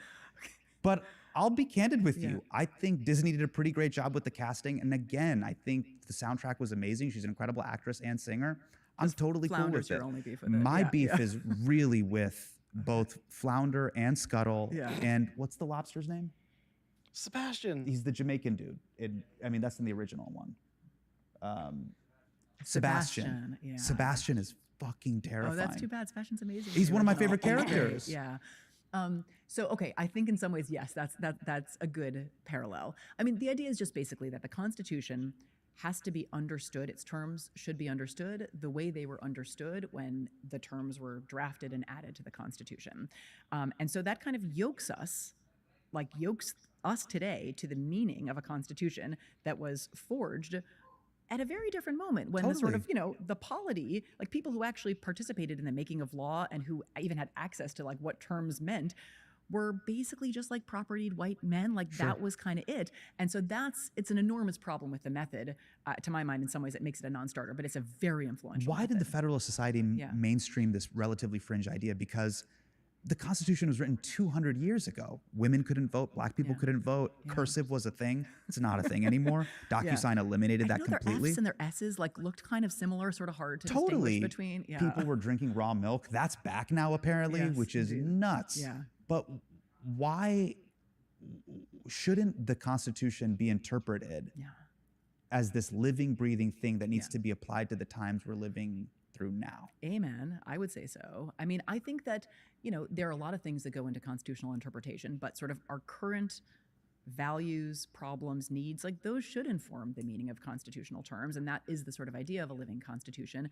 And originalism was sort of a reaction to it. It basically said, well, that idea of living constitutionalism lets judges inject their policy preferences into the Constitution and kind of rule us all. And, you know, they're unelected. This is the Raw milk is healthier but riskier. Untrue. You are actually more likely to, you are more susceptible to diseases and bacteria by drinking raw milk. So it actually is not healthier because of how drastically it increases the rate of illnesses. The idea of unelected judges. And so a way to constrain them is to sort of figure out a set of kind of interpretive rules. And this is the one. But yeah, you did say that by saying riskier, but I think healthier and riskier, I think those contradict each other. Like if you're at greater risk of disease, then there's no way it can be healthier. One that they sort of arrived at, which is, you know, the meaning of the terms is the meaning that they have had since their inception, since they were added. So the original Constitution versus like the 14th Amendment in 1868. So that sort of the time frame will depend on when.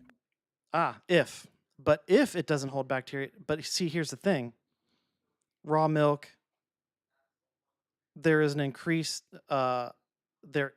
the increased possibility of illnesses does exist with raw milk. Like, if it doesn't hold bacteria, cool, but that's just a counterfactual. Like that does not currently exist. Like, if parachutes opened every single time, skydiving wouldn't be risky. You know what I mean? Like, but the fact remains, sometimes parachutes don't open, and therefore it is risky. You know what I mean? Like, it is potentially detrimental. A constitutional provision was added, but the basic idea is you look to that kind of contemporaneous evidence. But again, like, yeah, I mean, the 14th Amendment, like, you know, 1868, I think they were using leeches for medical care. Like, I mean, to decide that whether you have the liberty to terminate a pregnancy today turns on what they understood right in 1868. And Alito's opinion in Dobbs, by the way, cites, you know, 17th century English jurist, this guy, Sir Matthew Hale, who literally is. Is this true? Liberty, you still there? Is this true? This Alito thing? I didn't verify this. I meant to, but I kept watching videos and playing games, so I didn't. But I remembered that I wanted to check, so. Liberty to terminate a pregnancy today turns on I think Liberty fell asleep. Right. In 1868. And Alito's opinion in Dobbs, by the way, cites, you know. Also, why do you ignore me in Discord? My dude, I ignore everyone in Discord. Like, I don't, like, you gotta understand, man, like, I have a life outside of me sitting here for a few hours on a Friday.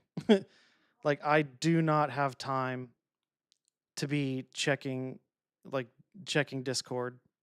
Like, that is so far down my list of priorities.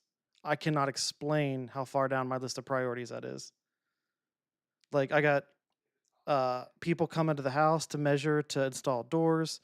I got kids with braces appointments. I have my own VA appointments where those take like 3 hours out of my day. Like, I'm volunteering with a political campaign. So I am not ignoring you in Discord. I ignore Discord. 17th century English jurist, this guy, Sir Matthew Hale, who literally is the father of the notion that there can be no such thing as marital rape. And he personally sentenced multiple women to death as witches. He is an authority on abortion in Alito's opinion in Dobbs overturning Roe. I mean, that is the method. Yeah, but how does this not pass the I know what you're trying to do test? Yeah. Which is, let's just be real here for a second. You're gonna, and this happens. I've mentioned this before. I have mentioned this before. Like, I think I called it the prove me wrong test. Like this is going to result in a bigoted or racist outcome. Prove me wrong. Like that, I think that should be like a legitimate legal argument. You know what I mean? But I think he worded it better. This is the "I know what you're trying to do" argument. All the time with both scientific arguments, culture war arguments. I see this all the time. Well, the founding fathers said, hey, you have no idea how smart these founding fathers were. Well, they say, so you want to use quotes from the founding fathers to then apply it to laws on artificial intelligence? Right. Like the leaps and bounds technologically that you have to climb through to somehow take what George That's where I got Washington the AI thought thing about artificial. I mean, it's like there's always like little things, little factors in these videos that stick with me because I mentioned it earlier. Like what did the founding fathers say in their in their documents about how to address AI? You know what I mean? And I mentioned that like hours ago, but I had no idea it came from. But it makes sense that it came from this because I have watched this video already. I just don't understand how that's even possible. Yeah. I mean, there's AI even has Alito, who saved now is millions. kind of an originalist, False. asked a question in an oral argument years ago, sort of making fun of originalism. He asked the advocate, so you're... Should people die just to justify your anti-AI fetishization? See, well, you're starting from a false premise in that AI has saved millions. Like, that is a legitimately false premise. I think it would be easier. I think it would be easier for me to prove how many people AI has harmed than it would be for you to prove how many people it has helped. They don't have to have specific thoughts on modern things. He's back. He's back. I knew that would get his attention. It's like, oh, they're talking shit about the founders. They're insulting the founders. Their thoughts on the principles, their thoughts on relevant laws, what matters, and then adapted when applicable. Yes, a living document. Like, see, yes. As apply the foundational principles to the way things are today. Yes. But that would, if we did that,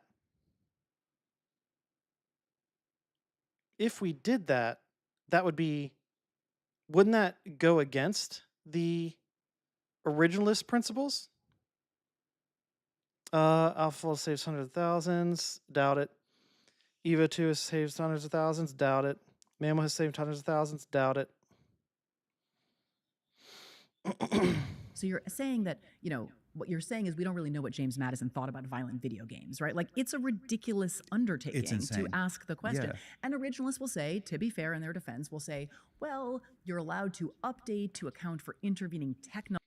Oh, actually, this would further support the argument I made earlier about placing certain situations in similar bubbles, because there's no way the founders would have known the possibility that a vasectomy would be possible in the future. There's no way that they could have perceived the technological advancements regarding women's reproductive health. However, if you take their foundational principles and apply them today, then these two situations would be on an equal playing field, or should be anyway. Apply the Constitution to ever-changing circumstances. Yes. Fixed in meaning, fluid. Yes. Yeah. Exactly. Yes. Yes. We agree. Fixed in meaning, fluid in application. No, it doesn't. Wait. Hold on. Oh shit. I forgot what I said.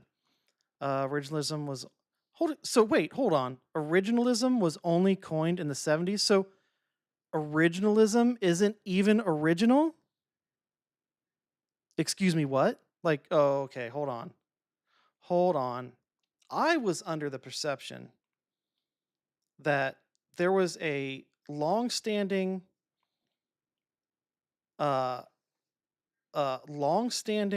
constitutional principle where we need to make sure we adhere to these founding principles. originalism was a response to response to post New Deal judicial. Okay, so I was right. It was a response. Okay. Look when Pena was trying to get inside of the founders' heads or something stupid like that. I mean, that's basically what it is. Like, okay, if originalists are not trying to get into the founders' heads, then what is the point of reading the what is it, the Federalist Papers? Like, if the intent, if you're not, like, hold on, like, is it the Federalist Papers? Yeah. If you're not trying to get inside their heads, what's the what benefit do you have from reading the Federalist Papers? Living constitutionalism was created in the early 1900s. The founding interpretation method is structuralism, which is what I adhere to. Okay. So, all right. Seems to be a quagmire of ideologies that I don't feel like mentally parsing through right now. Federalist Papers literally explain the meaning of the Constitution, are cited in early court cases referenced by the founders. Yeah, so that's the way you get into their heads. Am I wrong in that? That is what's used literally to get inside the founders' heads. Like, I don't. How is that incorrect? Hold on, Yellowstone. So, a medical Nobel Prize curing 70% of heart diseases. Yeah, that definitely hasn't made it here. You're saying that isn't helping millions. I'm saying that it is not helping millions. There's absolutely no evidence that 70% of heart diseases have been cured. There's no way. So you're wrong. I want you to admit you're stupid. No, I'm not going to admit I'm stupid. I think you should apologize for being unnecessarily aggressive, is what I think. If you do not, I will put you in timeout. But that isn't what they're saying. Okay. That's not what they're saying. They are trying to parse future intent, not establish meaning and intent based on material that we do have. Okay. But, okay. So, in reading those Federalist Papers, you are reading how they are parsing future intent. Like, that is what's on their mind. Is that, like, they're writing, like, they wrote the Constitution, and then the Federalist Papers was their way of showing what was on their mind in terms of future intent. Like, I don't, there's a difference between reading every testimony document on the founders. No, I'm not talking about testimony document on the founders. I'm specifically talking about the Federalist Papers. The thoughts and beliefs on what they wrote and enforced rather than trying to theorize on what they would think about today.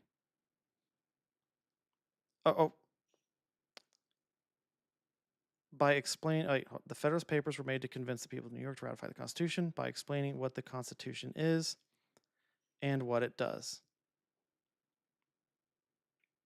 Okay, like, I'm not disputing that. What I'm saying is that the Federalist Papers were like, this is what's in our heads. By what this explains, these papers explain what was in our heads when we wrote the Constitution, so you understand where it's coming from. Is that, like, I'm agreeing with you.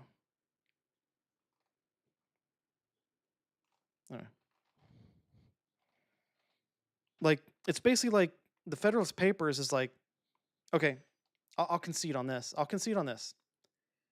It's not like reading the Federalist Papers is not like getting into their heads. I would say the Federalist Papers is like they opened up their heads for easy inspection. Would that be a more agreeable understanding? Bubbles cured 70% of heart disease. Dude, I am telling you, 70% of the world's heart diseases have not been cured, man. I do not know where you. If I swear to God, if I find an article about Peter Thiel blurting out this information at a fucking conference, okay. Yeah, okay. So you want to call me an idiot? All right, you're in timeout since you want to be since you want to go resort to name calling. 30 minutes. Take a break. I told you. I told you not to be disrespectful. I even requested that you apologize for calling me stupid, and you did not. And then you went even further by calling me a fucking idiot, so you get a timeout. I want you to, while in timeout, I want you to think about your behavior and reflect on your behavior and think of how you could have approached this situation differently. Technological developments, so you're not totally stuck with whether they would be okay with AI regulation, if there was no AI. So, but it's like they're workarounds. The method is, I think, to my mind, just fundamentally flawed. So the workarounds aren't going to fix the fundamental problem. Totally. That we're living through different times. Yeah. This happened with the COVID vaccine as well. Yeah. Of just like the founding fathers wanted autonomy of states rights and individuals' rights. Yeah. It's like, there also wasn't an airborne disease Correct. that was killing grandma. Yeah. Hey, maybe we need to pivot and make some adjustments.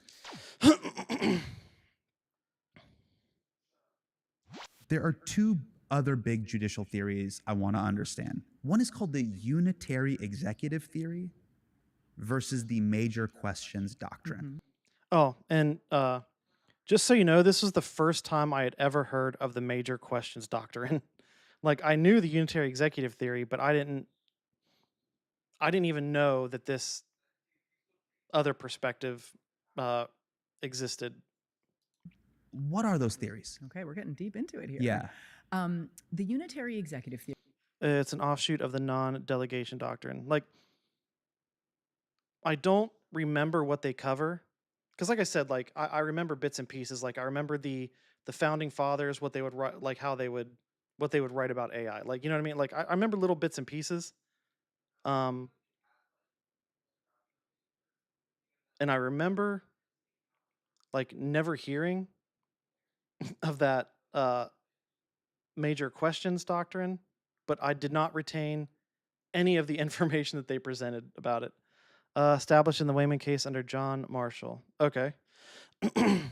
So I would assume you are supportive? You seem like you're a fan of Marshall. Theory also goes back to these kind of early heady days in the 1980s in the Reagan Justice Department, where they wanted to basically empower the president. Initially, to empower the president to control what used to be understood to be independent agencies. But that theory has sort of been... John Marshall is a second Chief Justice and was a delegate of the convention. Oh, gotcha. Become turbocharged in especially the second Trump administration. And so remember, we talked at the beginning, Article 1 is Congress, Article 3 is the courts, Article 2 is the president. There's actually not that much in the Constitution about the president. There is a president. He has the executive power. It's supposed to be to execute the laws. He has to take care that the laws be faithfully executed, Yes. commander-in-chief, and some other random stuff. But it's not much. But the unitary executive theory sort of takes a couple of snippets of constitutional text and in some ways says he is the most important player. He has total control over the executive branch, but also... He was one of the most literate and deliberative justices on the bench and has the most unanimous rulings due to his ability to articulate his position. He only ever dissented once. Oh, cool. Maybe has control, or at least he is impervious to regulation. Like, he can't be regulated by Congress in certain respects. So a couple... You know what sucks? Is like, I inherently disagree. disagree with the unitary executive theory for obvious purposes. Oh, what's this? Is that food? Thank you. Huh?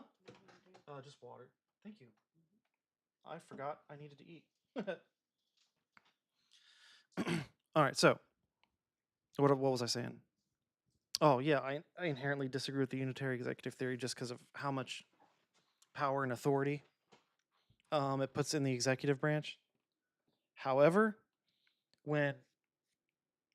if you think about it, if the executive branch, the president, is responsible for the what'd she say, the lawful execution. He is the most important player. He has total control over the executive branch, but also maybe has control, or at least he is executed, Yes. commander in chief. Oh yeah, laws be faithfully executed. Okay, blah blah. Laws be faithfully executed. Okay, so now, while I abhor that theory, and I don't think it's legitimate, if you narrow your lens, which I hate doing, this is not something I normally do. If you narrow your lens, and you think, if he's the one responsible for executing the faithful execution of the laws, whatever she said, whatever the wording is, then if he chooses not to do that, then he is the unitary executive. Like, he does legitimately have that power if he chooses not to faithfully execute the laws if they do not favor his intentions. He established nearly all founding court precedent and used a high form of structuralism and contract law with historical tradition as his interpretive method. It isn't a theory. George Washington proves that by assuming the duties of his secretaries during their vacancies. You're talking about unitary executive? I still... It might be... see, so here's the thing, like... I am against it in principle because it just gives the executive way too much. I don't know. I don't think it's, as it stands today, I feel like it just gives the president way too much power. You know, regardless of whether it's legitimate or not. You know what I mean?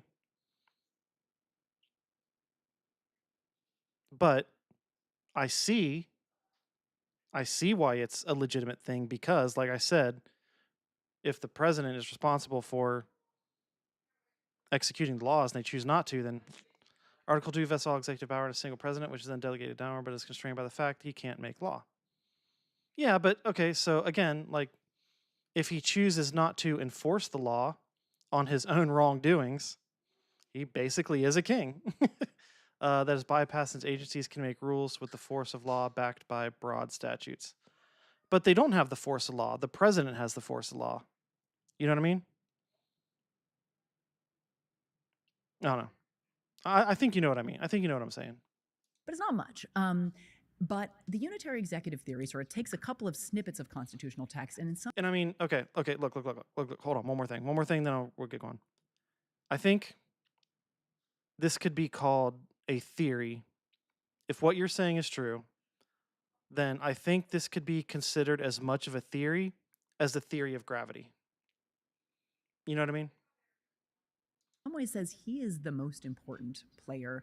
He has total control over the executive branch, but also maybe has control, or at least he is impervious to regulation. Like, he can't be regulated by Congress in certain respects. All right, let's finish the video while I eat. You know, Congress passes laws creating agencies and providing for funding for those agencies. USAID, the Consumer Financial Protection Bureau, the Department of Education. Trump comes into office and says, like, no, I don't want those agencies. Totally. And the unitary executive theory seems to say he can decide to unilaterally cancel billions of dollars in appropriated funds, dismantle federal agencies. Here's another example. There's a statute called the Presidential Records Act. It just says, like, the president cannot shred or burn official documents from his time in office. Neither can anybody in the White House. His administration thinks that law is unconstitutional because the president should have the ability to choose for himself whether to shred, burn, whatever else one might do with, keep for, future potential stock trades, whatever. Yeah. All of the official records of your time in government. You got to see the conflict here, right? The unitary executive theory is a presidency empowering and a Congress disempowering theory. It's basically a let him cook. He's the president. Let him cook. Don't jam him up with bureaucracy or questions. Let him cook. Let him cook. Okay. Yes, that's it. I took too many words to say that. To me, major questions doctrine is don't let him cook. It's let him cook, but not the agencies. So it's in some ways difficult to reconcile those two, but give the president all the power, but take the power from the agencies that have been given authority by Congress to do things like regulate water and air and public health and safety for, kind of pandemic conditions and things like that. So take the power from these expert agencies. They're scientists. They're probably untrustworthy. They're probably Democrats. Let's take the power from the agencies and repose it all in the White House. And it's not really take the power from all the agencies. It's take it from like the expert agencies, but give a lot of power to Department of Defense or War, Department of Homeland Security. Like there's some agencies that the major questions doctrine is They're never like, going go to touch. full throttle. But they have used it to. That's not what that theory is. The president can keep his records. His records. The president can keep his records. You know what they're referring to, right? They're not referring to his records. Like they're not like referring to his journal. See, they're talking about like classified documents. Like you understand that someone like Trump sees every single classified document that came across his desk in his time as president as his. Like you have to remember you're looking at someone with that is a 100% across the board narcissist, okay? So he sees every single document that comes across his desk as his, regardless of its classification. Now, what you're referring to as his documents, you're talking about like his personal journals and stuff like that. There is a distinct difference. And I think that needs to be recognized. George Washington kept his records. Congress got pissed. He says essentially gave him two options: impeach him, let him keep his papers. Washington kept documents of all sorts, hence why it would be impeachable. That would be incorrect. That would be any documents created or signed during his tenure would be considered Washington's. Exactly. Like, so I'm talking about all of the classified documentation that Trump took after he lost the 2020 election, right? He didn't create those. He didn't sign those. Those would be documents drafted by, like the Department of Defense or the Department of Intelligence, right? That's what that would. He did not draft them. He did not sign them. That's the difference. Invalidate environmental regulations, student loan forgiveness, and COVID mitigation measures, things like that. What's wild is also seeing just how it flips based on who is president. Absolutely. When Trump's president. But remember, if the executive branch, the one responsible for executing the laws, considers all of those classified documents to be his, then and chooses, like, even if they're not technically his, like I believe, and I think I have a legitimate argument there, if he chooses not to execute the law, then hey, like he said, let him cook. It's all unitary executive theory. But then when Biden is president, they're like, no. Can't do it, major The questions EPA can't regulate carbon emissions that way. No. OSHA can't be doing crazy is that. that? No. How freaking crazy is that? Like, they wouldn't let the forgiveness of some school loans but they'll let this administration set up concentration camps for immigrants. If he chooses not to execute the law, then he should be impeached. Yeah, I agree. We definitely agree there. Yeah. There's no such thing as student loan forgiveness. Stop with this socialist bullshit. The one tiny asterisk is that they partly relied on major questions to invalidate the Trump tariff. So they're now going to be forever pointing to that example as like, see, we use major questions against Trump too. But it was only part of the reasoning in that tariffs case. But yes, for the most part, you're right. What do you think that the reason why they pointed to it there? They were like, this is fucking up the stock market? Do you think that was like a major incentive? Okay, got it. And the global economy kind of generally. So why should anyone at this point believe that the Supreme Court isn't partisan? Aren't they basically partisan puppets in robes?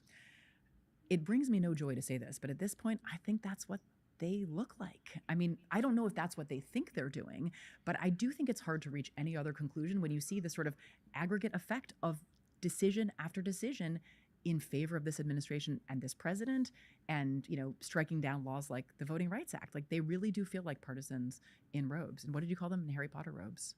They're in full Harry Potter at graduation robes. Absolutely. Hey, what is the shadow docket? It sounds pretty like mysterious and deadly and nefarious. It can be deadly, honestly. It does sound like almost like a horror movie too. The shadow docket. It feels like something like A24. It'd be like this like A24 cool thriller, legal thriller. The shadow docket. Yeah, I mean, you should get on pitching that. It's the court, in addition to sort of deciding the cases that they decide in their normal, like they hear arguments, they read briefs, they write opinions. That's the normal process for Supreme Court decision making.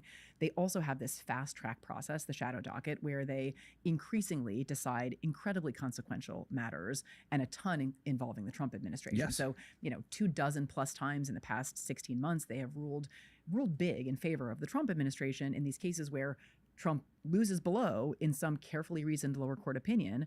Trump's lawyers appeal up to the Supreme Court, and the Supreme Court just says, like, nope, Trump, you win, without explaining why. And some of these are in like the highest possible stakes context. So cases involving individuals scheduled for what are called third country deportation. So deportations not to the country that they are from or have any tie to, but some random third country they may never have had any dealings with, but just as the founders intended, take them, including places like South Sudan. Lower court invalidated that. Supreme Court said no, green light, without saying why. So people are put on planes as a direct consequence of that shadow docket order. On the shadow docket, Trump got the approval to kick every trans member out of the military, and the list goes on. Yeah. So why is it uniquely used in these very nefarious cases? Why is it the Amazon Prime one-day delivery of injustice? Yeah. I mean, taking American citizens and then extraditing them or shipping them off to Sudan or even Venezuela. Okay, so they haven't done it with citizens, to my knowledge, but individuals who are here. Yes. Yes. But they're not from that place. No, absolutely. They don't even return to sender. No, they they punt it to a completely other part of the world. You ain't getting me with that feels bait. so uniquely cruel. Like, yes, that wasn't my primary would intention. The justices get my off primary on saying, intention was just to be a this seems like smartass. good idea. I'm not a very good rage for them. I honestly rage think baiter. that it doesn't come natural to me. So again, it's hard for me to get inside their head. I think that it may not be a coincidence that it's some of the most nefarious stuff that happens in the least transparent way, because I think they think this stuff would be hard to defend if you had to write an opinion explaining yourself, and so they don't. So I thought the court system was. You got to remember, I'm a elder millennial, so I didn't grow up learning how to be an internet troll. Like that's not in my blood. It is not. It's not inherent in my nature. Supposed to be slow, but these decisions are happening So fast. Yeah. How do they justify kicking trans people out of the military as an emergency? They say, this is sort of back to kind of unitary executive stuff, the commander in chief. I mean, again, they don't say anything. So I'm just like, I am imputing reasoning that I don't know if they actually like share, but I imagine, because these are the arguments that Trump was making, that it's intolerable for the commander in chief to be saddled with people in his military he doesn't want. That's the basic argument. I want to end with a piece of optimism. Okay. The Supreme Court, is as unpopular as it's ever been. Yeah. Is there any way we can blow it all? Because we didn't really we didn't really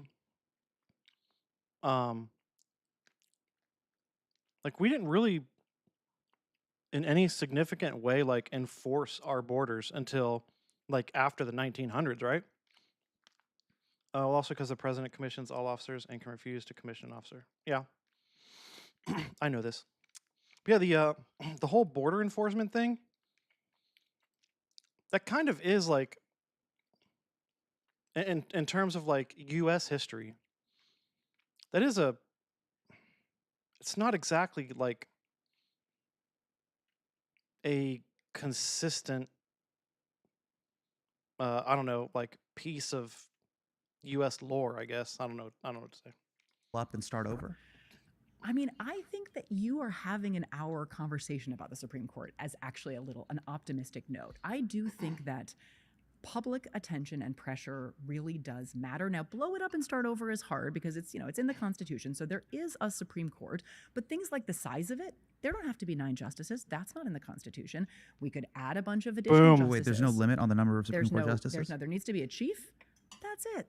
They're I'm sure you like hearing 7, that. 10. It's been 9 for about 150 years, but there's no set number. So Congress could just pass a law changing the size of the Supreme Court. Could make it much bigger. Could give a president a bunch of additional appointments. We could do term limits. They serve forever now. Yeah. It's crazy. So you could limit them to 18 years. Oh, wait a second. Hold on. Wait. So you, as a self-identified structuralist, they had it as an even number once until they realized how stupid of a fucking idea that was.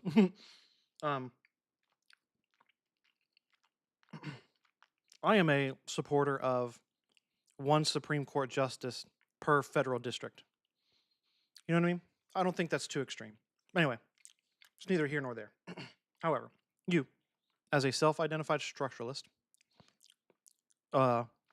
with liberal applications of originalist, since the Supreme Court does not limit the size, or since the Constitution does not limit the size of the Supreme Court, meaning, in theory, you would be supportive of Congress passing legislation to expand the Supreme Court and the president appointing Supreme Court justices to fill those slots, because that is the legal constitutional way to do things. Am I correct? Or like, you might think it's a stupid idea, however, that is the correct way to go about it. Am I wrong in that assumption? That is correct. Okay, gotcha. You could require them to give reasons, and they do things like tell people, yeah, you kind of like how I am against the overturning of Roe v. Wade, even though it might have been done in a legal and constitutional manner. You can be sent to South Sudan, or after a distinguished career in the military, you're out of luck because the president doesn't want you anymore. You have to explain yourself. Why are lifetime appointments okay? What's up with that? It's in the Constitution. But what was the thinking? What was the originalist thinking You there? want to protect them from being too kind of beholden to the political will, political process. They need to be able to sort of fearlessly and independently exercise judgment. And if they're afraid, they can be fired for making... Congress wishes to be stupid, but does it legally, and so be it. I'll oppose it on subjective principles rather than constitutional principles. Ugh. I think Congress is legislating the country out of financial out of finances, if you want me to be honest. A bad decision, they're not going to be able to be independent. But we've gone too far. Yeah, I don't know. Like, it doesn't matter how awesome the laws are, if 70 to 80% of this country is poor and broke and gets evicted from their homes and gets their houses repoed. I don't think it matters how good the laws are, or how good the other laws are. I mean, I feel the same way about PE teachers. Growing up, I had this PE teacher that was my PE teacher, my sister's PE teacher. He was there forever. His name was Mr. DeMarco. Mm-hmm. He'd do this thing where he basically, kids in PE wouldn't do push-ups. And he's like, if you do your push-ups, I'll give you a starburst. and he'd reach into his pocket and pull out these like warm starbursts that were essentially congealed to his thigh and give them out to children. Ugh. Now, I don't know what the legality of what he did was, but it was certainly fucked up and weird. Doesn't sound great. But Mr. DeMarco could move with impunity because he's like, no one's going to come in and be a new PE teacher Right. here at Holmes Junior High. Yes. Well, look, I don't want to, necessarily ascribe nefarious motives. He to might be Mr. dead now. Okay. FYI. He also admitted to doing steroids in the 80s, so he's Oh, for wow. sure. Okay. dead. So this is not the worst so thing that's no, been- I appreciate his Yeah. transparency. He's Yeah. like, you guys won't do your push-ups. I also did. I did. Did he steroids. offer those or just the Starburst? He didn't offer Okay, good. steroids. Okay, good. He didn't offer steroids. I Okay. would have taken the steroids over Yeah. the Starburst. The Starburst was Right. kind of weird. Yeah. I would have loved to get ripped. So Anyways. I think that sort of, too long a tenure is not great in any position of power, whether that's a PE teacher or a seat on the highest court on the land, in the land. But I do think that the stakes are, no disrespect to your PE teacher, a lot higher when it comes to Supreme Court justices. And if we're going to start somewhere, that seems like a really good place to start. They've done this on C-SPAN with White House press briefings, and they've done it in kind of like Senate hearings, the confirmation hearings. What about adding cameras to the Supreme Court? Can we see their decisions in full 4K? They have life tenure for the reason. Yeah, and the reason is it's in the Constitution. Would that incentivize better behavior? Well, I don't know how you feel. Pivoting to video, I'm not sure is necessarily great for anybody. Like, does anybody get better when the camera is on them? I am not sure. But the sentiment is right. More transparency, I think, is important. And actually, they now live stream the audio of the oral arguments, which is that's a COVID development. They started doing it during COVID because you couldn't go into the courtroom, and they kept doing it. So I BRB. have to, because I'm professionally obligated to sit and listen to every argument basically that they hold. And I wouldn't really wish that on anyone, but it's useful to be able to tune in that way. You used to have to travel to Washington and stand in line overnight to get into the Supreme Court. Well, we used to have to stand in line like it's 30 Rock and you're trying to get into SNL. Yeah, except you're a law nerd and it's the Supreme Court oral arguments. Yeah, so that happened. But you are saying transparency would be helpful. There has been some, and more transparency I think would be incredibly helpful. I'm just not sure about the cameras. Okay, fine. Let's scratch the cameras. Professor, how about this? Tell me. Full browser history. You want to talk about wisdom, what you're really about? What are you looking at? I want to see your incognito browser, not your regular browser where you just only happen to visit Gmail and Google and Yahoo.com. I'm talking about your incognito mode. Look, if you get to judge, we get to judge you first. Okay. I think I could get on That's board. my solution. Okay. Nothing is a clearer read of what you're about than incognito mode. Okay. All right. Let's work it out. I'm here to just pitch solutions, Professor. I'm trying to move the ball forward. Professor, thank you so much for joining us on the show. This was really, really lovely. It was really fun. Thank you so much for having me. Thank you.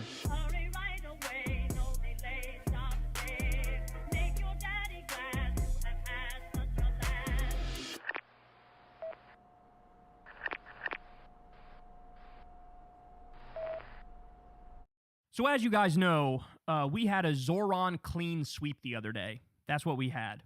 We had Daria Liza won, Brad Lander won, Claire Valdez won, and DSA is riding high as hell at the moment.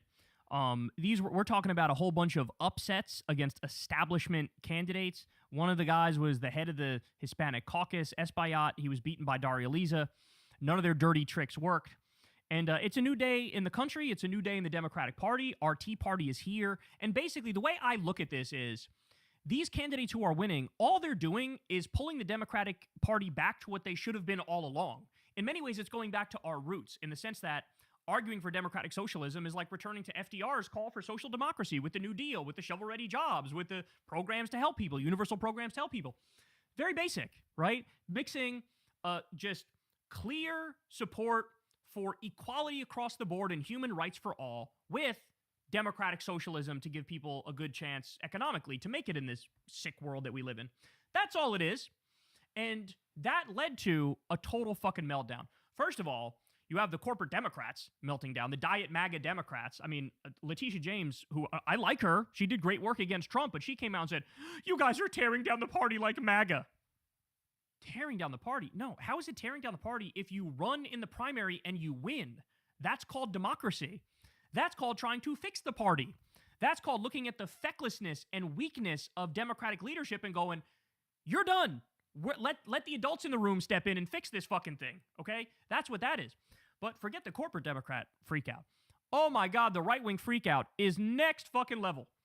Oh my days. I mean, I've seen it's not safe anymore to be a Jew in New York. You need to leave New York City now if you're Jewish.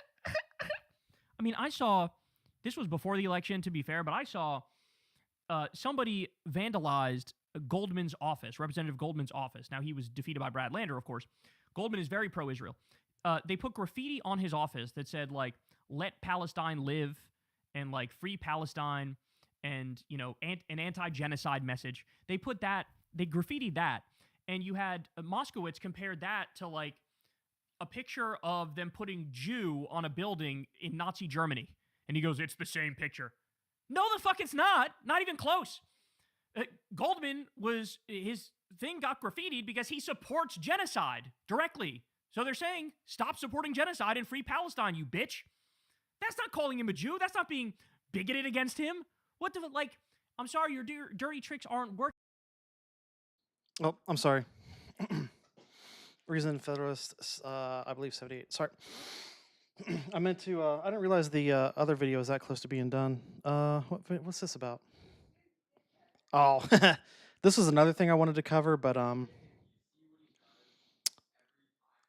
yeah, I don't think it took, Jesus, it took 5 hours to get through an hour-and-a-half video. We'll come back. I'll come back to that another day.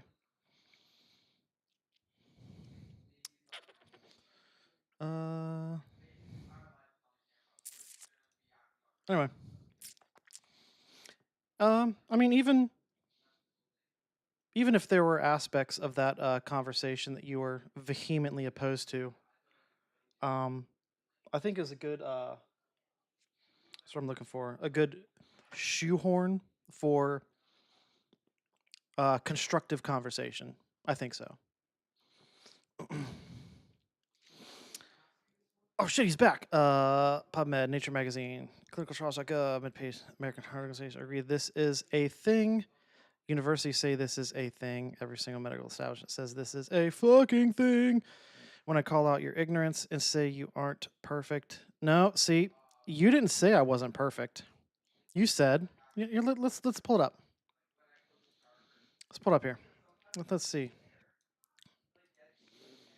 You didn't say I wasn't perfect. You said, and I quote, you fucking idiot. And shortly before that, you said, and I quote, I want you to admit you were stupid. Now the stupid one didn't really bother me. Like that's not really whatever. Because I know that I'm not stupid. Contrary to popular belief, I just act like an idiot. Now this one was it definitely had a lot of malice behind it. You know what I mean? It had a lot of lashing out. It lacked any sense of self-control on your part. You are stupid for saying something that exists doesn't exist. Okay, well, since you are calling me stupid again after I just said this demonstrates a significant lack of emotional regulation on your part, and you still went ahead and said you are stupid, by itself wouldn't bother me, but you're continuing a habit here. So, what I am saying, what I said before, don't worry, I'm still going to time you out for calling me stupid again, but what I'm saying is that 70% of heart disease has not been cured. Now, if you're what you're really saying now, what you're really saying is that this has the potential to cure 70% of all heart disease, that is a completely different statement than what you said. Okay? Like, you need to understand the difference between those two statements. All right, so you still called me stupid. You need to try to practice some self-control. Take 5 minutes, think about what you've done, and then come back and we'll see what happens. Working anymore. And okay, anyway. All right, let's see. All right. What else? What else? What else? What else did I have in here? Oh man, I had a lot in here. Diddle-doo. Liberty, you still with me? It's kind of late. Wow. Oh, okay. He said it right. Right as soon as I hit him with the 5-minute ban. Verve 1 and 2 has the potential to cure 70. Okay, that is a completely different statement than the one you made earlier. Completely different. So, I am not denying. I am not refuting your claim that whatever this Verve 102 is has the potential.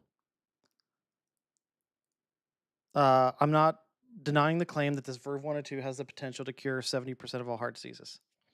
My statement was, because the way I understood what you said before was that 70% of heart diseases has been cured. Completely different. So this is why I said before, you need to take your time, think. You need to learn how to respond and not react.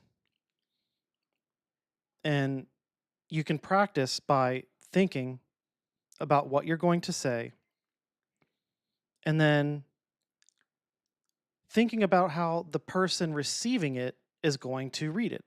Like, how would the other person understand this? Like, oh, they might understand this differently. Let me word this a little better. You know what I mean?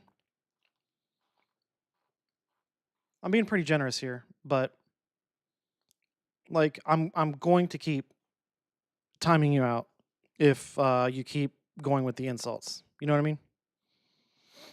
It's not constructive at all. Anyway, I keep wait, hold on a second. Whoa, hold on. Why is there a Master Liberty and a Master Iberty? I am thoroughly confused. Has it always been Master Iberty? I hope to God you're still there. Anyway. Hi, everyone. Welcome. Can you hear me okay? Thank you all for being... Oh, shit.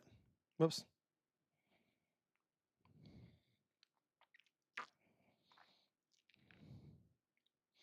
Damn, how far down was this? Okay. Hi, everyone. Welcome. Can you hear me okay? Thank you all for being here and for standing with us. Thank you. Thank you all for being here and for standing with us as we take the fight to end corruption and a politics that enriches the few, right to Susan Collins. Oh my gosh. My Dang name it. is Allie. I'm a Portland resident. Why can't you come in here and ask, organizer, crazy lady? And I've spent years working with my neighbors to shift power back to regular people Whoa. and away from billionaires they buy. Susan Collins has sold out Maine. She has traded her independence for powerful donors, her promises for political convenience, and her commitment to Maine for whoever writes the biggest checks. We've spent decades watching Senator Collins and the powerful interests around her get richer, profiting off the backs of the great majority of workers, leaving families and communities worse off. Hey, Sobia, can you show me which one it That's is? why I'm proud to stand Whoops. with Graham and support his efforts to crack down on corruption. I'm excited to finally have a candidate who understands the grip that billionaire money, lobbyists, and special interests have on our politics. I'm excited to finally have a candidate who is committed to breaking that grip and replacing it with a system that values humanity, equality, and fairness. That's right. Graham isn't just talking about corruption, he has a plan to stop it. This agenda takes power away from billionaires and those who would lobby for more concentrated wealth and power and puts it back where it belongs, with the people of Maine. Let's end the era of corruption, restore trust in our government, or as the case may be for many of us, give people a taste for trust in the first place. And elect a senator who works for Mainers, not billionaires. Thank you. With that, I'd like to introduce our next speaker, City Councilor Wes Pelletier.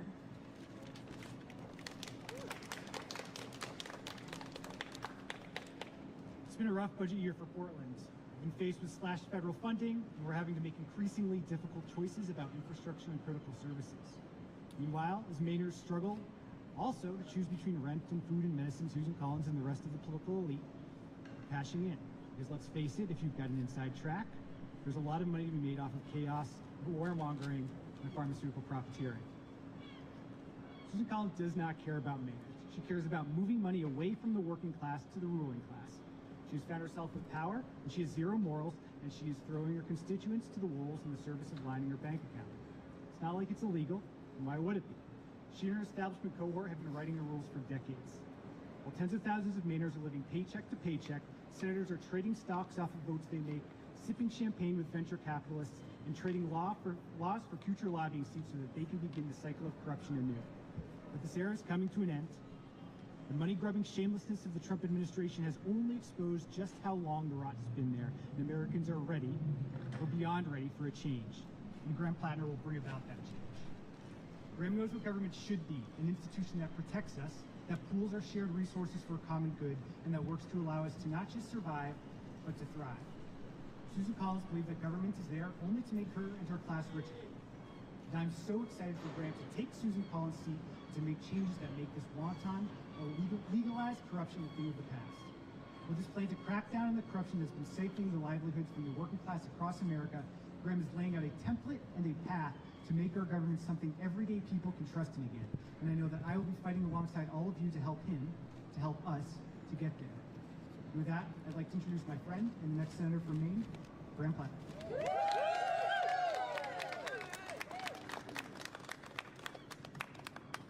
Oh, thank you.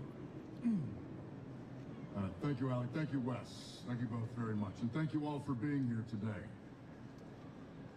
Washington works for whoever can afford it. That's not a slogan, it's just a description of how things are functioning right now. Billionaires buy elections. Senators steer contracts to their spouses. Congress trades on stock information that the rest of us will never see. And generals cash out as defense contractors the moment they leave the Pentagon. These arrangements are legal. And that is the scandal. But Mainers do not need a lecture on corruption. They can see it for themselves. A defense budget that can't pass an audit, and a senator funded entirely, almost entirely, by out-of-state billionaires. Maine deserves a senator who works for the people who actually live here, not the billionaires who don't. Nearly 100 out-of-state billionaires and their spouses have poured almost $10 million into Susan Collins' campaign. Her husband's lobbying firm has received more than $76 million in federal contracts from agencies that she oversees. Ask yourself, why are nearly 100 billionaires from outside of the state of Maine investing in our Senate race? It's not because they care about Maine. It's because they expect a return on their investment. And that's why today we are unveiling our corruption crackdown agenda. We need to ban corporations and billionaires from buying elections. Citizens United needs to be overturned either by a less foolhardy Supreme Court or by constitutional amendment. We need to impose a lifetime ban on former members of Congress lobbying Congress. Public service should never be a pathway to private affluence. We need to ban federal candidates from accepting corporate PAC money. Right now, candidates cannot take money directly from corporations, but they can take it through committees that those corporations set up. That is a loophole. It's not a safeguard. We need to rein in super PACs, which now wield unprecedented influence over our elections.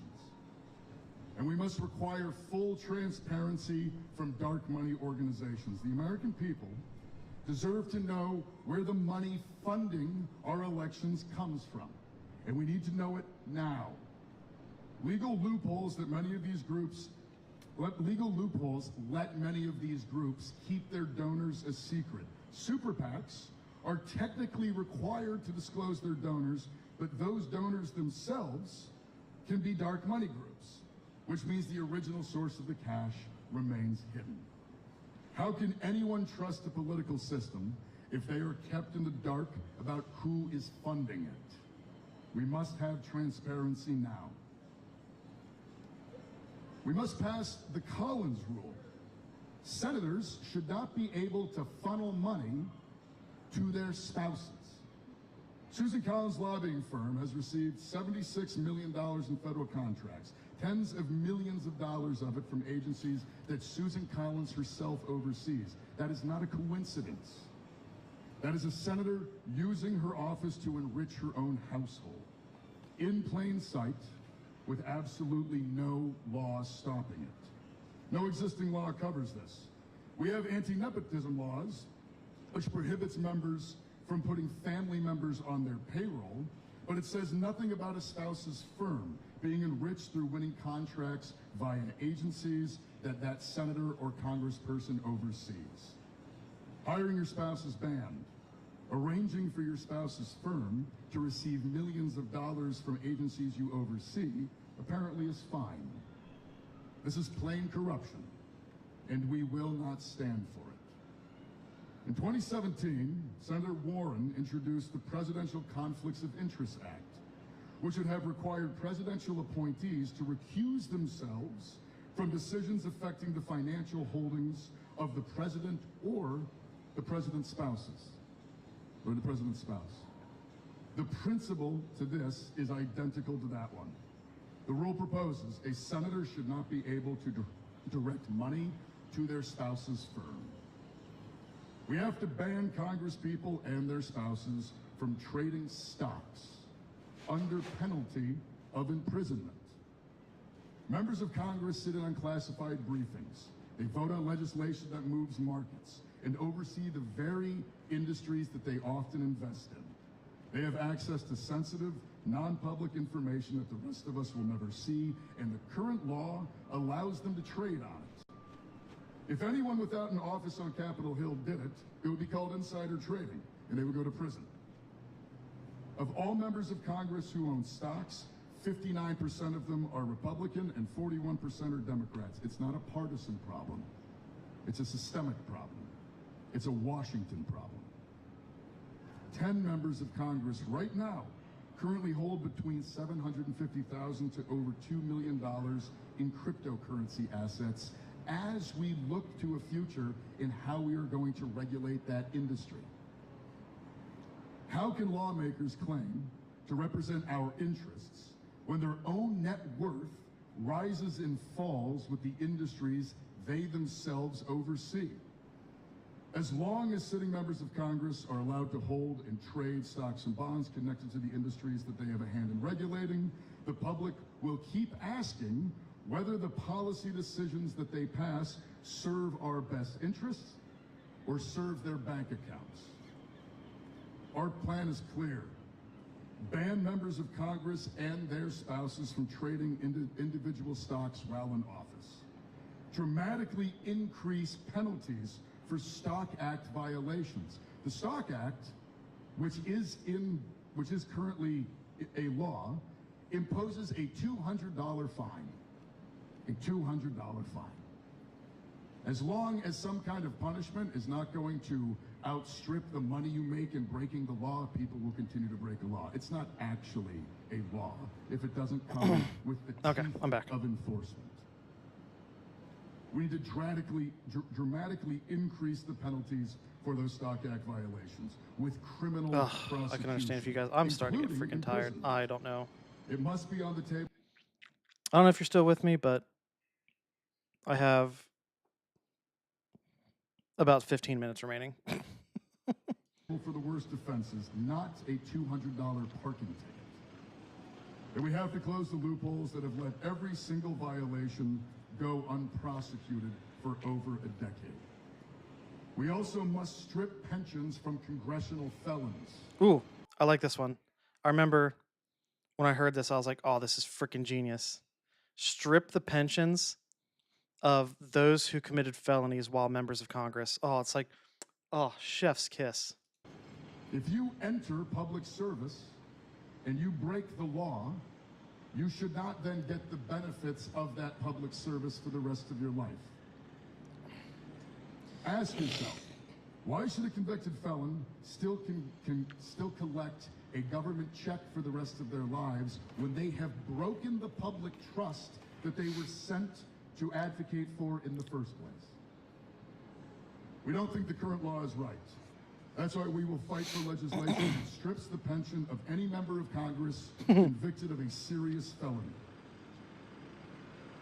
And we must root out corporation and waste. Ass. Hee hee. Hee hee. I'm so stupid. In the Defense Department. We must audit the Pentagon. Every single year, more and more of your tax dollars flow into the Pentagon. And every single year, the Pentagon fails to account for where that money goes. The Pentagon has failed its audit for the 8th year in a row, even as Congress now hands it a record budget of over $1 trillion in 2026. Just last year, the GAO found that one reason for these repeated failures is that government agencies face significant fraud exposure from military contractors who engage in brazen, open price gouging. This year, the Pentagon reported $4.65 trillion in assets, but trillions of dollars of that figure may be in limbo, because as of 2023, the Pentagon cannot even track up to more than 60% of its own assets. Picture pouring money into a bucket with a gaping hole in the bottom. The hole just so happens to leak directly into the pockets and bank accounts of defense contractors and the Washington insiders who represent them and the establishment politicians who are lobbied by and often invest in them. We also must end the revolving door. Revolving door, as many people know, is this idea that you can leave public service, very quickly enter into lobbying. It allows people to use their influence and their connections to make money off of representing the interests of the industries that they were just supposed to be regulating. It does not take a rocket science to figure out why this is not a good idea. Ooh, but it's not a side effect of the system, it is the system. This is true. If the Pentagon does not pass an audit, it does not get a blank check. No further funding increases until basic financial accountability is restored. Contractors caught defrauding the Pentagon must be permanently barred from future contracts. The alliteration is hard there. They cannot just be quietly re-engaged a couple years later. And we must close the revolving door, imposing lifetime restrictions barring senior Pentagon officials. I don't know if you're still there, but if you are, I just wanted to be clear that this dude is basically saying every single thing that I have been complaining about for the last 10 plus years. And military brass from lobbying for or taking board seats at the defense contract. He could be like, I'm a Republican, and this is what I believe in. And if he said these things, I would still vote for him. I would be kind of weary about today's Republicans. Like, is he going to, try to do all this, but still allow Trump to do whatever he wants? You know what I mean? I take that back. I would strongly consider it. Factors they used to oversee. We also must have a lifetime ban on foreign lobbying. Under the current law, former members of Congress are free to lobby their old colleagues. Preach it, Brother Platinum. After a brief cooling off period. Just 1 year for the House and 2 years for the Senate. Hallelujah. 1 year. 2 years. That's it. That's all it takes for a former lawmaker to turn their existing relationships and inside knowledge into a paycheck, sometimes in the service of a foreign government. We must replace that cooling off period with a longer one, a lifetime ban. You should not Oh be my able gosh. to take your role, I think I'm in love. engaged with the public trust, and then turn it into a money-making scheme afterwards. That is inherently corrupt, and it must end. If he, oh my gosh, if he gets elected here, Abdul Sayed gets elected in Michigan.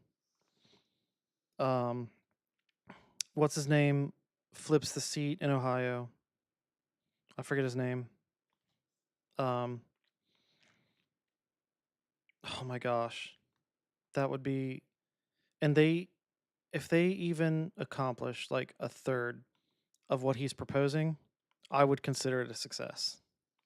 Must prohibit former members of Congress from lobbying or making lobbying contracts. As long as he proves that he's making the effort to accomplish these goals and is able to accomplish, like I said, about 30% of it, I would consider it a success. Of any kind. No influencing officials on behalf of private parties, foreign or domestic, ever again. This is not a radical idea. It's common sense, and it already has bipartisan support in the United States. I know that's right. We must crack down on executive branch corruption. If I was going to talk about the corruption of the Trump administration at the moment, we will be here all day, and so we don't get into details. But what I will say is this. We must require any president to divest from or place into a blind trust all personal business interests upon taking office.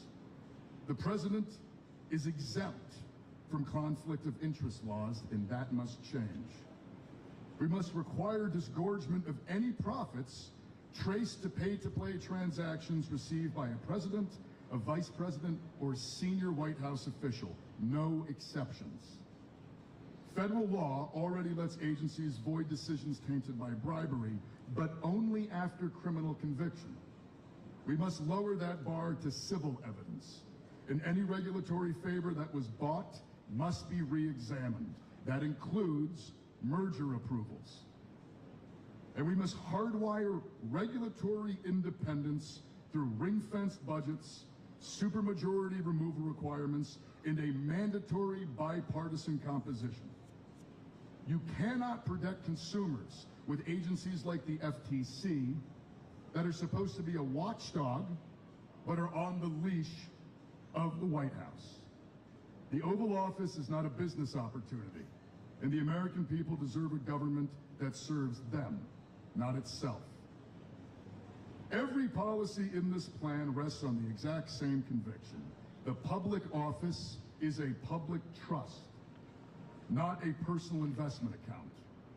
Whether it's a senator funneling contracts to her own husband, a member of Congress trading on secrets the rest of us will never see, a four-star general cashing in at a defense contractor, or a senator's seat bought and paid for by out-of-state billionaires, the pattern is the same, and so is the fix.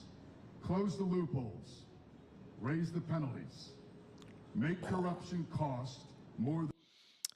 If the penalty does not cost more than the profits from the crime, then that's simply a cost of doing business. It pays. Maine deserves a senator who works for the people that actually live here, not the billionaires who don't. Thank you.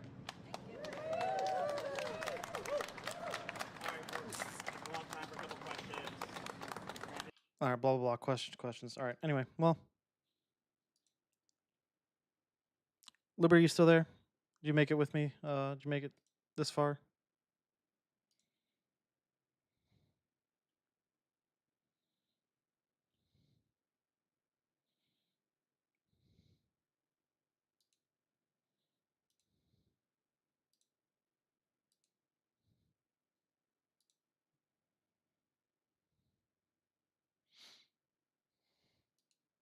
Well, boop.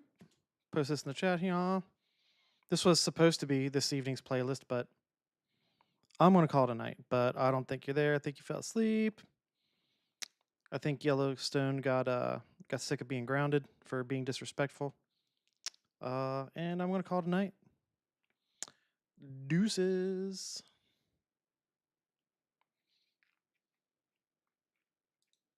Beep.